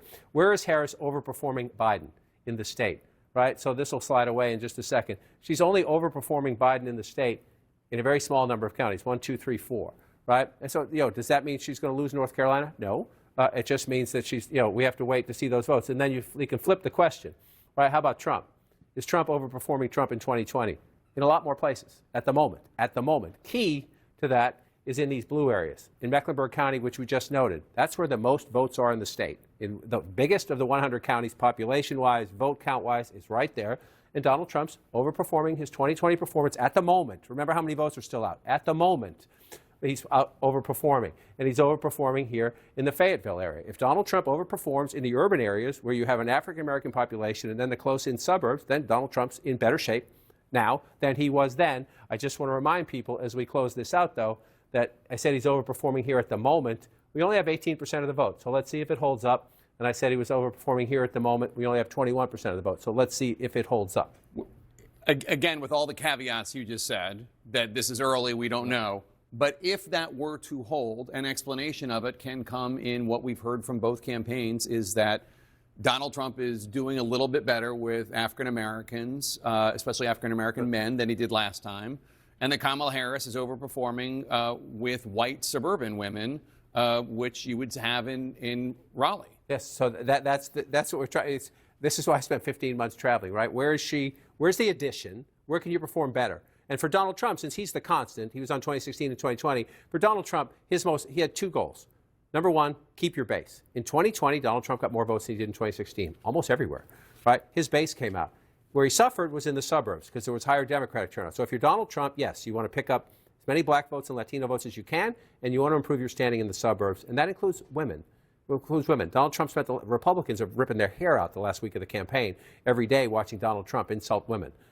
Pick your day. It was Nancy Pelosi one day. It was the Vice President of the United States every day. It was women writ large some of those days. Republican strategists were ripping their hair out because they know if Donald Trump improves his standing in the suburbs, literally by half a point, then he's the next president of the United States. And they're ripping their hair out. But as you watch through this and we go through it, we'll see how it performs out. I just want to keep checking here. 213,000 votes, but we're still here. So mathematically, you do it this way. The big question is, are there enough votes out there for the candidate who's losing to catch up? A lot of blue. The answer is yes, there are enough votes out there for the candidate who's losing, the vice president, to catch up. That doesn't mean she will. It doesn't mean she will. It just comes down to, as we get more votes in those places where I said Trump was overperforming, if he continues to overperform, especially in Mecklenburg County, that's good math for him. But we have a ways to go in counting. And that's just North Carolina. Let's go down to the biggest surprise. That was very tight. The Democrats have every election cycle, they say, why can't we get North Carolina? This was the big surprise when it flipped. Again, here, can we just do this for a second real quick? Let's go back up. Sorry, my bad. We've got to come out of this and come back here. Remember that, 204,000. 204,000. Let's go back to 2020, right? Let's go back to 2020. Okay, I just want to show you where we were. Let's go back to the beginning. This is 9 o'clock on election night. Okay. 244,000. So we're at 10 o'clock now. We're at 10:15. Right? So Donald Trump was ahead by 244,000 votes in 2020. The next day, or midnight as we turned, we're 2 hours away from that, an hour and 45, he was ahead by even more. He was ahead by 372,000 votes when Tuesday turned to Wednesday in 2020. Right? And then at noon the next day, it was down to 101,000 votes because they were counting the mail-in ballots. And then it flipped to the vice president on Friday. Joe Biden flipped to him on Friday. And then on Saturday, when the election was called, it was at 7,200. And then in the end, when they were done with the count, it was the infamous 11,779. So Donald Trump has the same lead now, roughly, 10 or 20,000 votes, than he had in 2020. That does not mean Kamala Harris is going to win Georgia. It just means that she can. It just means that she can. It means that there's still math out there to do it, and we've lived through this before. 2024 will not be identical to 2020. States will count most votes faster. It's unlikely we're going to wait till Saturday. I say that with some hope as we go through this. But look at all the blue. Yeah, look at all those big blue bubbles. The question is, with Donald Trump 204,000 votes ahead, it's a healthy lead, right? Especially in a state settled by 11,000 last time. So you look at that number and you say, oh, wow, Republicans, Donald Trump's going to win Georgia. Hang on. 81%. 20% of the vote is a lot of the vote, especially when what you're looking for, the votes that are outstanding, larger the circle if you're just joining us, the more live outstanding votes, the color of the circle, the way the votes inside those circles are coming in. So, Jake, you can look at this and you could say you'd rather be Donald Trump and you'd be ahead, but there's plenty of opportunity for the vice president to make up that ground in battleground Georgia, Jake. All right, John, and we have some projections for you now. CNN can project that Kamala Harris will win the state of Colorado. Colorado, as expected, will go Democratic with its 10 electoral votes. CNN can also project that Donald Trump will be the winner of Mississippi. As expected, Mississippi and its 6 electoral votes go to the Republican. Let's bring in the electoral map right now. Donald Trump in the lead, 178 electoral votes. Kamala Harris has 91 electoral votes, 270 electoral votes, as always, needed to win. Let's take a look at the outstanding races right now. Arizona joins the map of key race alerts. Kamala Harris has 50% of the vote. Donald Trump has 49.2% of the vote. That is a 15,478 vote lead for Kamala Harris, with 49% of the estimated vote counted. Kamala Harris in Wisconsin, 49.9% of the vote. Donald Trump bringing up the rear, 48.5% of the vote. Kamala Harris with a 19,910 vote lead. That's with 43% of the estimated vote counted in Wisconsin. Pennsylvania, Donald Trump in the lead there now, 50.3% of the vote in Pennsylvania. Kamala Harris has 48.7% of the vote. Donald Trump with a 58,648 lead right now with an estimated 51% of the vote in Pennsylvania. In Georgia, Donald Trump in the lead there, 51.8% of the vote. Kamala Harris, 47.2% of the vote. Donald Trump with a 204,640 vote lead. That's with 81% of the estimated vote in Georgia. In battleground Michigan, Kamala Harris in the lead, 51.1% of the vote. Donald Trump with 47% of the vote. Kamala Harris with a 43,307 vote lead. That's with an estimated 19% of the vote in battleground Michigan. In battleground North Carolina, Donald Trump in the lead, 52.4% of the vote. Kamala Harris with 46.4% of the vote. Donald Trump with 253,752 more votes as of right now than Kamala Harris. That's with 72% of the estimated vote in. In New Mexico, Kamala Harris in the lead, 50.7% of the vote. Donald Trump with 47.6% of the vote. That means Harris has an 8,592 vote lead over Trump. That's with less than a third, 31% of the estimated vote in from New Mexico, still early in New Mexico. Kamala Harris takes the lead again in Virginia with 49.1% of the vote. Donald Trump with 49% of the vote. Kamala Harris with a 1,118 vote lead. That's with 68% of the estimated votes in from Virginia. John, what do you want to talk about? We have a changing map. We can talk about it all. We'll walk through it. Let's just take a quick look at Virginia and what happened there. Right, so last time I was here in Fairfax, there's what happened. Last time I was in Fairfax, there was a much lower number. Now you get a big, this is the largest county in Virginia. It's a 20-minute drive from D.C. Depending on traffic, it can be a 40-minute drive from D.C. But it's a pretty 20-minute drive, at least this time of night, if we want to give it a try. And that's one of the things that happened there. You see these close-in suburbs, Alexandria, smaller, much smaller population center. Arlington. Still, it's a very narrow lead still. You still come out to, it's a very, very narrow lead. But again, so you're looking, this was a 10-point race for Joe Biden. So if you're seeing, even if Harris wins it, if it's closer, does that tell you have a more competitive environment elsewhere? Or does it tell you Donald Trump's doing well in one state? Sometimes there's that. It has a Republican governor since the last presidential election. So you have to be careful about these things. So let's just see what's still out there. This margin's going to change.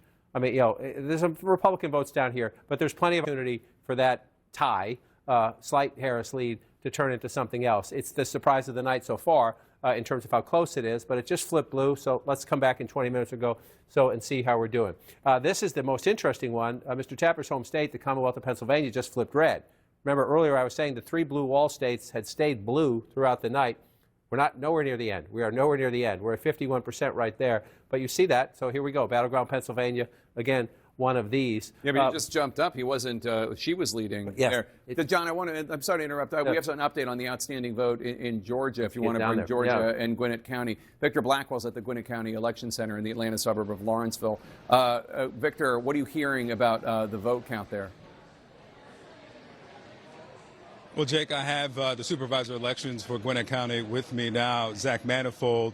Thank you for a few minutes here. We've been told that there is a large tranche of votes that's soon going to be reported.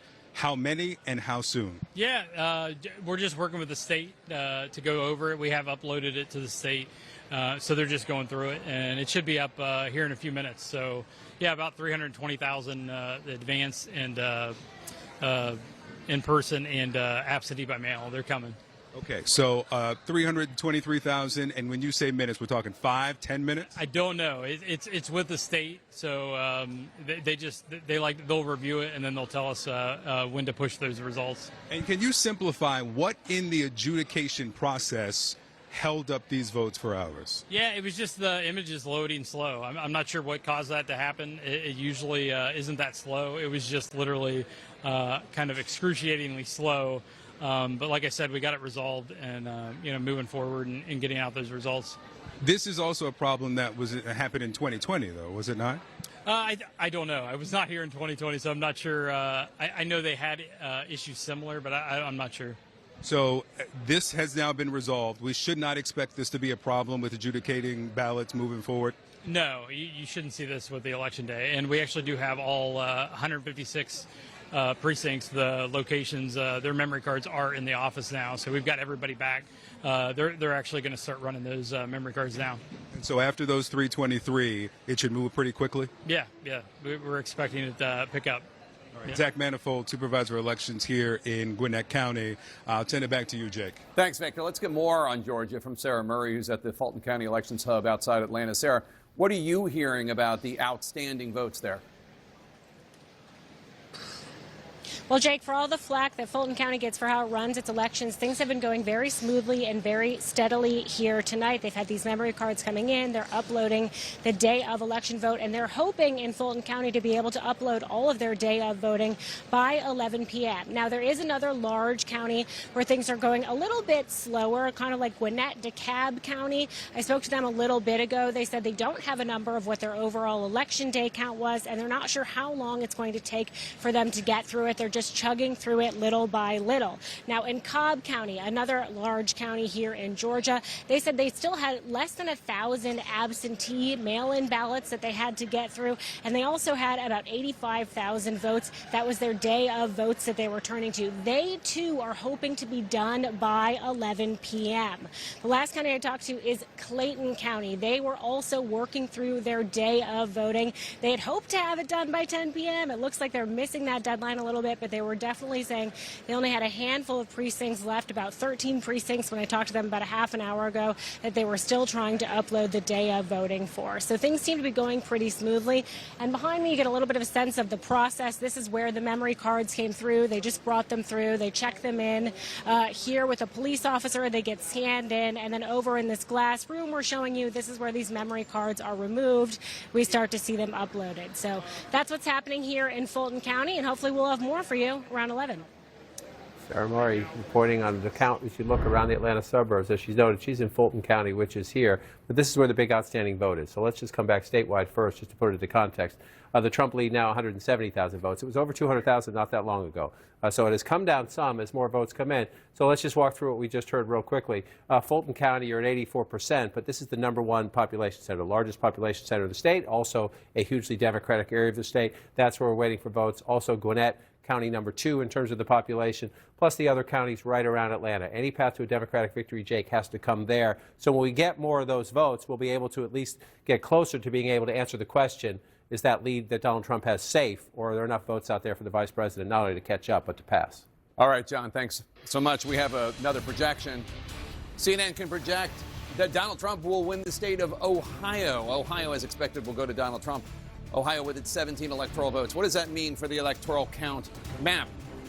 Donald Trump has 195 electoral votes. Kamala Harris has 91 electoral votes. 270 are needed to win. John King? Well, Jake, as we watch more of the map fill in, and this is welcome to election night, we're now at, 10:20 in the east, and we're moving across, and you see votes as far west as Montana and New Mexico and Arizona starting to come into the map. We haven't touched this one all night. Let's take a quick look out there in Arizona. I haven't said Maricopa County on an election night, and it's 10:24. That's an outrage. You see right here the Arizona stat coming in. It's very close right there. We're about half. It says 50% of the vote, so that's pretty fascinating that Arizona's getting that vote in so fast. Let's get back there in a minute. Let's move more to the east in some of the battlegrounds that we know are absolutely key to the path to 270. And an interesting development, again, it's early, we're still counting votes, but Pennsylvania, Michigan, and Wisconsin, half an hour ago, were all still blue. Now Wisconsin has flipped to red only by 8,000 votes, and we're only at 47% reporting. And so there are two ways this happens. Either Donald Trump is overperforming someplace where he hasn't before, or we're just filling in the rural counties. So let's get a look at the map and see what we have here. Number one, let's look at the live outstanding vote.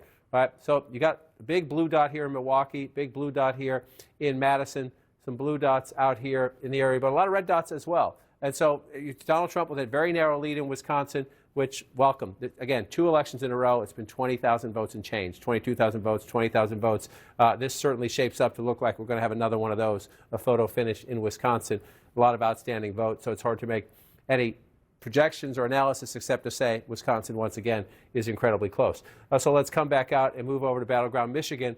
This one here, for those of you familiar, if you watch a lot of cable television, you've seen Debbie Dingell, the Democratic congresswoman from west of Detroit. Washtenaw County, Ann Arbor is her district. Over the weekend, she got a lot of attention for saying she was nauseously optimistic about Michigan. I was texting with her a little while ago. She says she's cautiously optimistic now, and I had to check. That's an upgrade. Cautiously optimistic is better than nauseously optimistic, according to the congresswoman. This is her district right here. This is one of the things I highlighted earlier. Washtenaw County is the home of Ann Arbor, home of the University of Michigan, home of a campus, been there several times, where they have a remarkable voting operation, encouraging young people to vote, encouraging students who live out of state to switch their registration to Michigan so they vote in a battleground state if you're from a state that's not a battleground state. So this is very important to the Democratic coalition. 66% right now, if you round that up for the vice president, with 60% of the vote reporting. And again, 73% for Vice President Biden. If it ends up that way, that's a problem. Doesn't mean you can't make it up somewhere else, but if you're losing votes in one key county, losing percentages in one key county, you better make them up somewhere else and track below. Now, Michigan is the one state, to come back to the 2020 example, where you could argue the vice president has a little bit to lose, if you will. It's not Wisconsin, 20,000 votes. It's not Georgia, 11,000 votes. It's not Arizona, 10,000 votes. It's 154,000 votes. So if you want to argue a 2020 replay, the vice president has a little bit more to lose in a state Joe Biden won relatively comfortably when it comes to the battlegrounds. But still, if you're the vice president of the United States, you don't like the fact that Washtenaw County is so close. So now we come up to Ingham County. This is where you find Michigan State University, Lansing, the state capital. The combination of those two things, the state capital and a big university, normally says that's a Democratic area. And it is. It's at 59% if you round up for the vice president. But again, go back in time. Danger zone, 65% for the president 4 years ago. How much can she give up will become the question if you find more counties like that where she's underperforming the president of the United States. So another way to look at it is come back to 2024 and bring it up, and let's just ask that question. Is she overperforming the president anywhere? In a couple of places she is, and that's it. If you're losing in one place, the question is, can you make up the math somewhere else? So where is she overperforming at the moment? Kent County. That's Grand Rapids and the suburbs around it 15 years ago. Even in 2016, Donald Trump won this county. 15 years ago, reliably Republican, Western Michigan. You see right now with 27, Vice President at 66, you go back, you see the difference right there. But, the emphasis on the but, we're early in the count. So let's blank this out and come back out. But there are places, again, if you're losing in one key constituency, looks like at the moment she's losing with young voters in counties where those voters are important, can you make it up somewhere else? Another place I would look, because of the size of the population, the second largest county in Michigan is Oakland County. These are the Detroit, just north of, here's the Detroit right here. If you follow M&M, think about 8 Mile Road, 12 Mile Road, here's where we are. You come up into Oakland County, you come up into Macomb County. Oakland County, she's at 54% with 6 in 10 votes counted, 62%. So you go back in time and you look, 56%. Again, underperforming the President of the United States in a county that is absolutely critical. For 4 years ago, Joe Biden at 56. Right now, she's at 54. I said she had some to lose. When you go county by county by county and she's a little behind, you start to worry about the math. And then you see this, though. It's only 12%. If this one stays blue, the vice president's going to win Michigan. This is Macomb County, birthplace of the Reagan Democrat, if you will. It's the auto industry. It's General Dynamics. It's blue-collar people. It's a lot of union workers. The tug-of-war for the union leaders to try to convince their members to vote Democratic instead of voting for Trump. This is Exhibit A of the laboratory of that. Trump tends to get 50%, somewhere in that ballpark, of the union vote. We'll watch how that plays out. At the moment, again, only 12%, but the vice president is ahead at the moment. If you go back to 2020, that's why I point this out. If she's losing a little bit in Washtenaw, losing a little bit in Ingham, be nice to make it up in Macomb. Joe Biden got 45% right there. The challenge, the vice president's campaign would have been happy, I think, with a 45 there, actually, if they're doing everything else somewhere. We'll watch as that one plays out, if she can keep her lead in Macomb County. Again, here's an aberration. Donald Trump is not going to win Wayne County. We only have, 6,000 votes there, a little more than 6,000 votes when you add it up. This is Detroit, but I will say, Hamtramck and Dearborn are here in Wayne County. That's where hundreds of thousands of Arab Americans voted for Joe Biden in 2020. He won that vote overwhelmingly, and they are mad at the White House because of Israel and Gaza and Hamas. And so let's see what happens. This is 1% reporting. Wayne County will be blue at the end of the night. But the margin in Wayne County will matter, and will matter huge in deciding who wins the state. Again, the President of the United States, Joe Biden, getting 68%, Donald Trump just 30%. When we come to the end of the night, these numbers are meaningless. When we come to the end of the night, where's Harris and where's Trump? Where's Trump? Is he getting more black voters? Is he getting any of that Arab American vote? But last time I was out there, Trump's prospects weren't great. There are a lot of people saying they might vote for Jill Stein or just skip the presidential line because of their anger at the White House over that. Commonwealth of Pennsylvania, at the moment, shaded red still. Again, we're not done, but for Donald Trump, that would be recreating the 2016 map. He's leading in Wisconsin. He's leading in Pennsylvania. Right now, he's trailing in Michigan, but he's getting close, right? He's getting close. So he's at 51% right now, 106,000 votes ahead in the Commonwealth of Pennsylvania. Only at 56%, though. Only at 56% reporting, so a long way to go. So you're asking what's missing. Again, let's just see what's outstanding. Start there. And you step back and look at that. You see there's still, you see the small circle means not a lot of people live there. But you see a lot of places where Donald Trump's still going to get votes, and I'll come back to that in a minute. But you see a lot of rural areas where you still have outstanding votes, right? And then at home, your eyes tell you, oh, look, Philly in the suburbs, huge. Lehigh Valley right here, Allentown, Harrisburg over here, right? Pittsburgh over there, bigger blue circles. That tell you, you're right if you think that means there's math out there for the vice president to catch up. You're absolutely right. That means there's math out there for the vice president to catch up. But do not underestimate these. Just do not underestimate these. This is Beaver County, Bedford County, excuse me. We're at 81%. Donald Trump's getting 83% of the vote. It's not a ton of votes, but he's getting 83% of the votes. Then you come over here. If you watch David Urban on our air, these are the counties he looks at all the time. Western Pennsylvania. This is Washington County, 72% of the vote in. Trump getting 60%. Let's compare it. Trump getting 61, he's 61%. So he's running about roughly what he did last time there. I guess you could argue whether or not he needs to improve on that or not. Beaver County, this is a key Trump country out here, 66%. See about a 10,000 vote margin. This is a medium-sized rural county, right? Some of them are a couple hundred votes. This one here, you're doing some business, again, in a state that's very close. You take 10,000 extra votes. Only 33% of the vote in here. Trump's at 66%. Almost more importantly, can she match Joe Biden? In counties you lose, can you at least be competitive? Can you at least pick up votes? She's at 33% in Beaver County. White, working class, blue-collar workers. Joe Biden at 40%. That's a big difference. That's a big margin. Again, we're not done with the count. We're not done with the count there. That's 33% of the vote. There's a long way to go. But if you're in the vice president's campaign, and you had Senator Fetterman out there for you, trying to help you. The vice president herself was out campaigning in the Pittsburgh area just the other day. You want to improve your standing there. You know Donald Trump's going to win those counties. You're just trying to cut into his margins in a close state.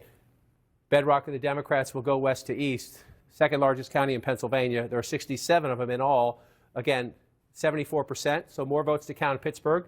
Suburbs around it, Allegheny County used to be steel country, much different, diversified economy now. 61% for the vice president at the moment. You come back here, 60% for the president. So a little under the president in some of these smaller rural counties, maybe a little over the president there. We'll see how this one comes out as we come back.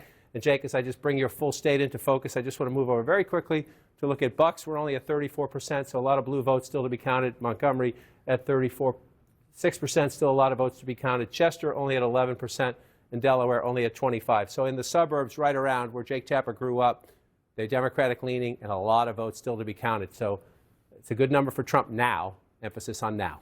Yeah, I mean, the points you're making are so resonant because I remember when everybody was trying to figure out how did Hillary Clinton lose Pennsylvania in 2016. It wasn't that she ran so much under how Obama had done in 2012, although she did. It was really just how much better Trump did in those rural counties than Mitt Romney did. It was more the overperformance of Trump than the underperformance of Hillary Clinton.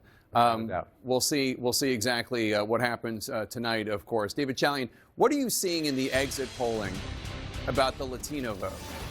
Yeah, we wanted to look across all three blue wall states that John was just walking us through, looking at this slice of the vote, the Latino vote in the blue wall states. Now, they only make up 6% of the electorate in each of these states, but look at the difference in the margin. So Harris is getting in Pennsylvania 58% of the Latino vote, again, 6% of the electorate, to Donald Trump's 41%. That's a 17-point advantage.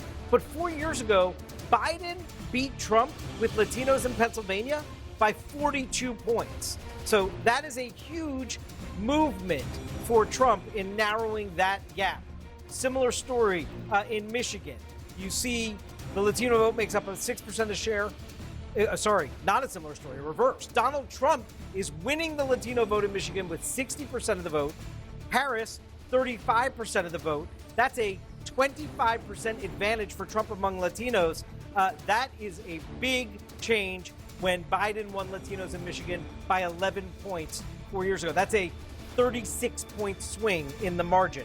And if you look at Wisconsin, Harris is at 61% among Latinos, Trump at 38%. Again, 6% of the electorate. These margins matter. That is about where Biden and Trump were 4 years ago. So not a lot of change in the Latino vote in Wisconsin, but a lot of change in Michigan and Pennsylvania towards Trump, Jake. Fascinating stuff, David Chalian. Thanks so much. And let's talk about this with my panel here. Dana Bash, your thoughts? I mean, Pennsylvania and Michigan, in particular Pennsylvania, because there has been so much focus on the Latino vote in Pennsylvania, especially the Puerto Rican population there, since the Madison Square Garden debacle. Even Donald Trump and the people around him, even though they're not saying it publicly, believe that what that comedian did was not helpful. And yet, according to this exit poll, it shows that let's stick with Trump, that Trump is doing way better than he did 4 years ago with that very population, the Latino population overall, not necessarily with Puerto Ricans. Yeah, and let's face it, even before the garbage remark, Trump was making a very concerted effort. He thought, and obviously had reason to believe, that he could make some gains with Latinos, particularly with Latino men.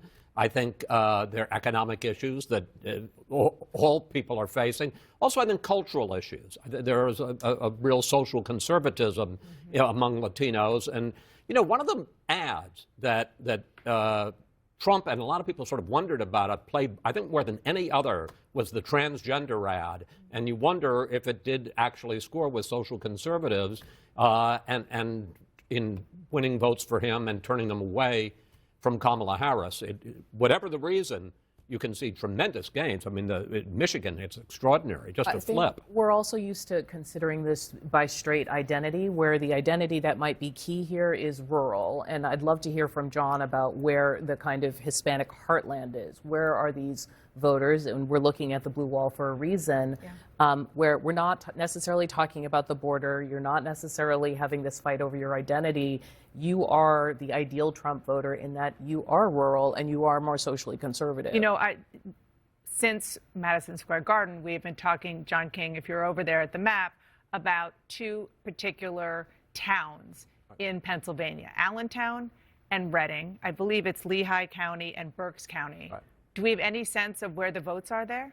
So here, this map you're looking at now just shows you there's not a very large Latino population in Pennsylvania. I'll put that into context in just a minute. But where you do see the deeper shading is where you have the higher population of Latino voters. So you see the concentration in Allentown, that's Lehigh County, and you see the concentration in the Reading area, that's Berks County. You're correct about that. I just want to come out, nationally so you see the look. Like Pennsylvania has nowhere near the Latino population of a Florida or Texas or Arizona, but in a battleground state, a small population can make the difference, right? So let's come off that and come back into Pennsylvania 2024. Where were they? This is the interesting part. The exit polls are taken of people as they leave the polls, right? We're still counting votes. So some of this may not have kicked in yet in the math, if you will. People say that when they leave the polls. We don't know what precincts or Allentown are in. I don't anyway out here right now.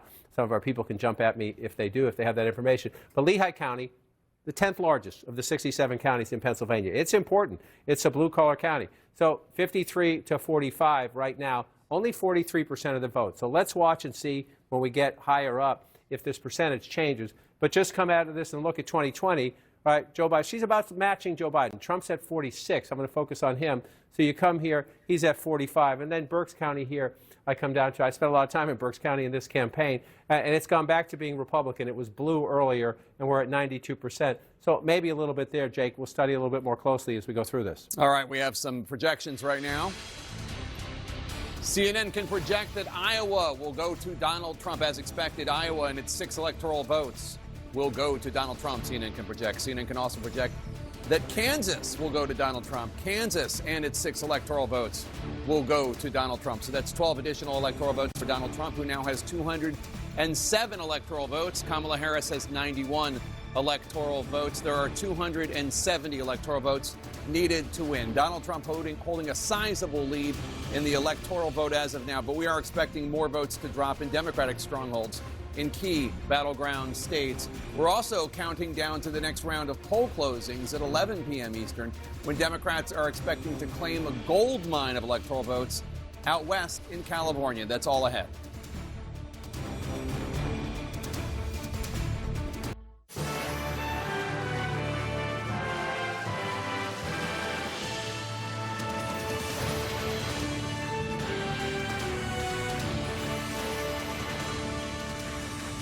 As we prepare for the next round of poll closings in about 15 minutes, let's take a look at the fight for electoral votes right now. As of right now, Donald Trump has 207 electoral votes.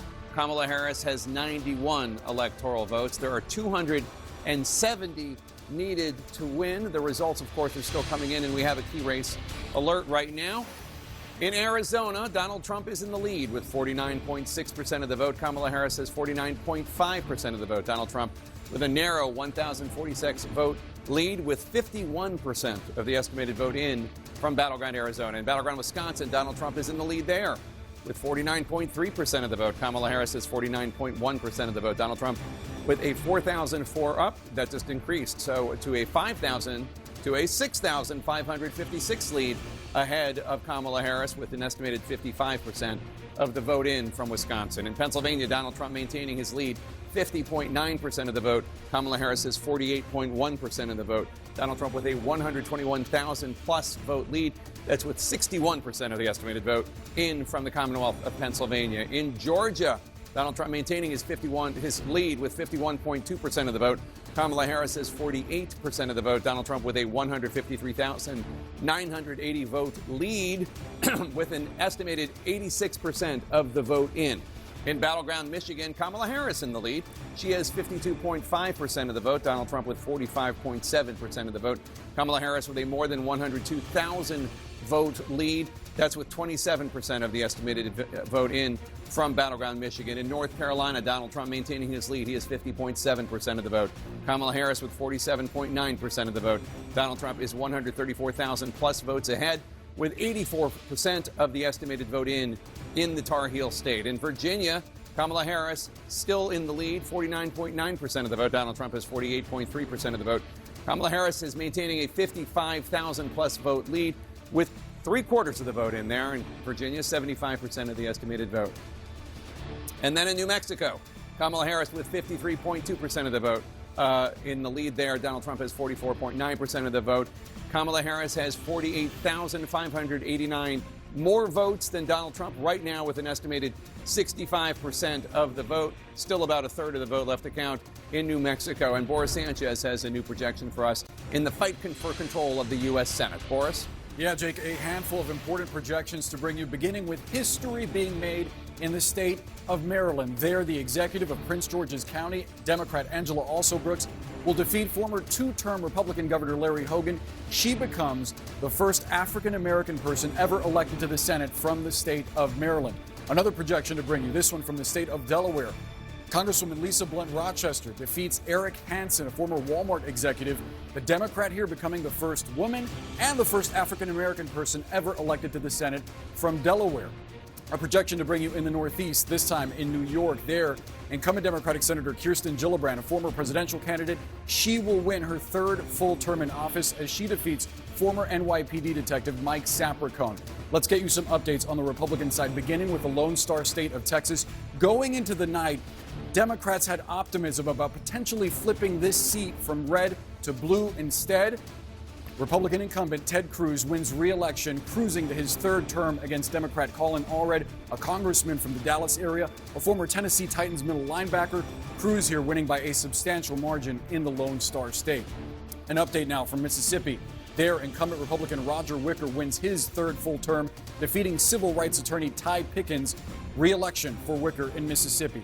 An update now from one of the reddest states in the country, Wyoming. There, incumbent Republican Senator John Barrasso wins his fourth term as he defeats Scott Morrow, a union official who touts his black belt in Taekwondo on his campaign website. Barrasso reelected in Wyoming. Some more projections to bring you, beginning in Missouri. There, incumbent Republican Senator Josh Hawley, perhaps best known for being the first senator to object to certifying the 2020 election results in favor of Joe Biden, he defeats Democrat Lucas Kuntz to win re-election in Missouri.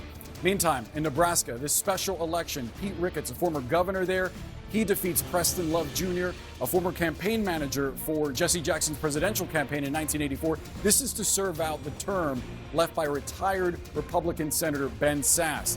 An update from North Dakota now. There, incumbent Republican Senator Kevin Cramer wins his second term, defeating engineering professor Katrina Christensen. Cramer reelected in North Dakota. So what do all these results mean for the magic number that Republicans need to take control of the U.S. Senate? Remember, they started out the night needing 2 Democratic seats to flip the chamber. Right now, that number with a pickup in West Virginia is 1.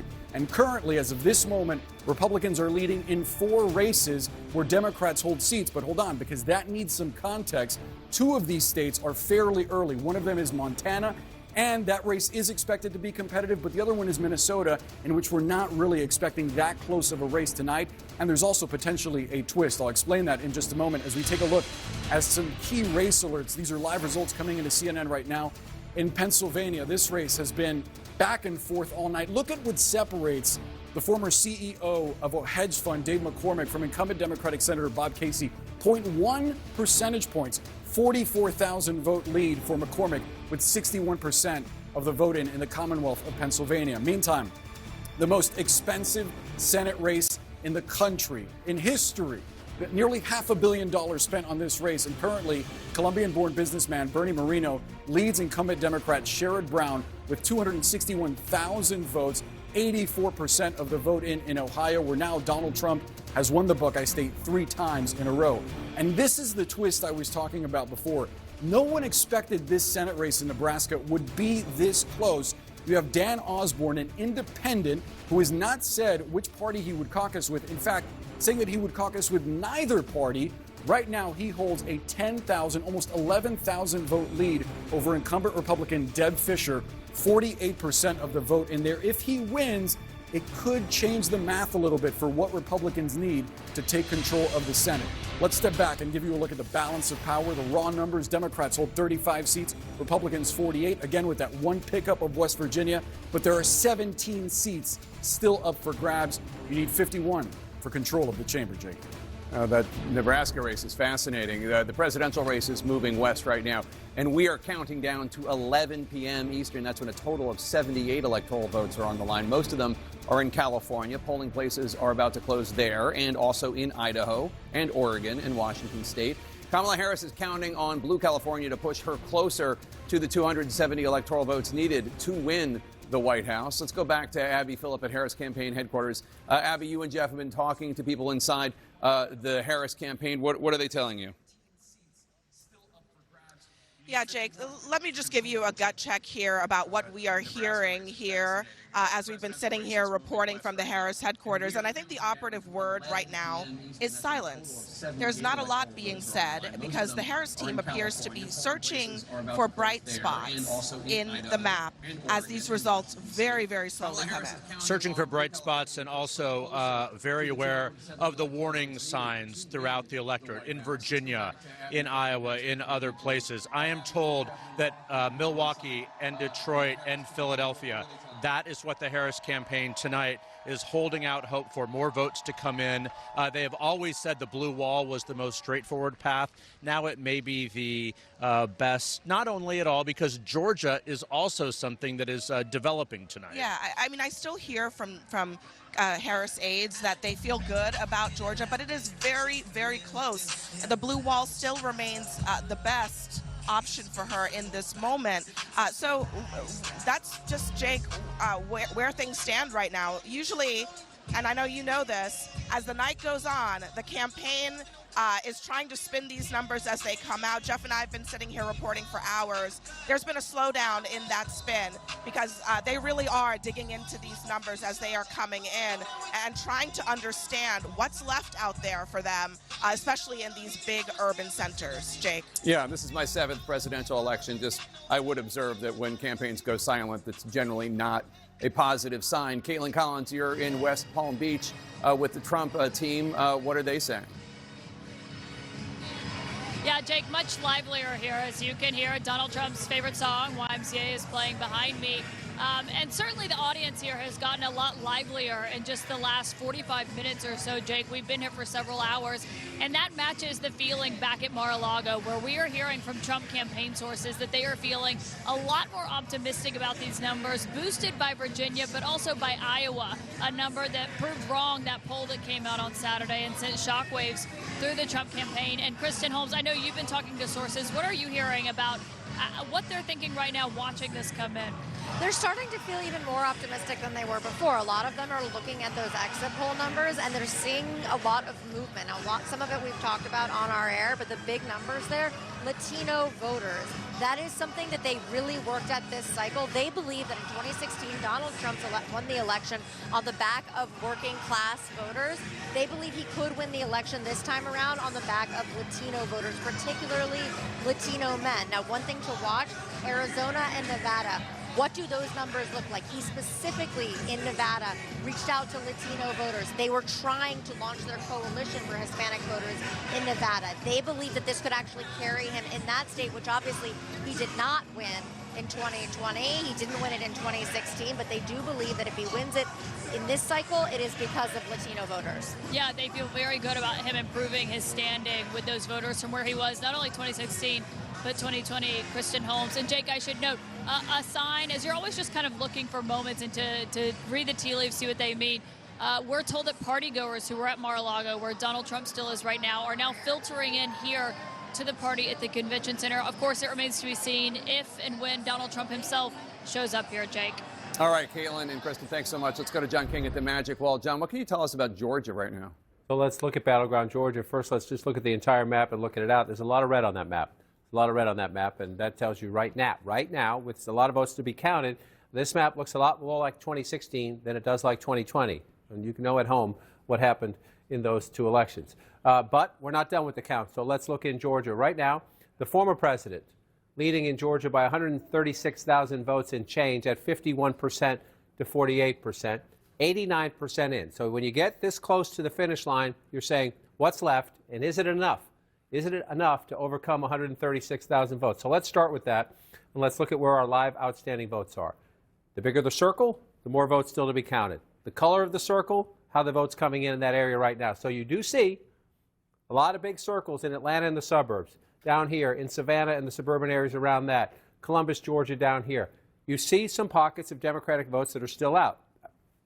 They're large pockets. That's a lot of votes. And if they come in big numbers, we'll see how significantly the vice president narrows that gap. You also see a lot of these little blue dots. They're not done in the rural counties in Georgia, and that matters too. Because yes, if you get a big basket of votes in Cobb County is at 95% though, so you're not going to get a ton there.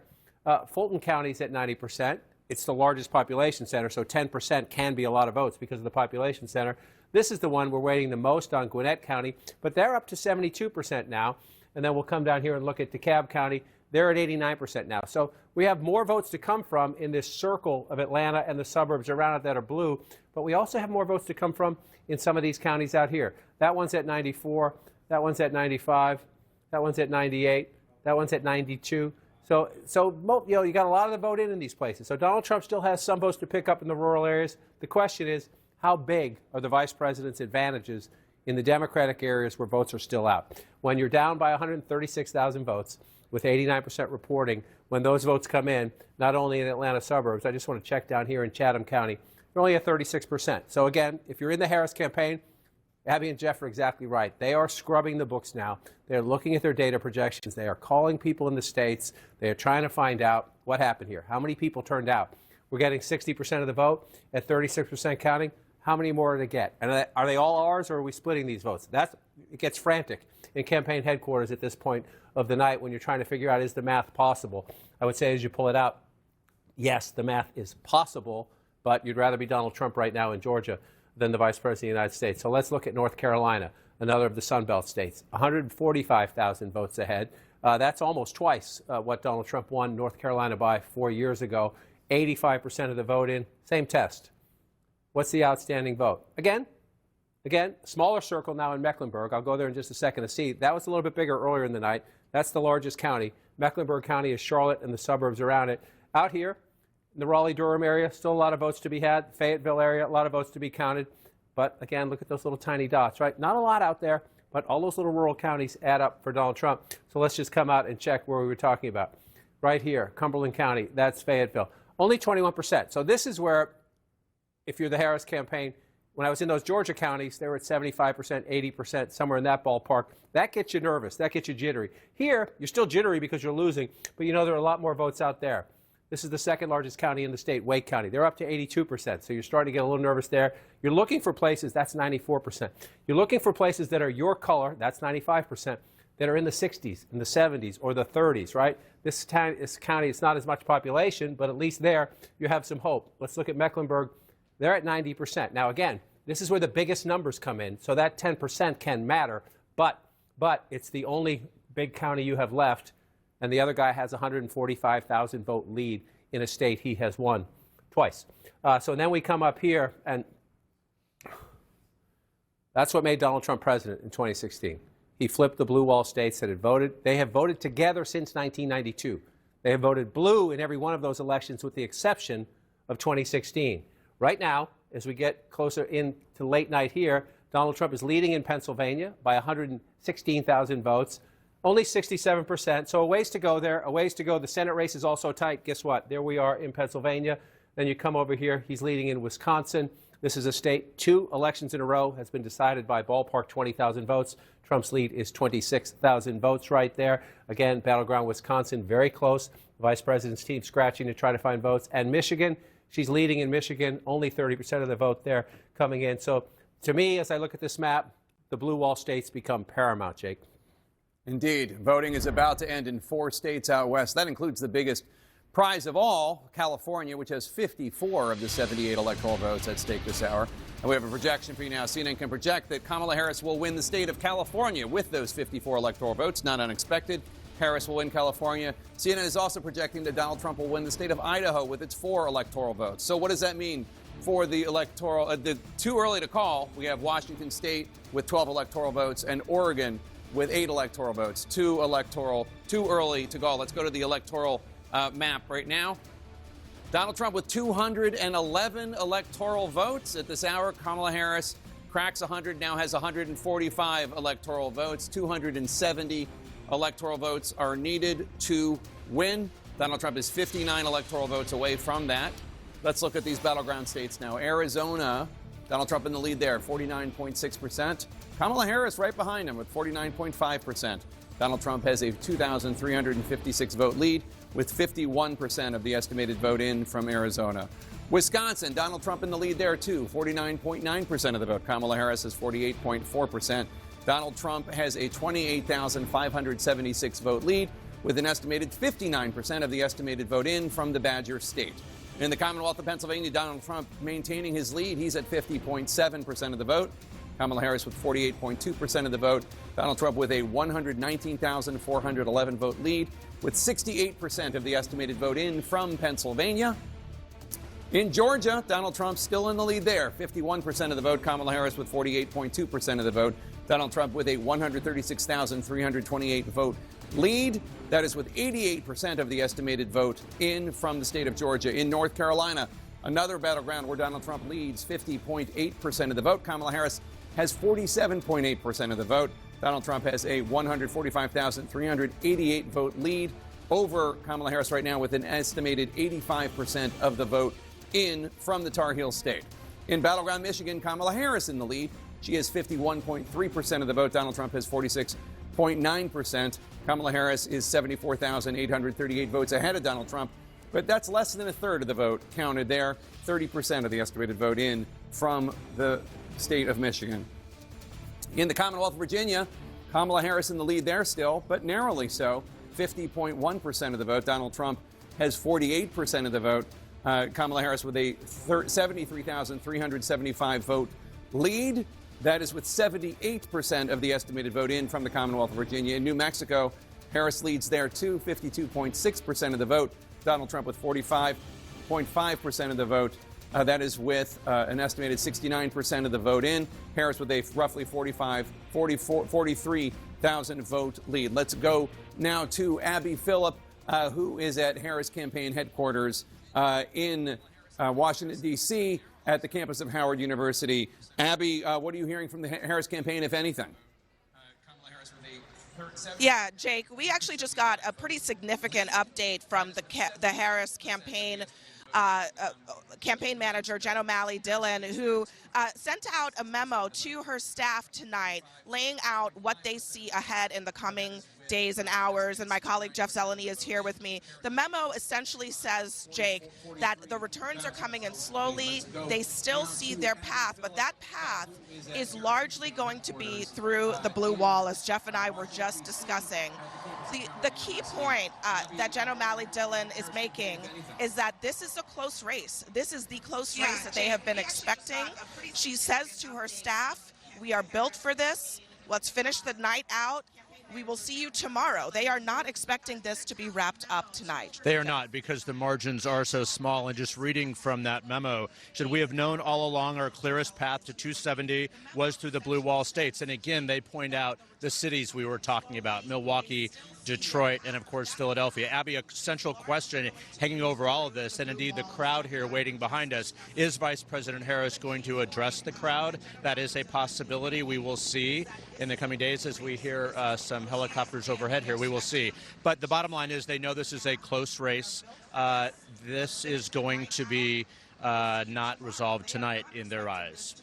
Yeah, Jeff, this is a critical moment, I think, for the Harris campaign to show where they get to 270.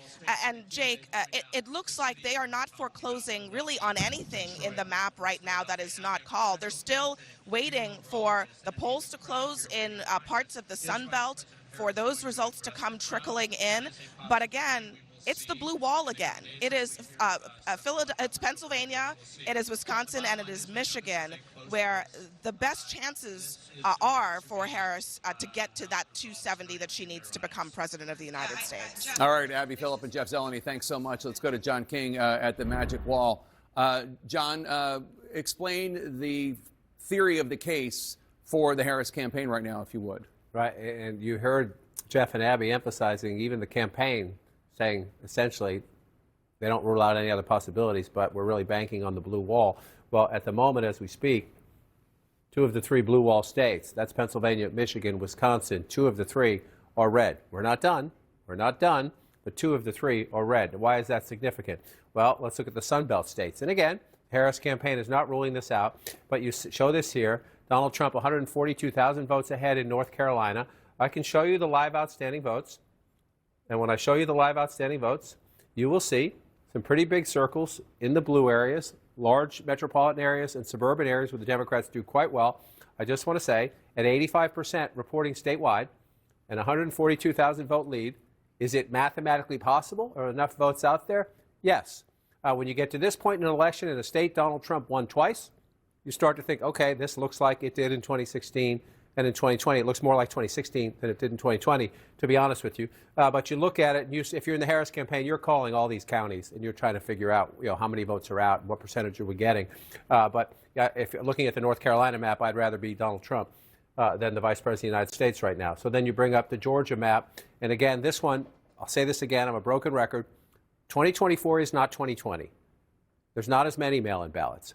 We won't have as many large percentages of Democratic votes coming in the days after. But Donald Trump was ahead by more than 200,000 votes at this point 4 years ago. So let's just be cautious for the sake of being cautious. And yet, at the same time, I just said that, I want to tell you he's 136,000 votes ahead in a state that was decided by 11,000 votes last cycle. 88% of the vote is in. So where is the live outstanding vote? Live outstanding vote. This is where in the Harris campaign, you're just hoping that overnight these Democratic areas report not just their votes, but a lot of votes. You're hoping turnout exceeds your expectations. So you see down here in the Savannah area, this is where the races are won or lost for Democrats, Atlanta and the suburbs around it. So let's come out of that map. And again, here's the key point. Fulton County, 90% of the vote is in. Yes, she's getting 72% of the vote. Just want to check, compare that. It's a little below where President Biden was, but it's close. But remember, he won the state by 11,000 votes, so she can't really afford to be below him anywhere, or not by much anyway. You move over to Cobb County, 91% in. This is a big suburban county, right? So 91%, you have some change to make up there. She's at 57% if you round that up. The President of the United States was at 56, so she's running equal, maybe a little bit ahead there. So let's come over to DeKalb County here. Let's come up to 2024 and see what's left. 11% left. Again, large, very Democratic area. You see the 81% there just to the east of Atlanta. Let's just check 2020. Biden getting 83. 81, 83. You might think at home that's not that big of a difference. In a race that's very close, yes, it can be a big difference. So we have to watch at the moment. Let's do it this way. Come back to 2024, and let's just pop in this and see where's Harris underperforming. Where is Harris underperforming Joe Biden? In a state Joe Biden won by 11,000 votes, you can't really underperform. And she's underperforming in 28 of the 159 counties, right? So we have more votes to be counted. We're not done yet. This is not a final glimpse. But you see out in these rural areas, this is part of the secret of Joe Biden's win in 2020. He got his butt kicked by Donald Trump in these small rural counties, but he did better than Hillary Clinton. Blue-collar workers, rural workers, people who work with their hands, Joe Biden did just a little bit better. And in a state decided by 11,000 votes, that can matter. So again, you asked me about the map.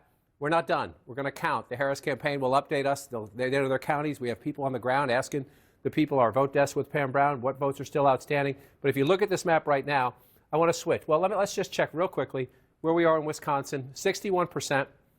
I want to check Milwaukee. This is where, okay, only a 53% in Milwaukee.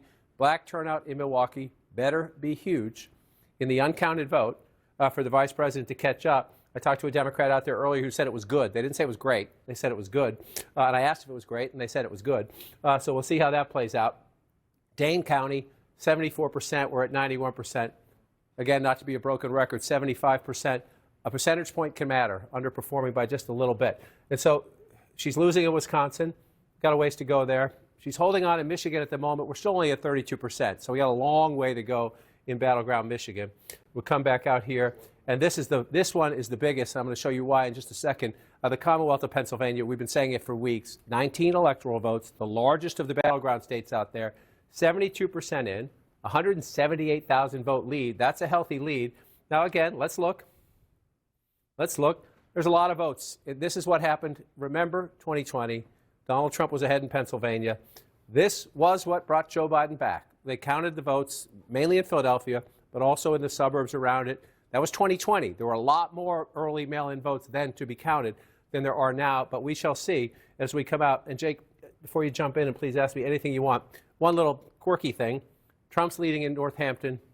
Harris is leading in Erie. Those are the two swing counties that have been. So just watching that. But here's what I want to say right now. I just want to bring this up to show the stakes for the Harris campaign right now as the count in North Carolina gets higher and in Georgia gets higher. The importance if Donald Trump, this is a hypothetical, but if Donald Trump holds these two, and he won that one both times, 2016 and 2020. He won this in 2016. He lost it by 11,000 votes in 2020. So not at all inconceivable in history and when you look at the numbers tonight.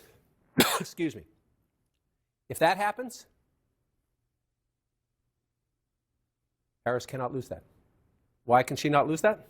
Because 251 plus 19 makes Donald Trump president of the United States. So the rest of them wouldn't matter. I don't mean your votes don't matter in those other states. But in terms of the path to 270, if he holds those leads he has right now in those two states, which are healthy leads, she cannot afford to lose that. Just cannot. And at the moment, as we switch maps, please jump in if you want. I'm just going to switch back to the national map so we can watch the count. Okay. I want to stick on Pennsylvania and bring in Kate Baldwin, who is at a vote counting center in the best city in the world, Philadelphia. Kate, what are you learning? It's the only area where you're allowed to be biased. We've just learned, as John was focusing in on the outstanding mail-in ballots. That is something that we have all been waiting for. I've just learned from a source close to the counting process that the next batch, the second batch of mail ballots that will be loaded and posted, scheduled to at 11:55 p.m., that will be tens of thousands of ballots. They're still working through it, so narrowing that number down any further, not possible at this time. We'll continue working with it, but it will be tens of thousands of mail ballots that will be posted at 11:55, just before midnight, adding to which was the first batch, which ended up being 115,000 mail ballots, which is just narrowing the universe of what's outstanding, getting us closer and closer to, as John has been talking about, once you get that 50% of the 50% of the vote in, then you can really start seeing where things are headed. And what we're seeing in Philadelphia, they're not yet at 50%. They're getting closer to it. And these mail-in ballots, when they post at 11:55, will get them quite a bit more there. All right, Kate, Jake. thanks so much. Let's go to the other side of the Commonwealth. Brian Todd's at a vote counting center outside Pittsburgh. Brian, what's the status of the vote there?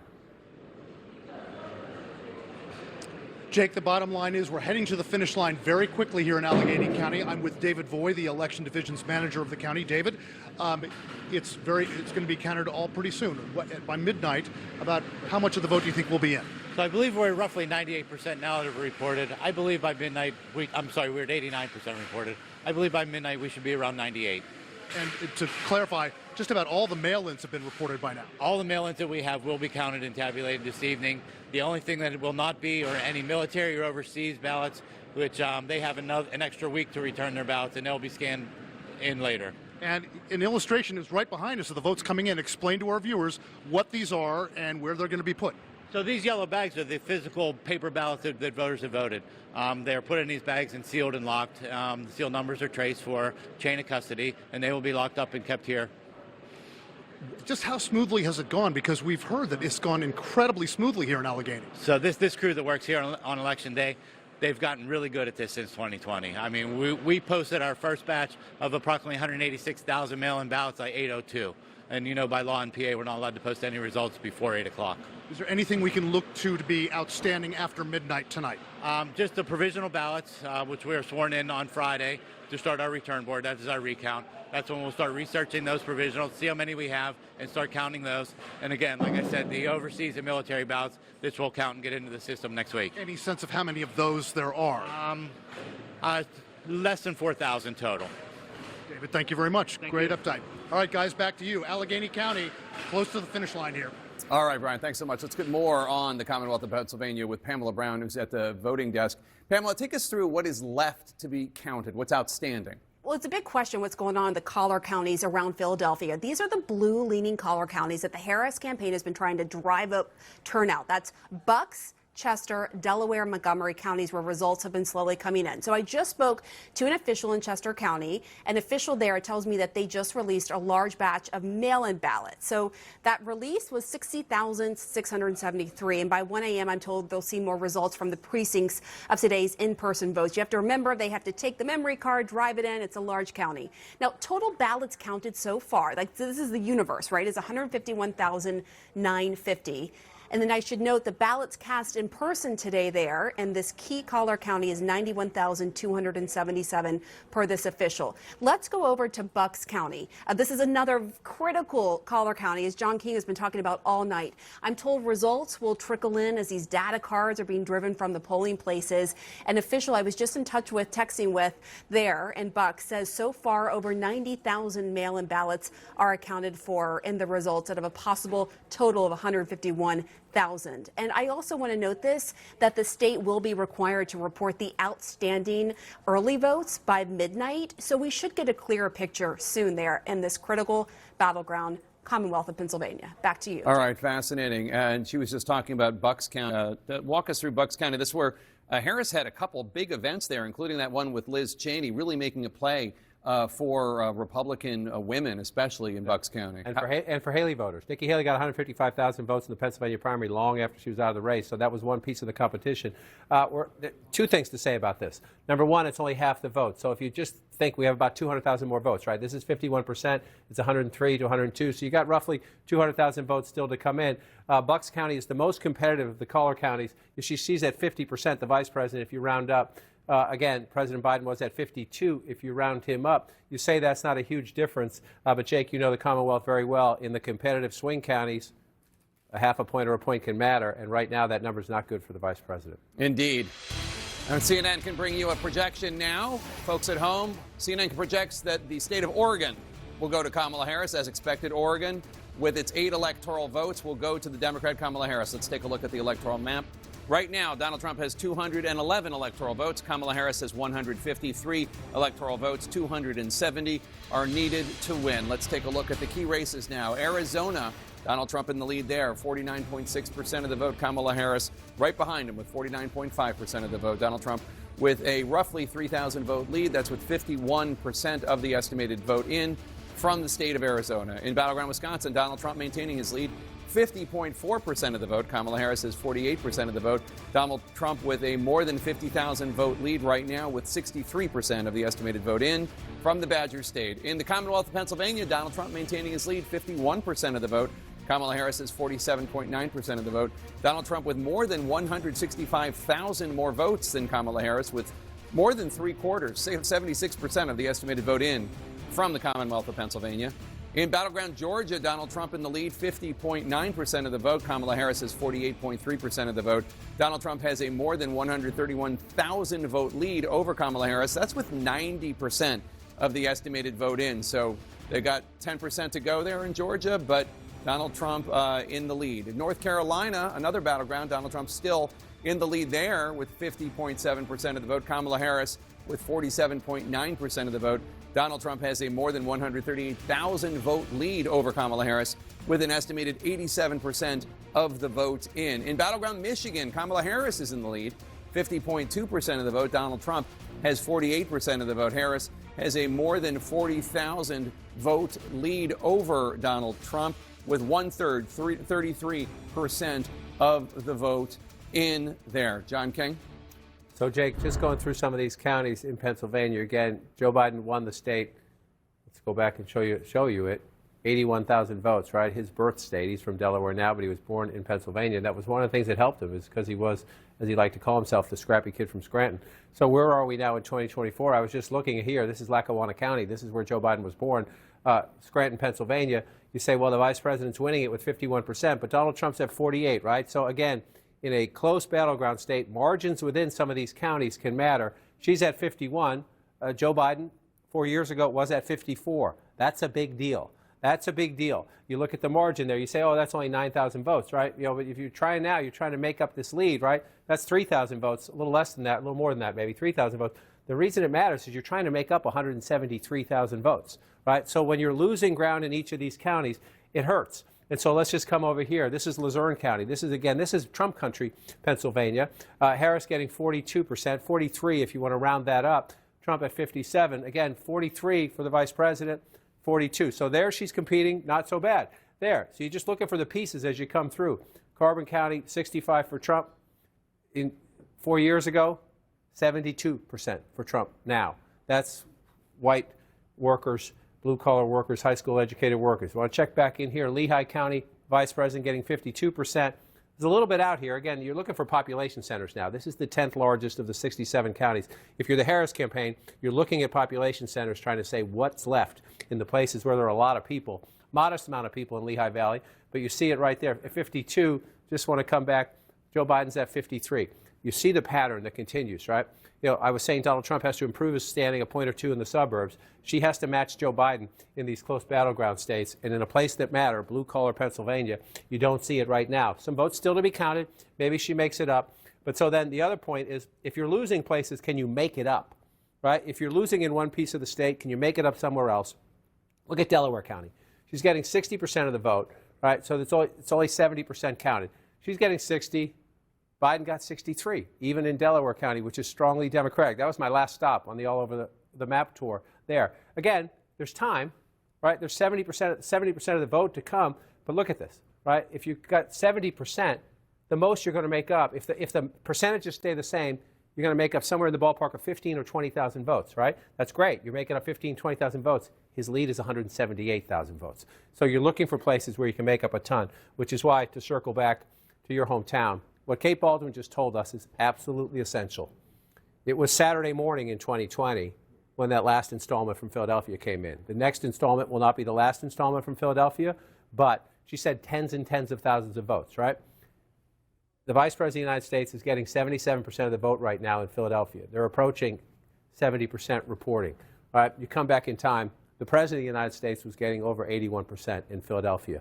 Again, this is your biggest basket of votes. The Democratic coalition, this is the foundation. There's no House for Democrats without the foundation of Philadelphia. At the moment, she is underperforming the President of the United States, and she has to make up 178,000 votes. The math there is pretty clear. It's not mission impossible, but the more you get deeper into the count, the question is, after this next big batch of votes from Philadelphia, does it become mission improbable? I think is what you're looking for as we wait for more votes in the Commonwealth of Pennsylvania. And again, Trump wins Pennsylvania, the map gets near impossible. Not impossible, but near impossible. There have been stories written a week or two ago about Democrats in Philadelphia sounding the alarm and basically using the press to send the message to the Harris campaign that they didn't think that the Harris campaign was listening to Philadelphia Democrats enough about the need to improve the margins. And just, you know, Donald Trump lost Pennsylvania in 2020, but he improved his vote count in Philly from 2016 to 2020, and it looks like he's doing that again tonight, even while improving his margins in the collar counties as opposed to what happened 4 years ago. Well, we don't have the raw numbers yet, obviously, because we're at 70%, but he's at 22 if you round that up, 117,000 votes. Let's just go back and look. He's certainly on track to. You know, if he keeps the percentage he's at now, right? He's at 18% there, and he had 132,000 votes. You know, he's at 117,000 votes, and we still got 30% to come in. So it sure looks like he's overperforming 2020. We're not done yet, but it sure looks like that. And then so the analysis afterwards will be, who is it? Is it black voters in Philadelphia? There are some suburban areas outside of Philadelphia there. There are some affluent white voters there as well. But that will be the analysis afterwards. The thing that strikes me is we're going through these states.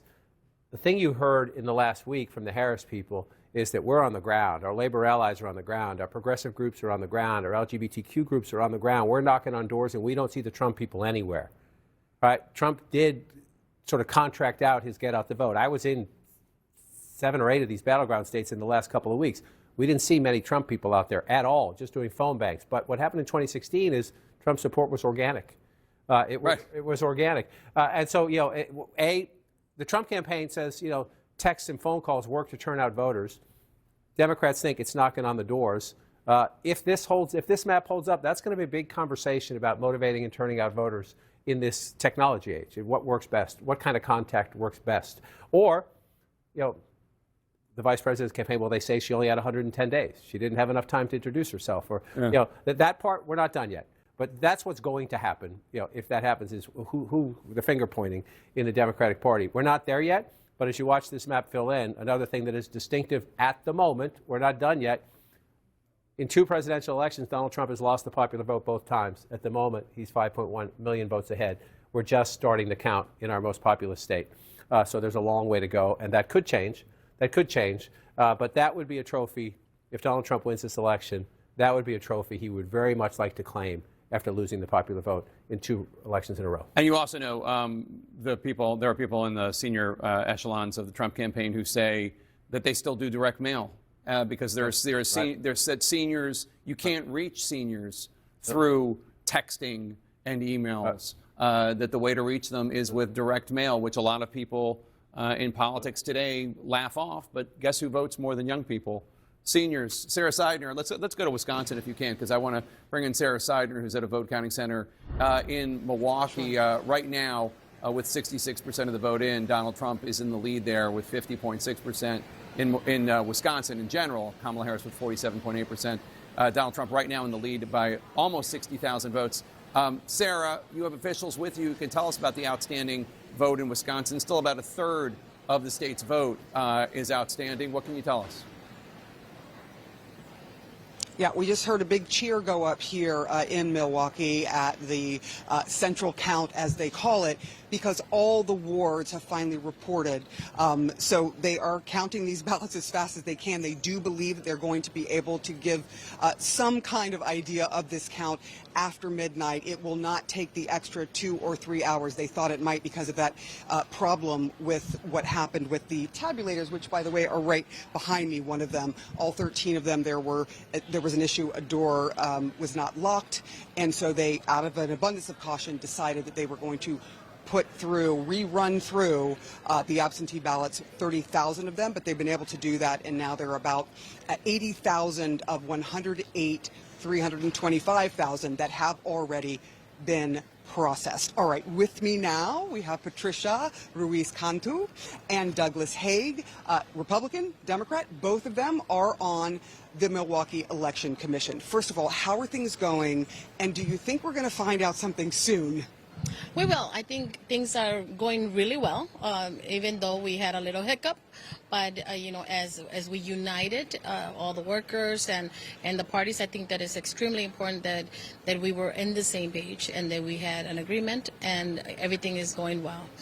What did you make of this? I know Ron Johnson came out, a Republican, and was very, upset with all of this and was sort of making hay about it. What were your thoughts on what happened with these machines? Well, there was a human error in part of it. So when it was caught, we just simply did a rerun on the with the processing and the tabulators, and even probably some of the tabulators should have seen it, but it was caught by one of the observers who brought it to the executive director's attention, and it was acted upon immediately. We took care of it, and yes, we anticipated a much further delay than we are, but I think we're right on schedule where we anticipate to be earlier.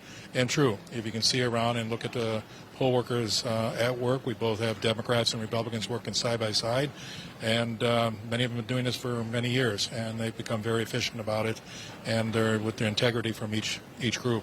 So I think we're going to be getting those numbers fairly soon. I don't want to say as early as we would like, but I think it's going to be earlier than what we thought before we had the hiccup, so to speak. Just to both of you, what do you think of this, the number of voters? Are you seeing the numbers larger than in 2020, and what are you seeing now? I Actually, I'm not seeing as large as I thought before. But I was doing, most of us were going out to the polls earlier too. The polls were a steady, nice flow. What I did see is a high volume of same-day registrations. That was seen to be a much more increase at all the polling sites, and not just one geographical area, whether it be whatever demographics, but it was all over that was encompassed. And I talked to each chief inspector, and that is the area that I saw a much increase in the participation of same-day registration. Same-day registration. We saw that also in Cedarburg today. A lot of people coming and registering and voting. Thank you both so much. We should just make very clear, you heard it here from a Republican and a Democrat who are election commissioners, that there was an agreement. This is going to be a free and fair election here in Milwaukee. People are watching every single bit of this and agreeing that things are going as smoothly as possible after that hiccup earlier today. Jake. All right, Sarah Seidner in Milwaukee, thank you so much. Appreciate it. Let's take a look at Milwaukee and Wisconsin at large. Donald Trump in the lead with 66% of the vote in the state in general. Tell me about the WOW counties, if you could. So you're right around Milwaukee, or the WOWs. Let me get to them in just a second. I just want to interesting. Number one, we've learned about Senator Johnson in recent years. He likes to put out press releases before he knows what the facts are. Sorry, it just happens to be true, especially about voting integrity. That's how it's supposed to work. A Democrat and a Republican standing side by side, Democrats and Republicans throughout the room, they're fine. They're doing what they're supposed to do. They had a human error. We're all human, and they're fixing it. Right? That's how it works. Sometimes it means you wait a little while, but you have people in the room, eyeballs, both parties, eyeballs on everything. Yep. Everything's going to be fine. But the point Mr. Hague made at the end is instructive to me in the sense that if you come to here, you're down, you're the vice president, you're losing by just shy of 60,000 votes. This is the number one county. It is 17%, 17% of the state population. You're getting 66%, so you say, okay, there's still 40% of the vote to come in. But Mr. Hague just made a point. He said anything turnout was great. Well, let's see what these final numbers are, because if you look at that number right there and look at 176,000, right? When Joe Biden carried Wisconsin 4 years ago, he's at 317,000, and it's 69% of the vote, right? So 317,000 and 69% of the vote. She's at 66% of the vote. And the raw math, right? You need the higher percentage, but you need that raw math to overcome what is happening in all this red, right? Especially, one more check and I'll get you to your wows. Dane County is 95% in, right? This is Madison. This is University of Wisconsin. Young voters, college area, tends to be more liberal. 74% for her, 242,000. Again. Biden's number's higher, and the math is higher. That's what happens in battle. That's how you win or lose battleground states. Get out the vote and get out the vote and in the right with a places. higher percentage. Right. Yeah. And so in a place, the state won by 20,000 votes. You saw the margin even just right there. So let's go to the wows. You're going to go to Waukesha County. It was just here recently, right? This is a place the Harris campaign was hoping, hey, women, you don't have to tell your husband who you're going to vote for. If you believe in reproductive freedom in a conservative county, vote Harris. Just don't tell your husband about it. This is one of the places they thought the Dobbs decision, reproductive freedom, abortion rights, would help them cut into the margins. Well, they're at 91%. We'll see. But 40% is her number. If you round that up, we'll go back in time. It's a tiny bit, but it's not a significant jump from where the president was 4 years ago. And Trump's at 60% if you round up then. He's at 59. So a little bit, maybe a tiny inroads there for her. So you're moving around up here. You go up to Washington County. This is a big 70% of the vote here for Trump. Let's just double check it and come back. He improved. Up a little bit. He improved a little bit. And then you come over here to the O. I did wow backwards for you there. I put the O at the end. Yeah. But you come over to Ozaki here, and the former president is at 55% of the vote in 2020, and he's at 56, roughly the same, but a little bit, So Trump is not underperforming. It's maybe within the margins, but when you see that well behind where President Biden was, and now you're waiting on this. I mean, there are some other small things. Let's take a look and see what else is out there. But as you can see, the biggest thing is here, and some of these votes up in here, if you're in the Trump campaign, we're talking about, can she come back? But if you're in the Trump campaign, you're also saying, do we have a cushion? Is there more coming in for us? And the answer is yes. They got all that Green Bay vote. The answer is yes when you look up there. So the next thing we learned from Milwaukee is how many votes, what is her percentage, how does it affect the statewide math, and then how much is left? Yeah. How much is left? In your biggest area, you have to turn them out. Because then again, I just want to come up here and look at this. Again, Brown County, this is Green Bay, blue-collar workers, Trump's getting 61, the vice president's getting 37 or 38 if you want to round that up. That matters. Oh my God, that matters. He almost shot almost 10 points. Right. 9 points. Right. In a battleground state, he's up and she's down in a place where, if you're the Harris campaign, the Biden campaign, you're not going to win here. You're not going to win here. But if you make it that race, if you make it that close instead of that close, you get a better result. Period. It's simple math. Let's go on to the third of the blue wall states, Michigan. Jim Sciutto is at a vote counting center in Detroit. And Jim, you have an update on the vote in Wayne County. Tell us. Well, let me tell you, we've been in touch with the Secretary of State's office really every few minutes here, trying to figure out when we're going to get another batch of Detroit, and of course, the surrounding Wayne County votes. And we're told very soon. They won't put a figure on very soon, but very soon. We know they're working hard, calculating those numbers, counting those votes, and that there have been no issues. They're not encountering any issues with machines, etc. This is just a process of getting the work done. We've also been in touch with Macomb County, where we were outside of Detroit earlier today. They are also expecting, they say, another batch of votes to be reported quite soon. And here where we are in Detroit, this is the location where they've been counting the absentee ballots. Just in the last hour, another 2,500 or so absentee ballots came in. That brings us pretty much to the end of the 100,000 that they've expected. At some point in the next hour, we'll see another U-Haul truck come in with the remaining absentee ballots that they've collected from drop boxes around the city here, and they've been counting as they've been going. Remember, because they started counting last Monday, they didn't have to wait till Election Day, so those numbers will be done soon. I will say the Secretary of State told me earlier this evening that she's moving up her expectation that by midday tomorrow they could report final unofficial results, saying she believes they might be able to do that tonight, perhaps after midnight in the next couple of hours, but of course they'll have to get those Wayne County numbers done first. And I should note, the Secretary of State just walked in here to monitor the counting of those absentee ballots, as she's been doing at precincts around the state. All right, Jim Sciutto, thank you so much. Jim Sciutto in Detroit. I mean, John, it's 2024. They only have 16% reported in Wayne County, home of Detroit. One of the things you look for in life are consistency. Death taxes, Wayne County comes to life. Wayne County, Gary, Indiana, they're consistent. This is my 10th presidential election, and it's the 10th time you've been counting late in the night, and you're saying, hello, Detroit, hello. Yeah. It's the way it is. But, you see the Secretary of State's there, Jim is there. Again, that's nothing nefarious. It's just inefficiency, to your point about that we live in the technological age. And Jim just said, they changed the law in Michigan so you could count some of the early votes, beforehand and then release them after the polls close. So it adds to the why. But right now, let's focus on the what, which is an 86,000 vote, almost 87,000 vote lead for the former president, again, in one of the states he flipped in. I just want to pull that out to make sure I'm right. Yes, he's leading in all three of them now. Oh, wait, that changed while we were talking. That changed while we were talking. She was ahead in Michigan, and now she is no longer ahead. Now Donald Trump is in the lead. Right now, not all the votes are counted, but right now he's leading in all three blue wall states. Plus North Carolina, plus Georgia, plus Arizona, plus Nevada. We're not done with the count. But this is right now the map of 2016. That is the map of 2016, and that is the 5-alarm fire inside the Harris campaign to get on the phone. Again, we're not done, and we lived through 2020. And I want to say it again, slowly and clearly. 2020, this time of night, there were states that changed, and they were largely, Pennsylvania changed. Trump was ahead in Georgia. Things have changed. There's not as many mail ballots out there as in 2020, so I would not expect as dramatic a swing. The question then becomes, go state by state, county by county, is the math there? And, I'm trying to be fair and trying to be, it's possible, it's possible.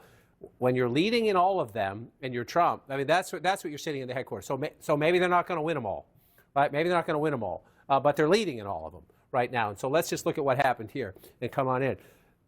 Number one, it's the smaller rural counties. When they fill in, again, it's, you say, oh, that's not a lot of votes. Well, that's a lot of votes when you have it there, and then you have it here, and then you have it again here. You're getting 500, 1,000, 2,000, 3,000 in all these little counties. 120 votes there. That's only 5% reporting. You say, oh, that's not much. It's a lot when you think you're going through a state and you have all these counties. And then the question is, so what are the Democratic margins, right? you've got 83 counties in the state of Michigan. So 56%, we're about halfway through in Kent County. It's the Grand Rapids suburbs, and she's running a little bit ahead of the president there. But, Jake, the big question in Michigan is, when do those Wayne County votes come in, and what do they do to the statewide total? All right, John. Well, CNN has a major projection. CNN projects that Donald Trump will win the state of North Carolina. This is the first of 7 battleground states that we're keeping an eye on, and we are calling it for Donald Trump. What does that mean for the electoral count? Donald Trump now has 227 electoral votes. Kamala Harris has 153. 270 are needed to the win. Let's go to Trump HQ in West Palm Beach, Florida, where we find Caitlin Collins. And Caitlin, CNN is now calling North Carolina for Donald Trump. This is the first of 7 battleground states that the campaign is watching with eagle eyes. Yeah, Jake, remember when I told you a few hours ago that it was going to be seen as a gut check for the Trump campaign? Listen here, it's a bit of a delay, but your call is playing right now over the loudspeakers in the room, Jake. You can hear the party here, the partygoers gathered at the convention center here in West Palm Beach cheering as your call is coming on the screen. They have been glued to CNN for the last several moments, watching John King at the map, going over each of these numbers.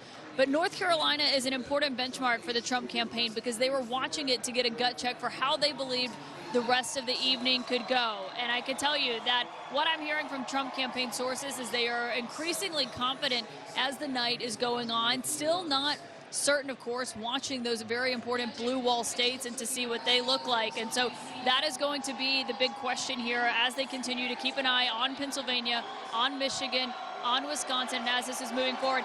Jake, I will tell you that we're seeing more people from the Mar-a-Lago party come over here to the Trump headquarters where this party is going to be held. But also, some Republicans are flying into Palm Beach. We just heard from House Speaker Mike Johnson, who was watching the results come in with his constituents back in Shreveport. He is now headed here tonight because he is predicting a bigger Republican margin in the House, a Republican takeover of the Senate, and he says he believes a Republican is going to win the White House, therefore Donald Trump, Jake. Obviously, still waiting to see, but a noticeable shift here in the mood at the Trump headquarters. All right, Caitlin Collins in West Palm Beach at Trump HQ. Thank you so much. So, the first of the 7 battleground states to fall, CNN projecting North Carolina for Donald Trump. This was the most probable pickup for Kamala Harris, if that was the world in which we were living. That is why Donald Trump went down there multiple times in the last 24, 48 hours of the campaign. And it clearly did not happen for Kamala Harris. And Trump, he's telling his people, I'm told, and just like we heard from Caitlin, that this is something that portends well for the future. We don't know what it means for the other states, but what we do know is it's even more evidence that that blue wall is the path for Kamala Harris. And that path is just more and more narrow, I think we're seeing as the night goes on.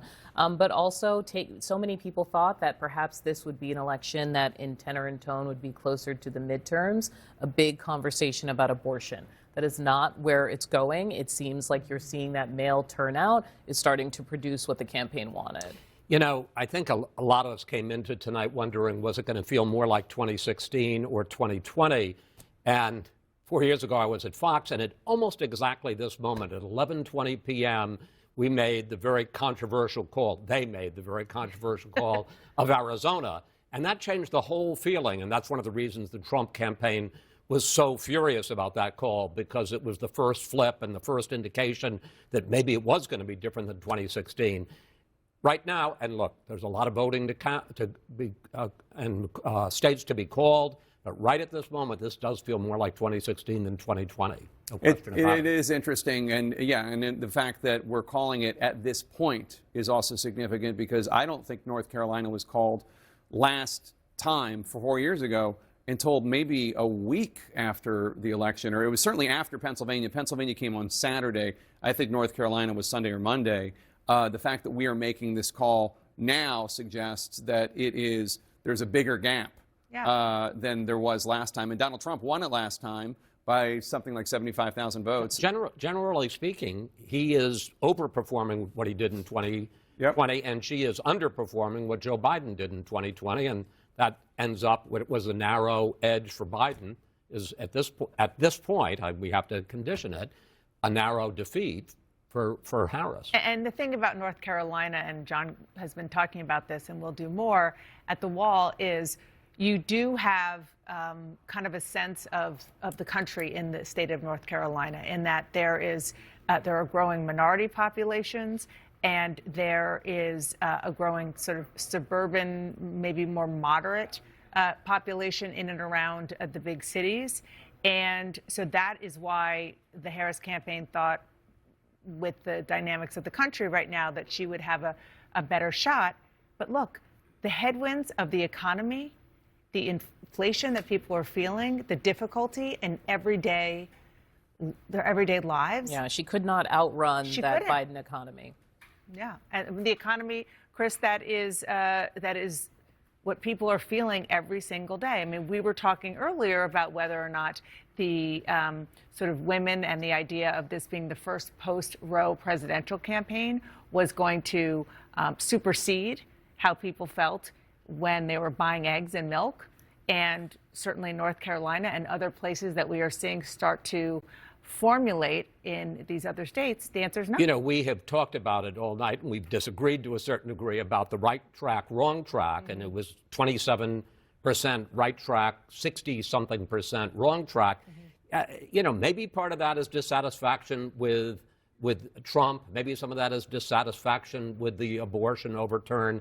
But in terms of what people live every day, it's the economy, it's the price of eggs, it's the fear of inflation, which with the spread of illegal immigrants north is now being felt as an issue not just on the border, but in northern states as well. Yeah, and Jake, I'm going to be interested to figure out and to find out, once we get all the details, how much success the Trump campaign had in increasing their share of the mail vote. They worked really hard at that. Yeah, very interesting. Let's bring you a key race alert and get you up to speed on where we are in all the states that we have not called. In battleground Pennsylvania, Donald Trump with 51.3%, Kamala Harris 47.6%.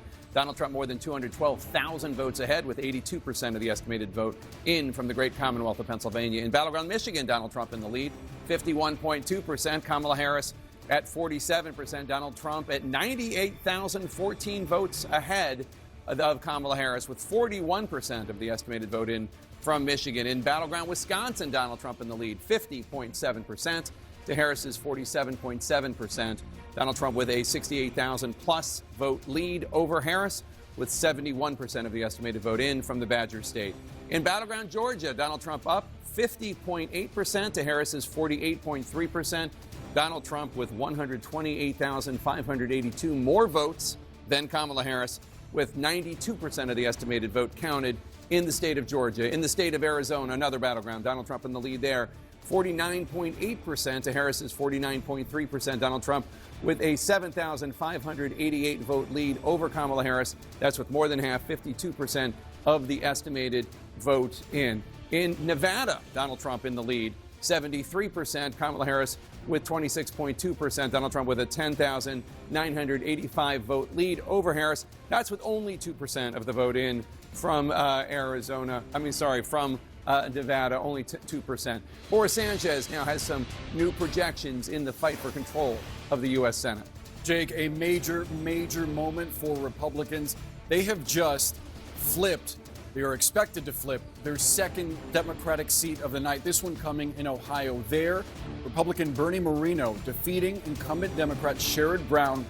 Moreno, the owner of some luxury car dealerships who invested early in blockchain technology, fought to attach Brown to the Biden administration more broadly, specifically on issues like immigration. Sherrod Brown, a populist who had survived some difficult tests in his state before, cannot overcome the political headwinds he is facing. Donald Trump has now won Ohio 3 elections in a row, and it's simply too much for the incumbent Democrat to overcome. So we are projecting that Bernie Moreno is your new junior senator from the Buckeye State.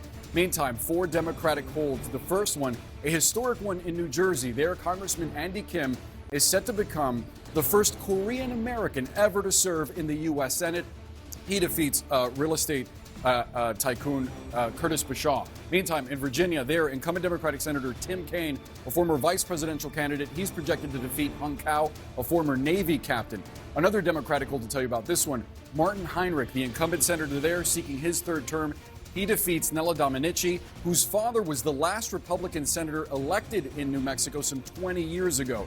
Another Democratic hold to project for you, this one coming in the state of Washington. There, Democratic incumbent Senator Maria Cantwell wins her fifth term as she defeats Raul Garcia, an ER doctor. Now, what does that pickup in Ohio mean for the magic number? We started out the night with Republicans needing to pick up 2 Democratic seats to take control of the chamber. With West Virginia and Ohio, they have hit 2, and now they're seeking to pad those numbers. Currently, as we speak, Republicans are leading in 4 seats currently held by Democrats. Let's get you an update on where those are right now with some key race alerts. These are live results coming into CNN. We start with the state of Wisconsin. There, the CEO of California-based SunWest Bank, Eric Hovde, is 29,000 votes ahead of Democratic incumbent Senator Tammy Baldwin, who's seeking her third term in office, 70% of the vote. And we just got an update. The lead pretty much the same in Wisconsin for Hovde. In Pennsylvania, this has been going back and forth all night, but right now, the former CEO of one of the largest hedge funds in the world, Dave McCormick, currently leads incumbent Democratic Senator Bob Casey by about 120,000 votes. Still a very close race. This one also a very expensive one. 81% of the vote in the Commonwealth of Pennsylvania. Now, a key race alert from the state of Michigan. This one has been close all night as well. Former Republican Congressman Mike Rogers currently leading current Democratic Congresswoman Alyssa Slotkin, 48,000 votes. Rogers ahead of Slotkin, 40% of the vote in the Wolverine state. So let's take a look at the balance of power in the U.S. Senate, the raw numbers. What does this mean? Democrats hold 40 seats. Republicans, with those 2 pickups, hold 49, 11 seats remaining to be determined. Jake, obviously you need 51 for control of the chamber. All right, Boris, thanks so much. And CNN can make a projection. CNN projects that Washington State, as expected, will go to Kamala Harris. Washington State, with its 12 electoral votes, to the Democrat, Vice President Kamala Harris. Let's look at the electoral map right now. Donald Trump has 227 electoral votes. Kamala Harris has 165 electoral votes. 270 are needed to win. We are waiting for more votes in the big 3 blue wall battlegrounds of Pennsylvania and Michigan and Wisconsin that both campaigns are watching very closely right now. A total of 6 top battlegrounds remain undecided as we get later into this election night. Stay right here for the next big rollout of votes. Right now, we're going to squeeze in a quick break. Stay with us. And CNN has another projection for you. CNN projects that Donald Trump will win 3 out of the 5 electoral votes from the state of Nebraska. Allow me a second to explain. Nebraska and Maine allocate their electoral votes partly in addition to the statewide 3 votes according to congressional district. That's already too complicated, probably. Anyway, put it this way. Donald Trump has won 3 out of the 5 electoral votes. The other 2 we do not know yet, but Donald Trump has 3 of the 5. That means 3 more electoral votes for Donald Trump. And what does that mean for the electoral map? Donald Trump has 230 electoral votes. He is 40 electoral votes away from winning. Kamala Harris has 165 electoral votes. She is 105 electoral votes away from winning. Let's see what the states that we have not called, where their vote counts are. Pennsylvania. Donald Trump is in the lead there with 51.2% of the vote. Kamala Harris has 47.7% of the vote. Donald Trump is ahead of her by more than 206,000 votes. That's with 83% of the estimated vote in. That's Pennsylvania. Battleground Michigan, Donald Trump up 51.3% of the vote. Kamala Harris has 46.9% of the vote. Donald Trump with a more than 111,000 vote lead with an estimated 44% of the vote in from Michigan. Wisconsin now, Donald Trump in the lead there too. 50.8% of the vote. Kamala Harris has 47.6% of the vote. Donald Trump almost 80,000 votes ahead of her with 3/4 of the vote, 74% of the estimated vote from the Badger State in. Battleground Georgia, Donald Trump is up 50.7%. Kamala Harris is 48.4%. Donald Trump more than 118,000 votes ahead of her with an estimated 93% of the estimated vote in. Arizona, Donald Trump ahead there too with 49.8% of the vote. Kamala Harris has 49.3% of the vote. He is more than 7,500 votes ahead of her right now, but they still have about 48% of the vote to count, 52% of the estimated vote in. In Nevada, Donald Trump is in the lead with 73% of the vote. Kamala Harris has 26.2% of the vote. Donald Trump has a more than 10,000 vote, almost 11,000 vote lead. That is with only 2% of the estimated vote in.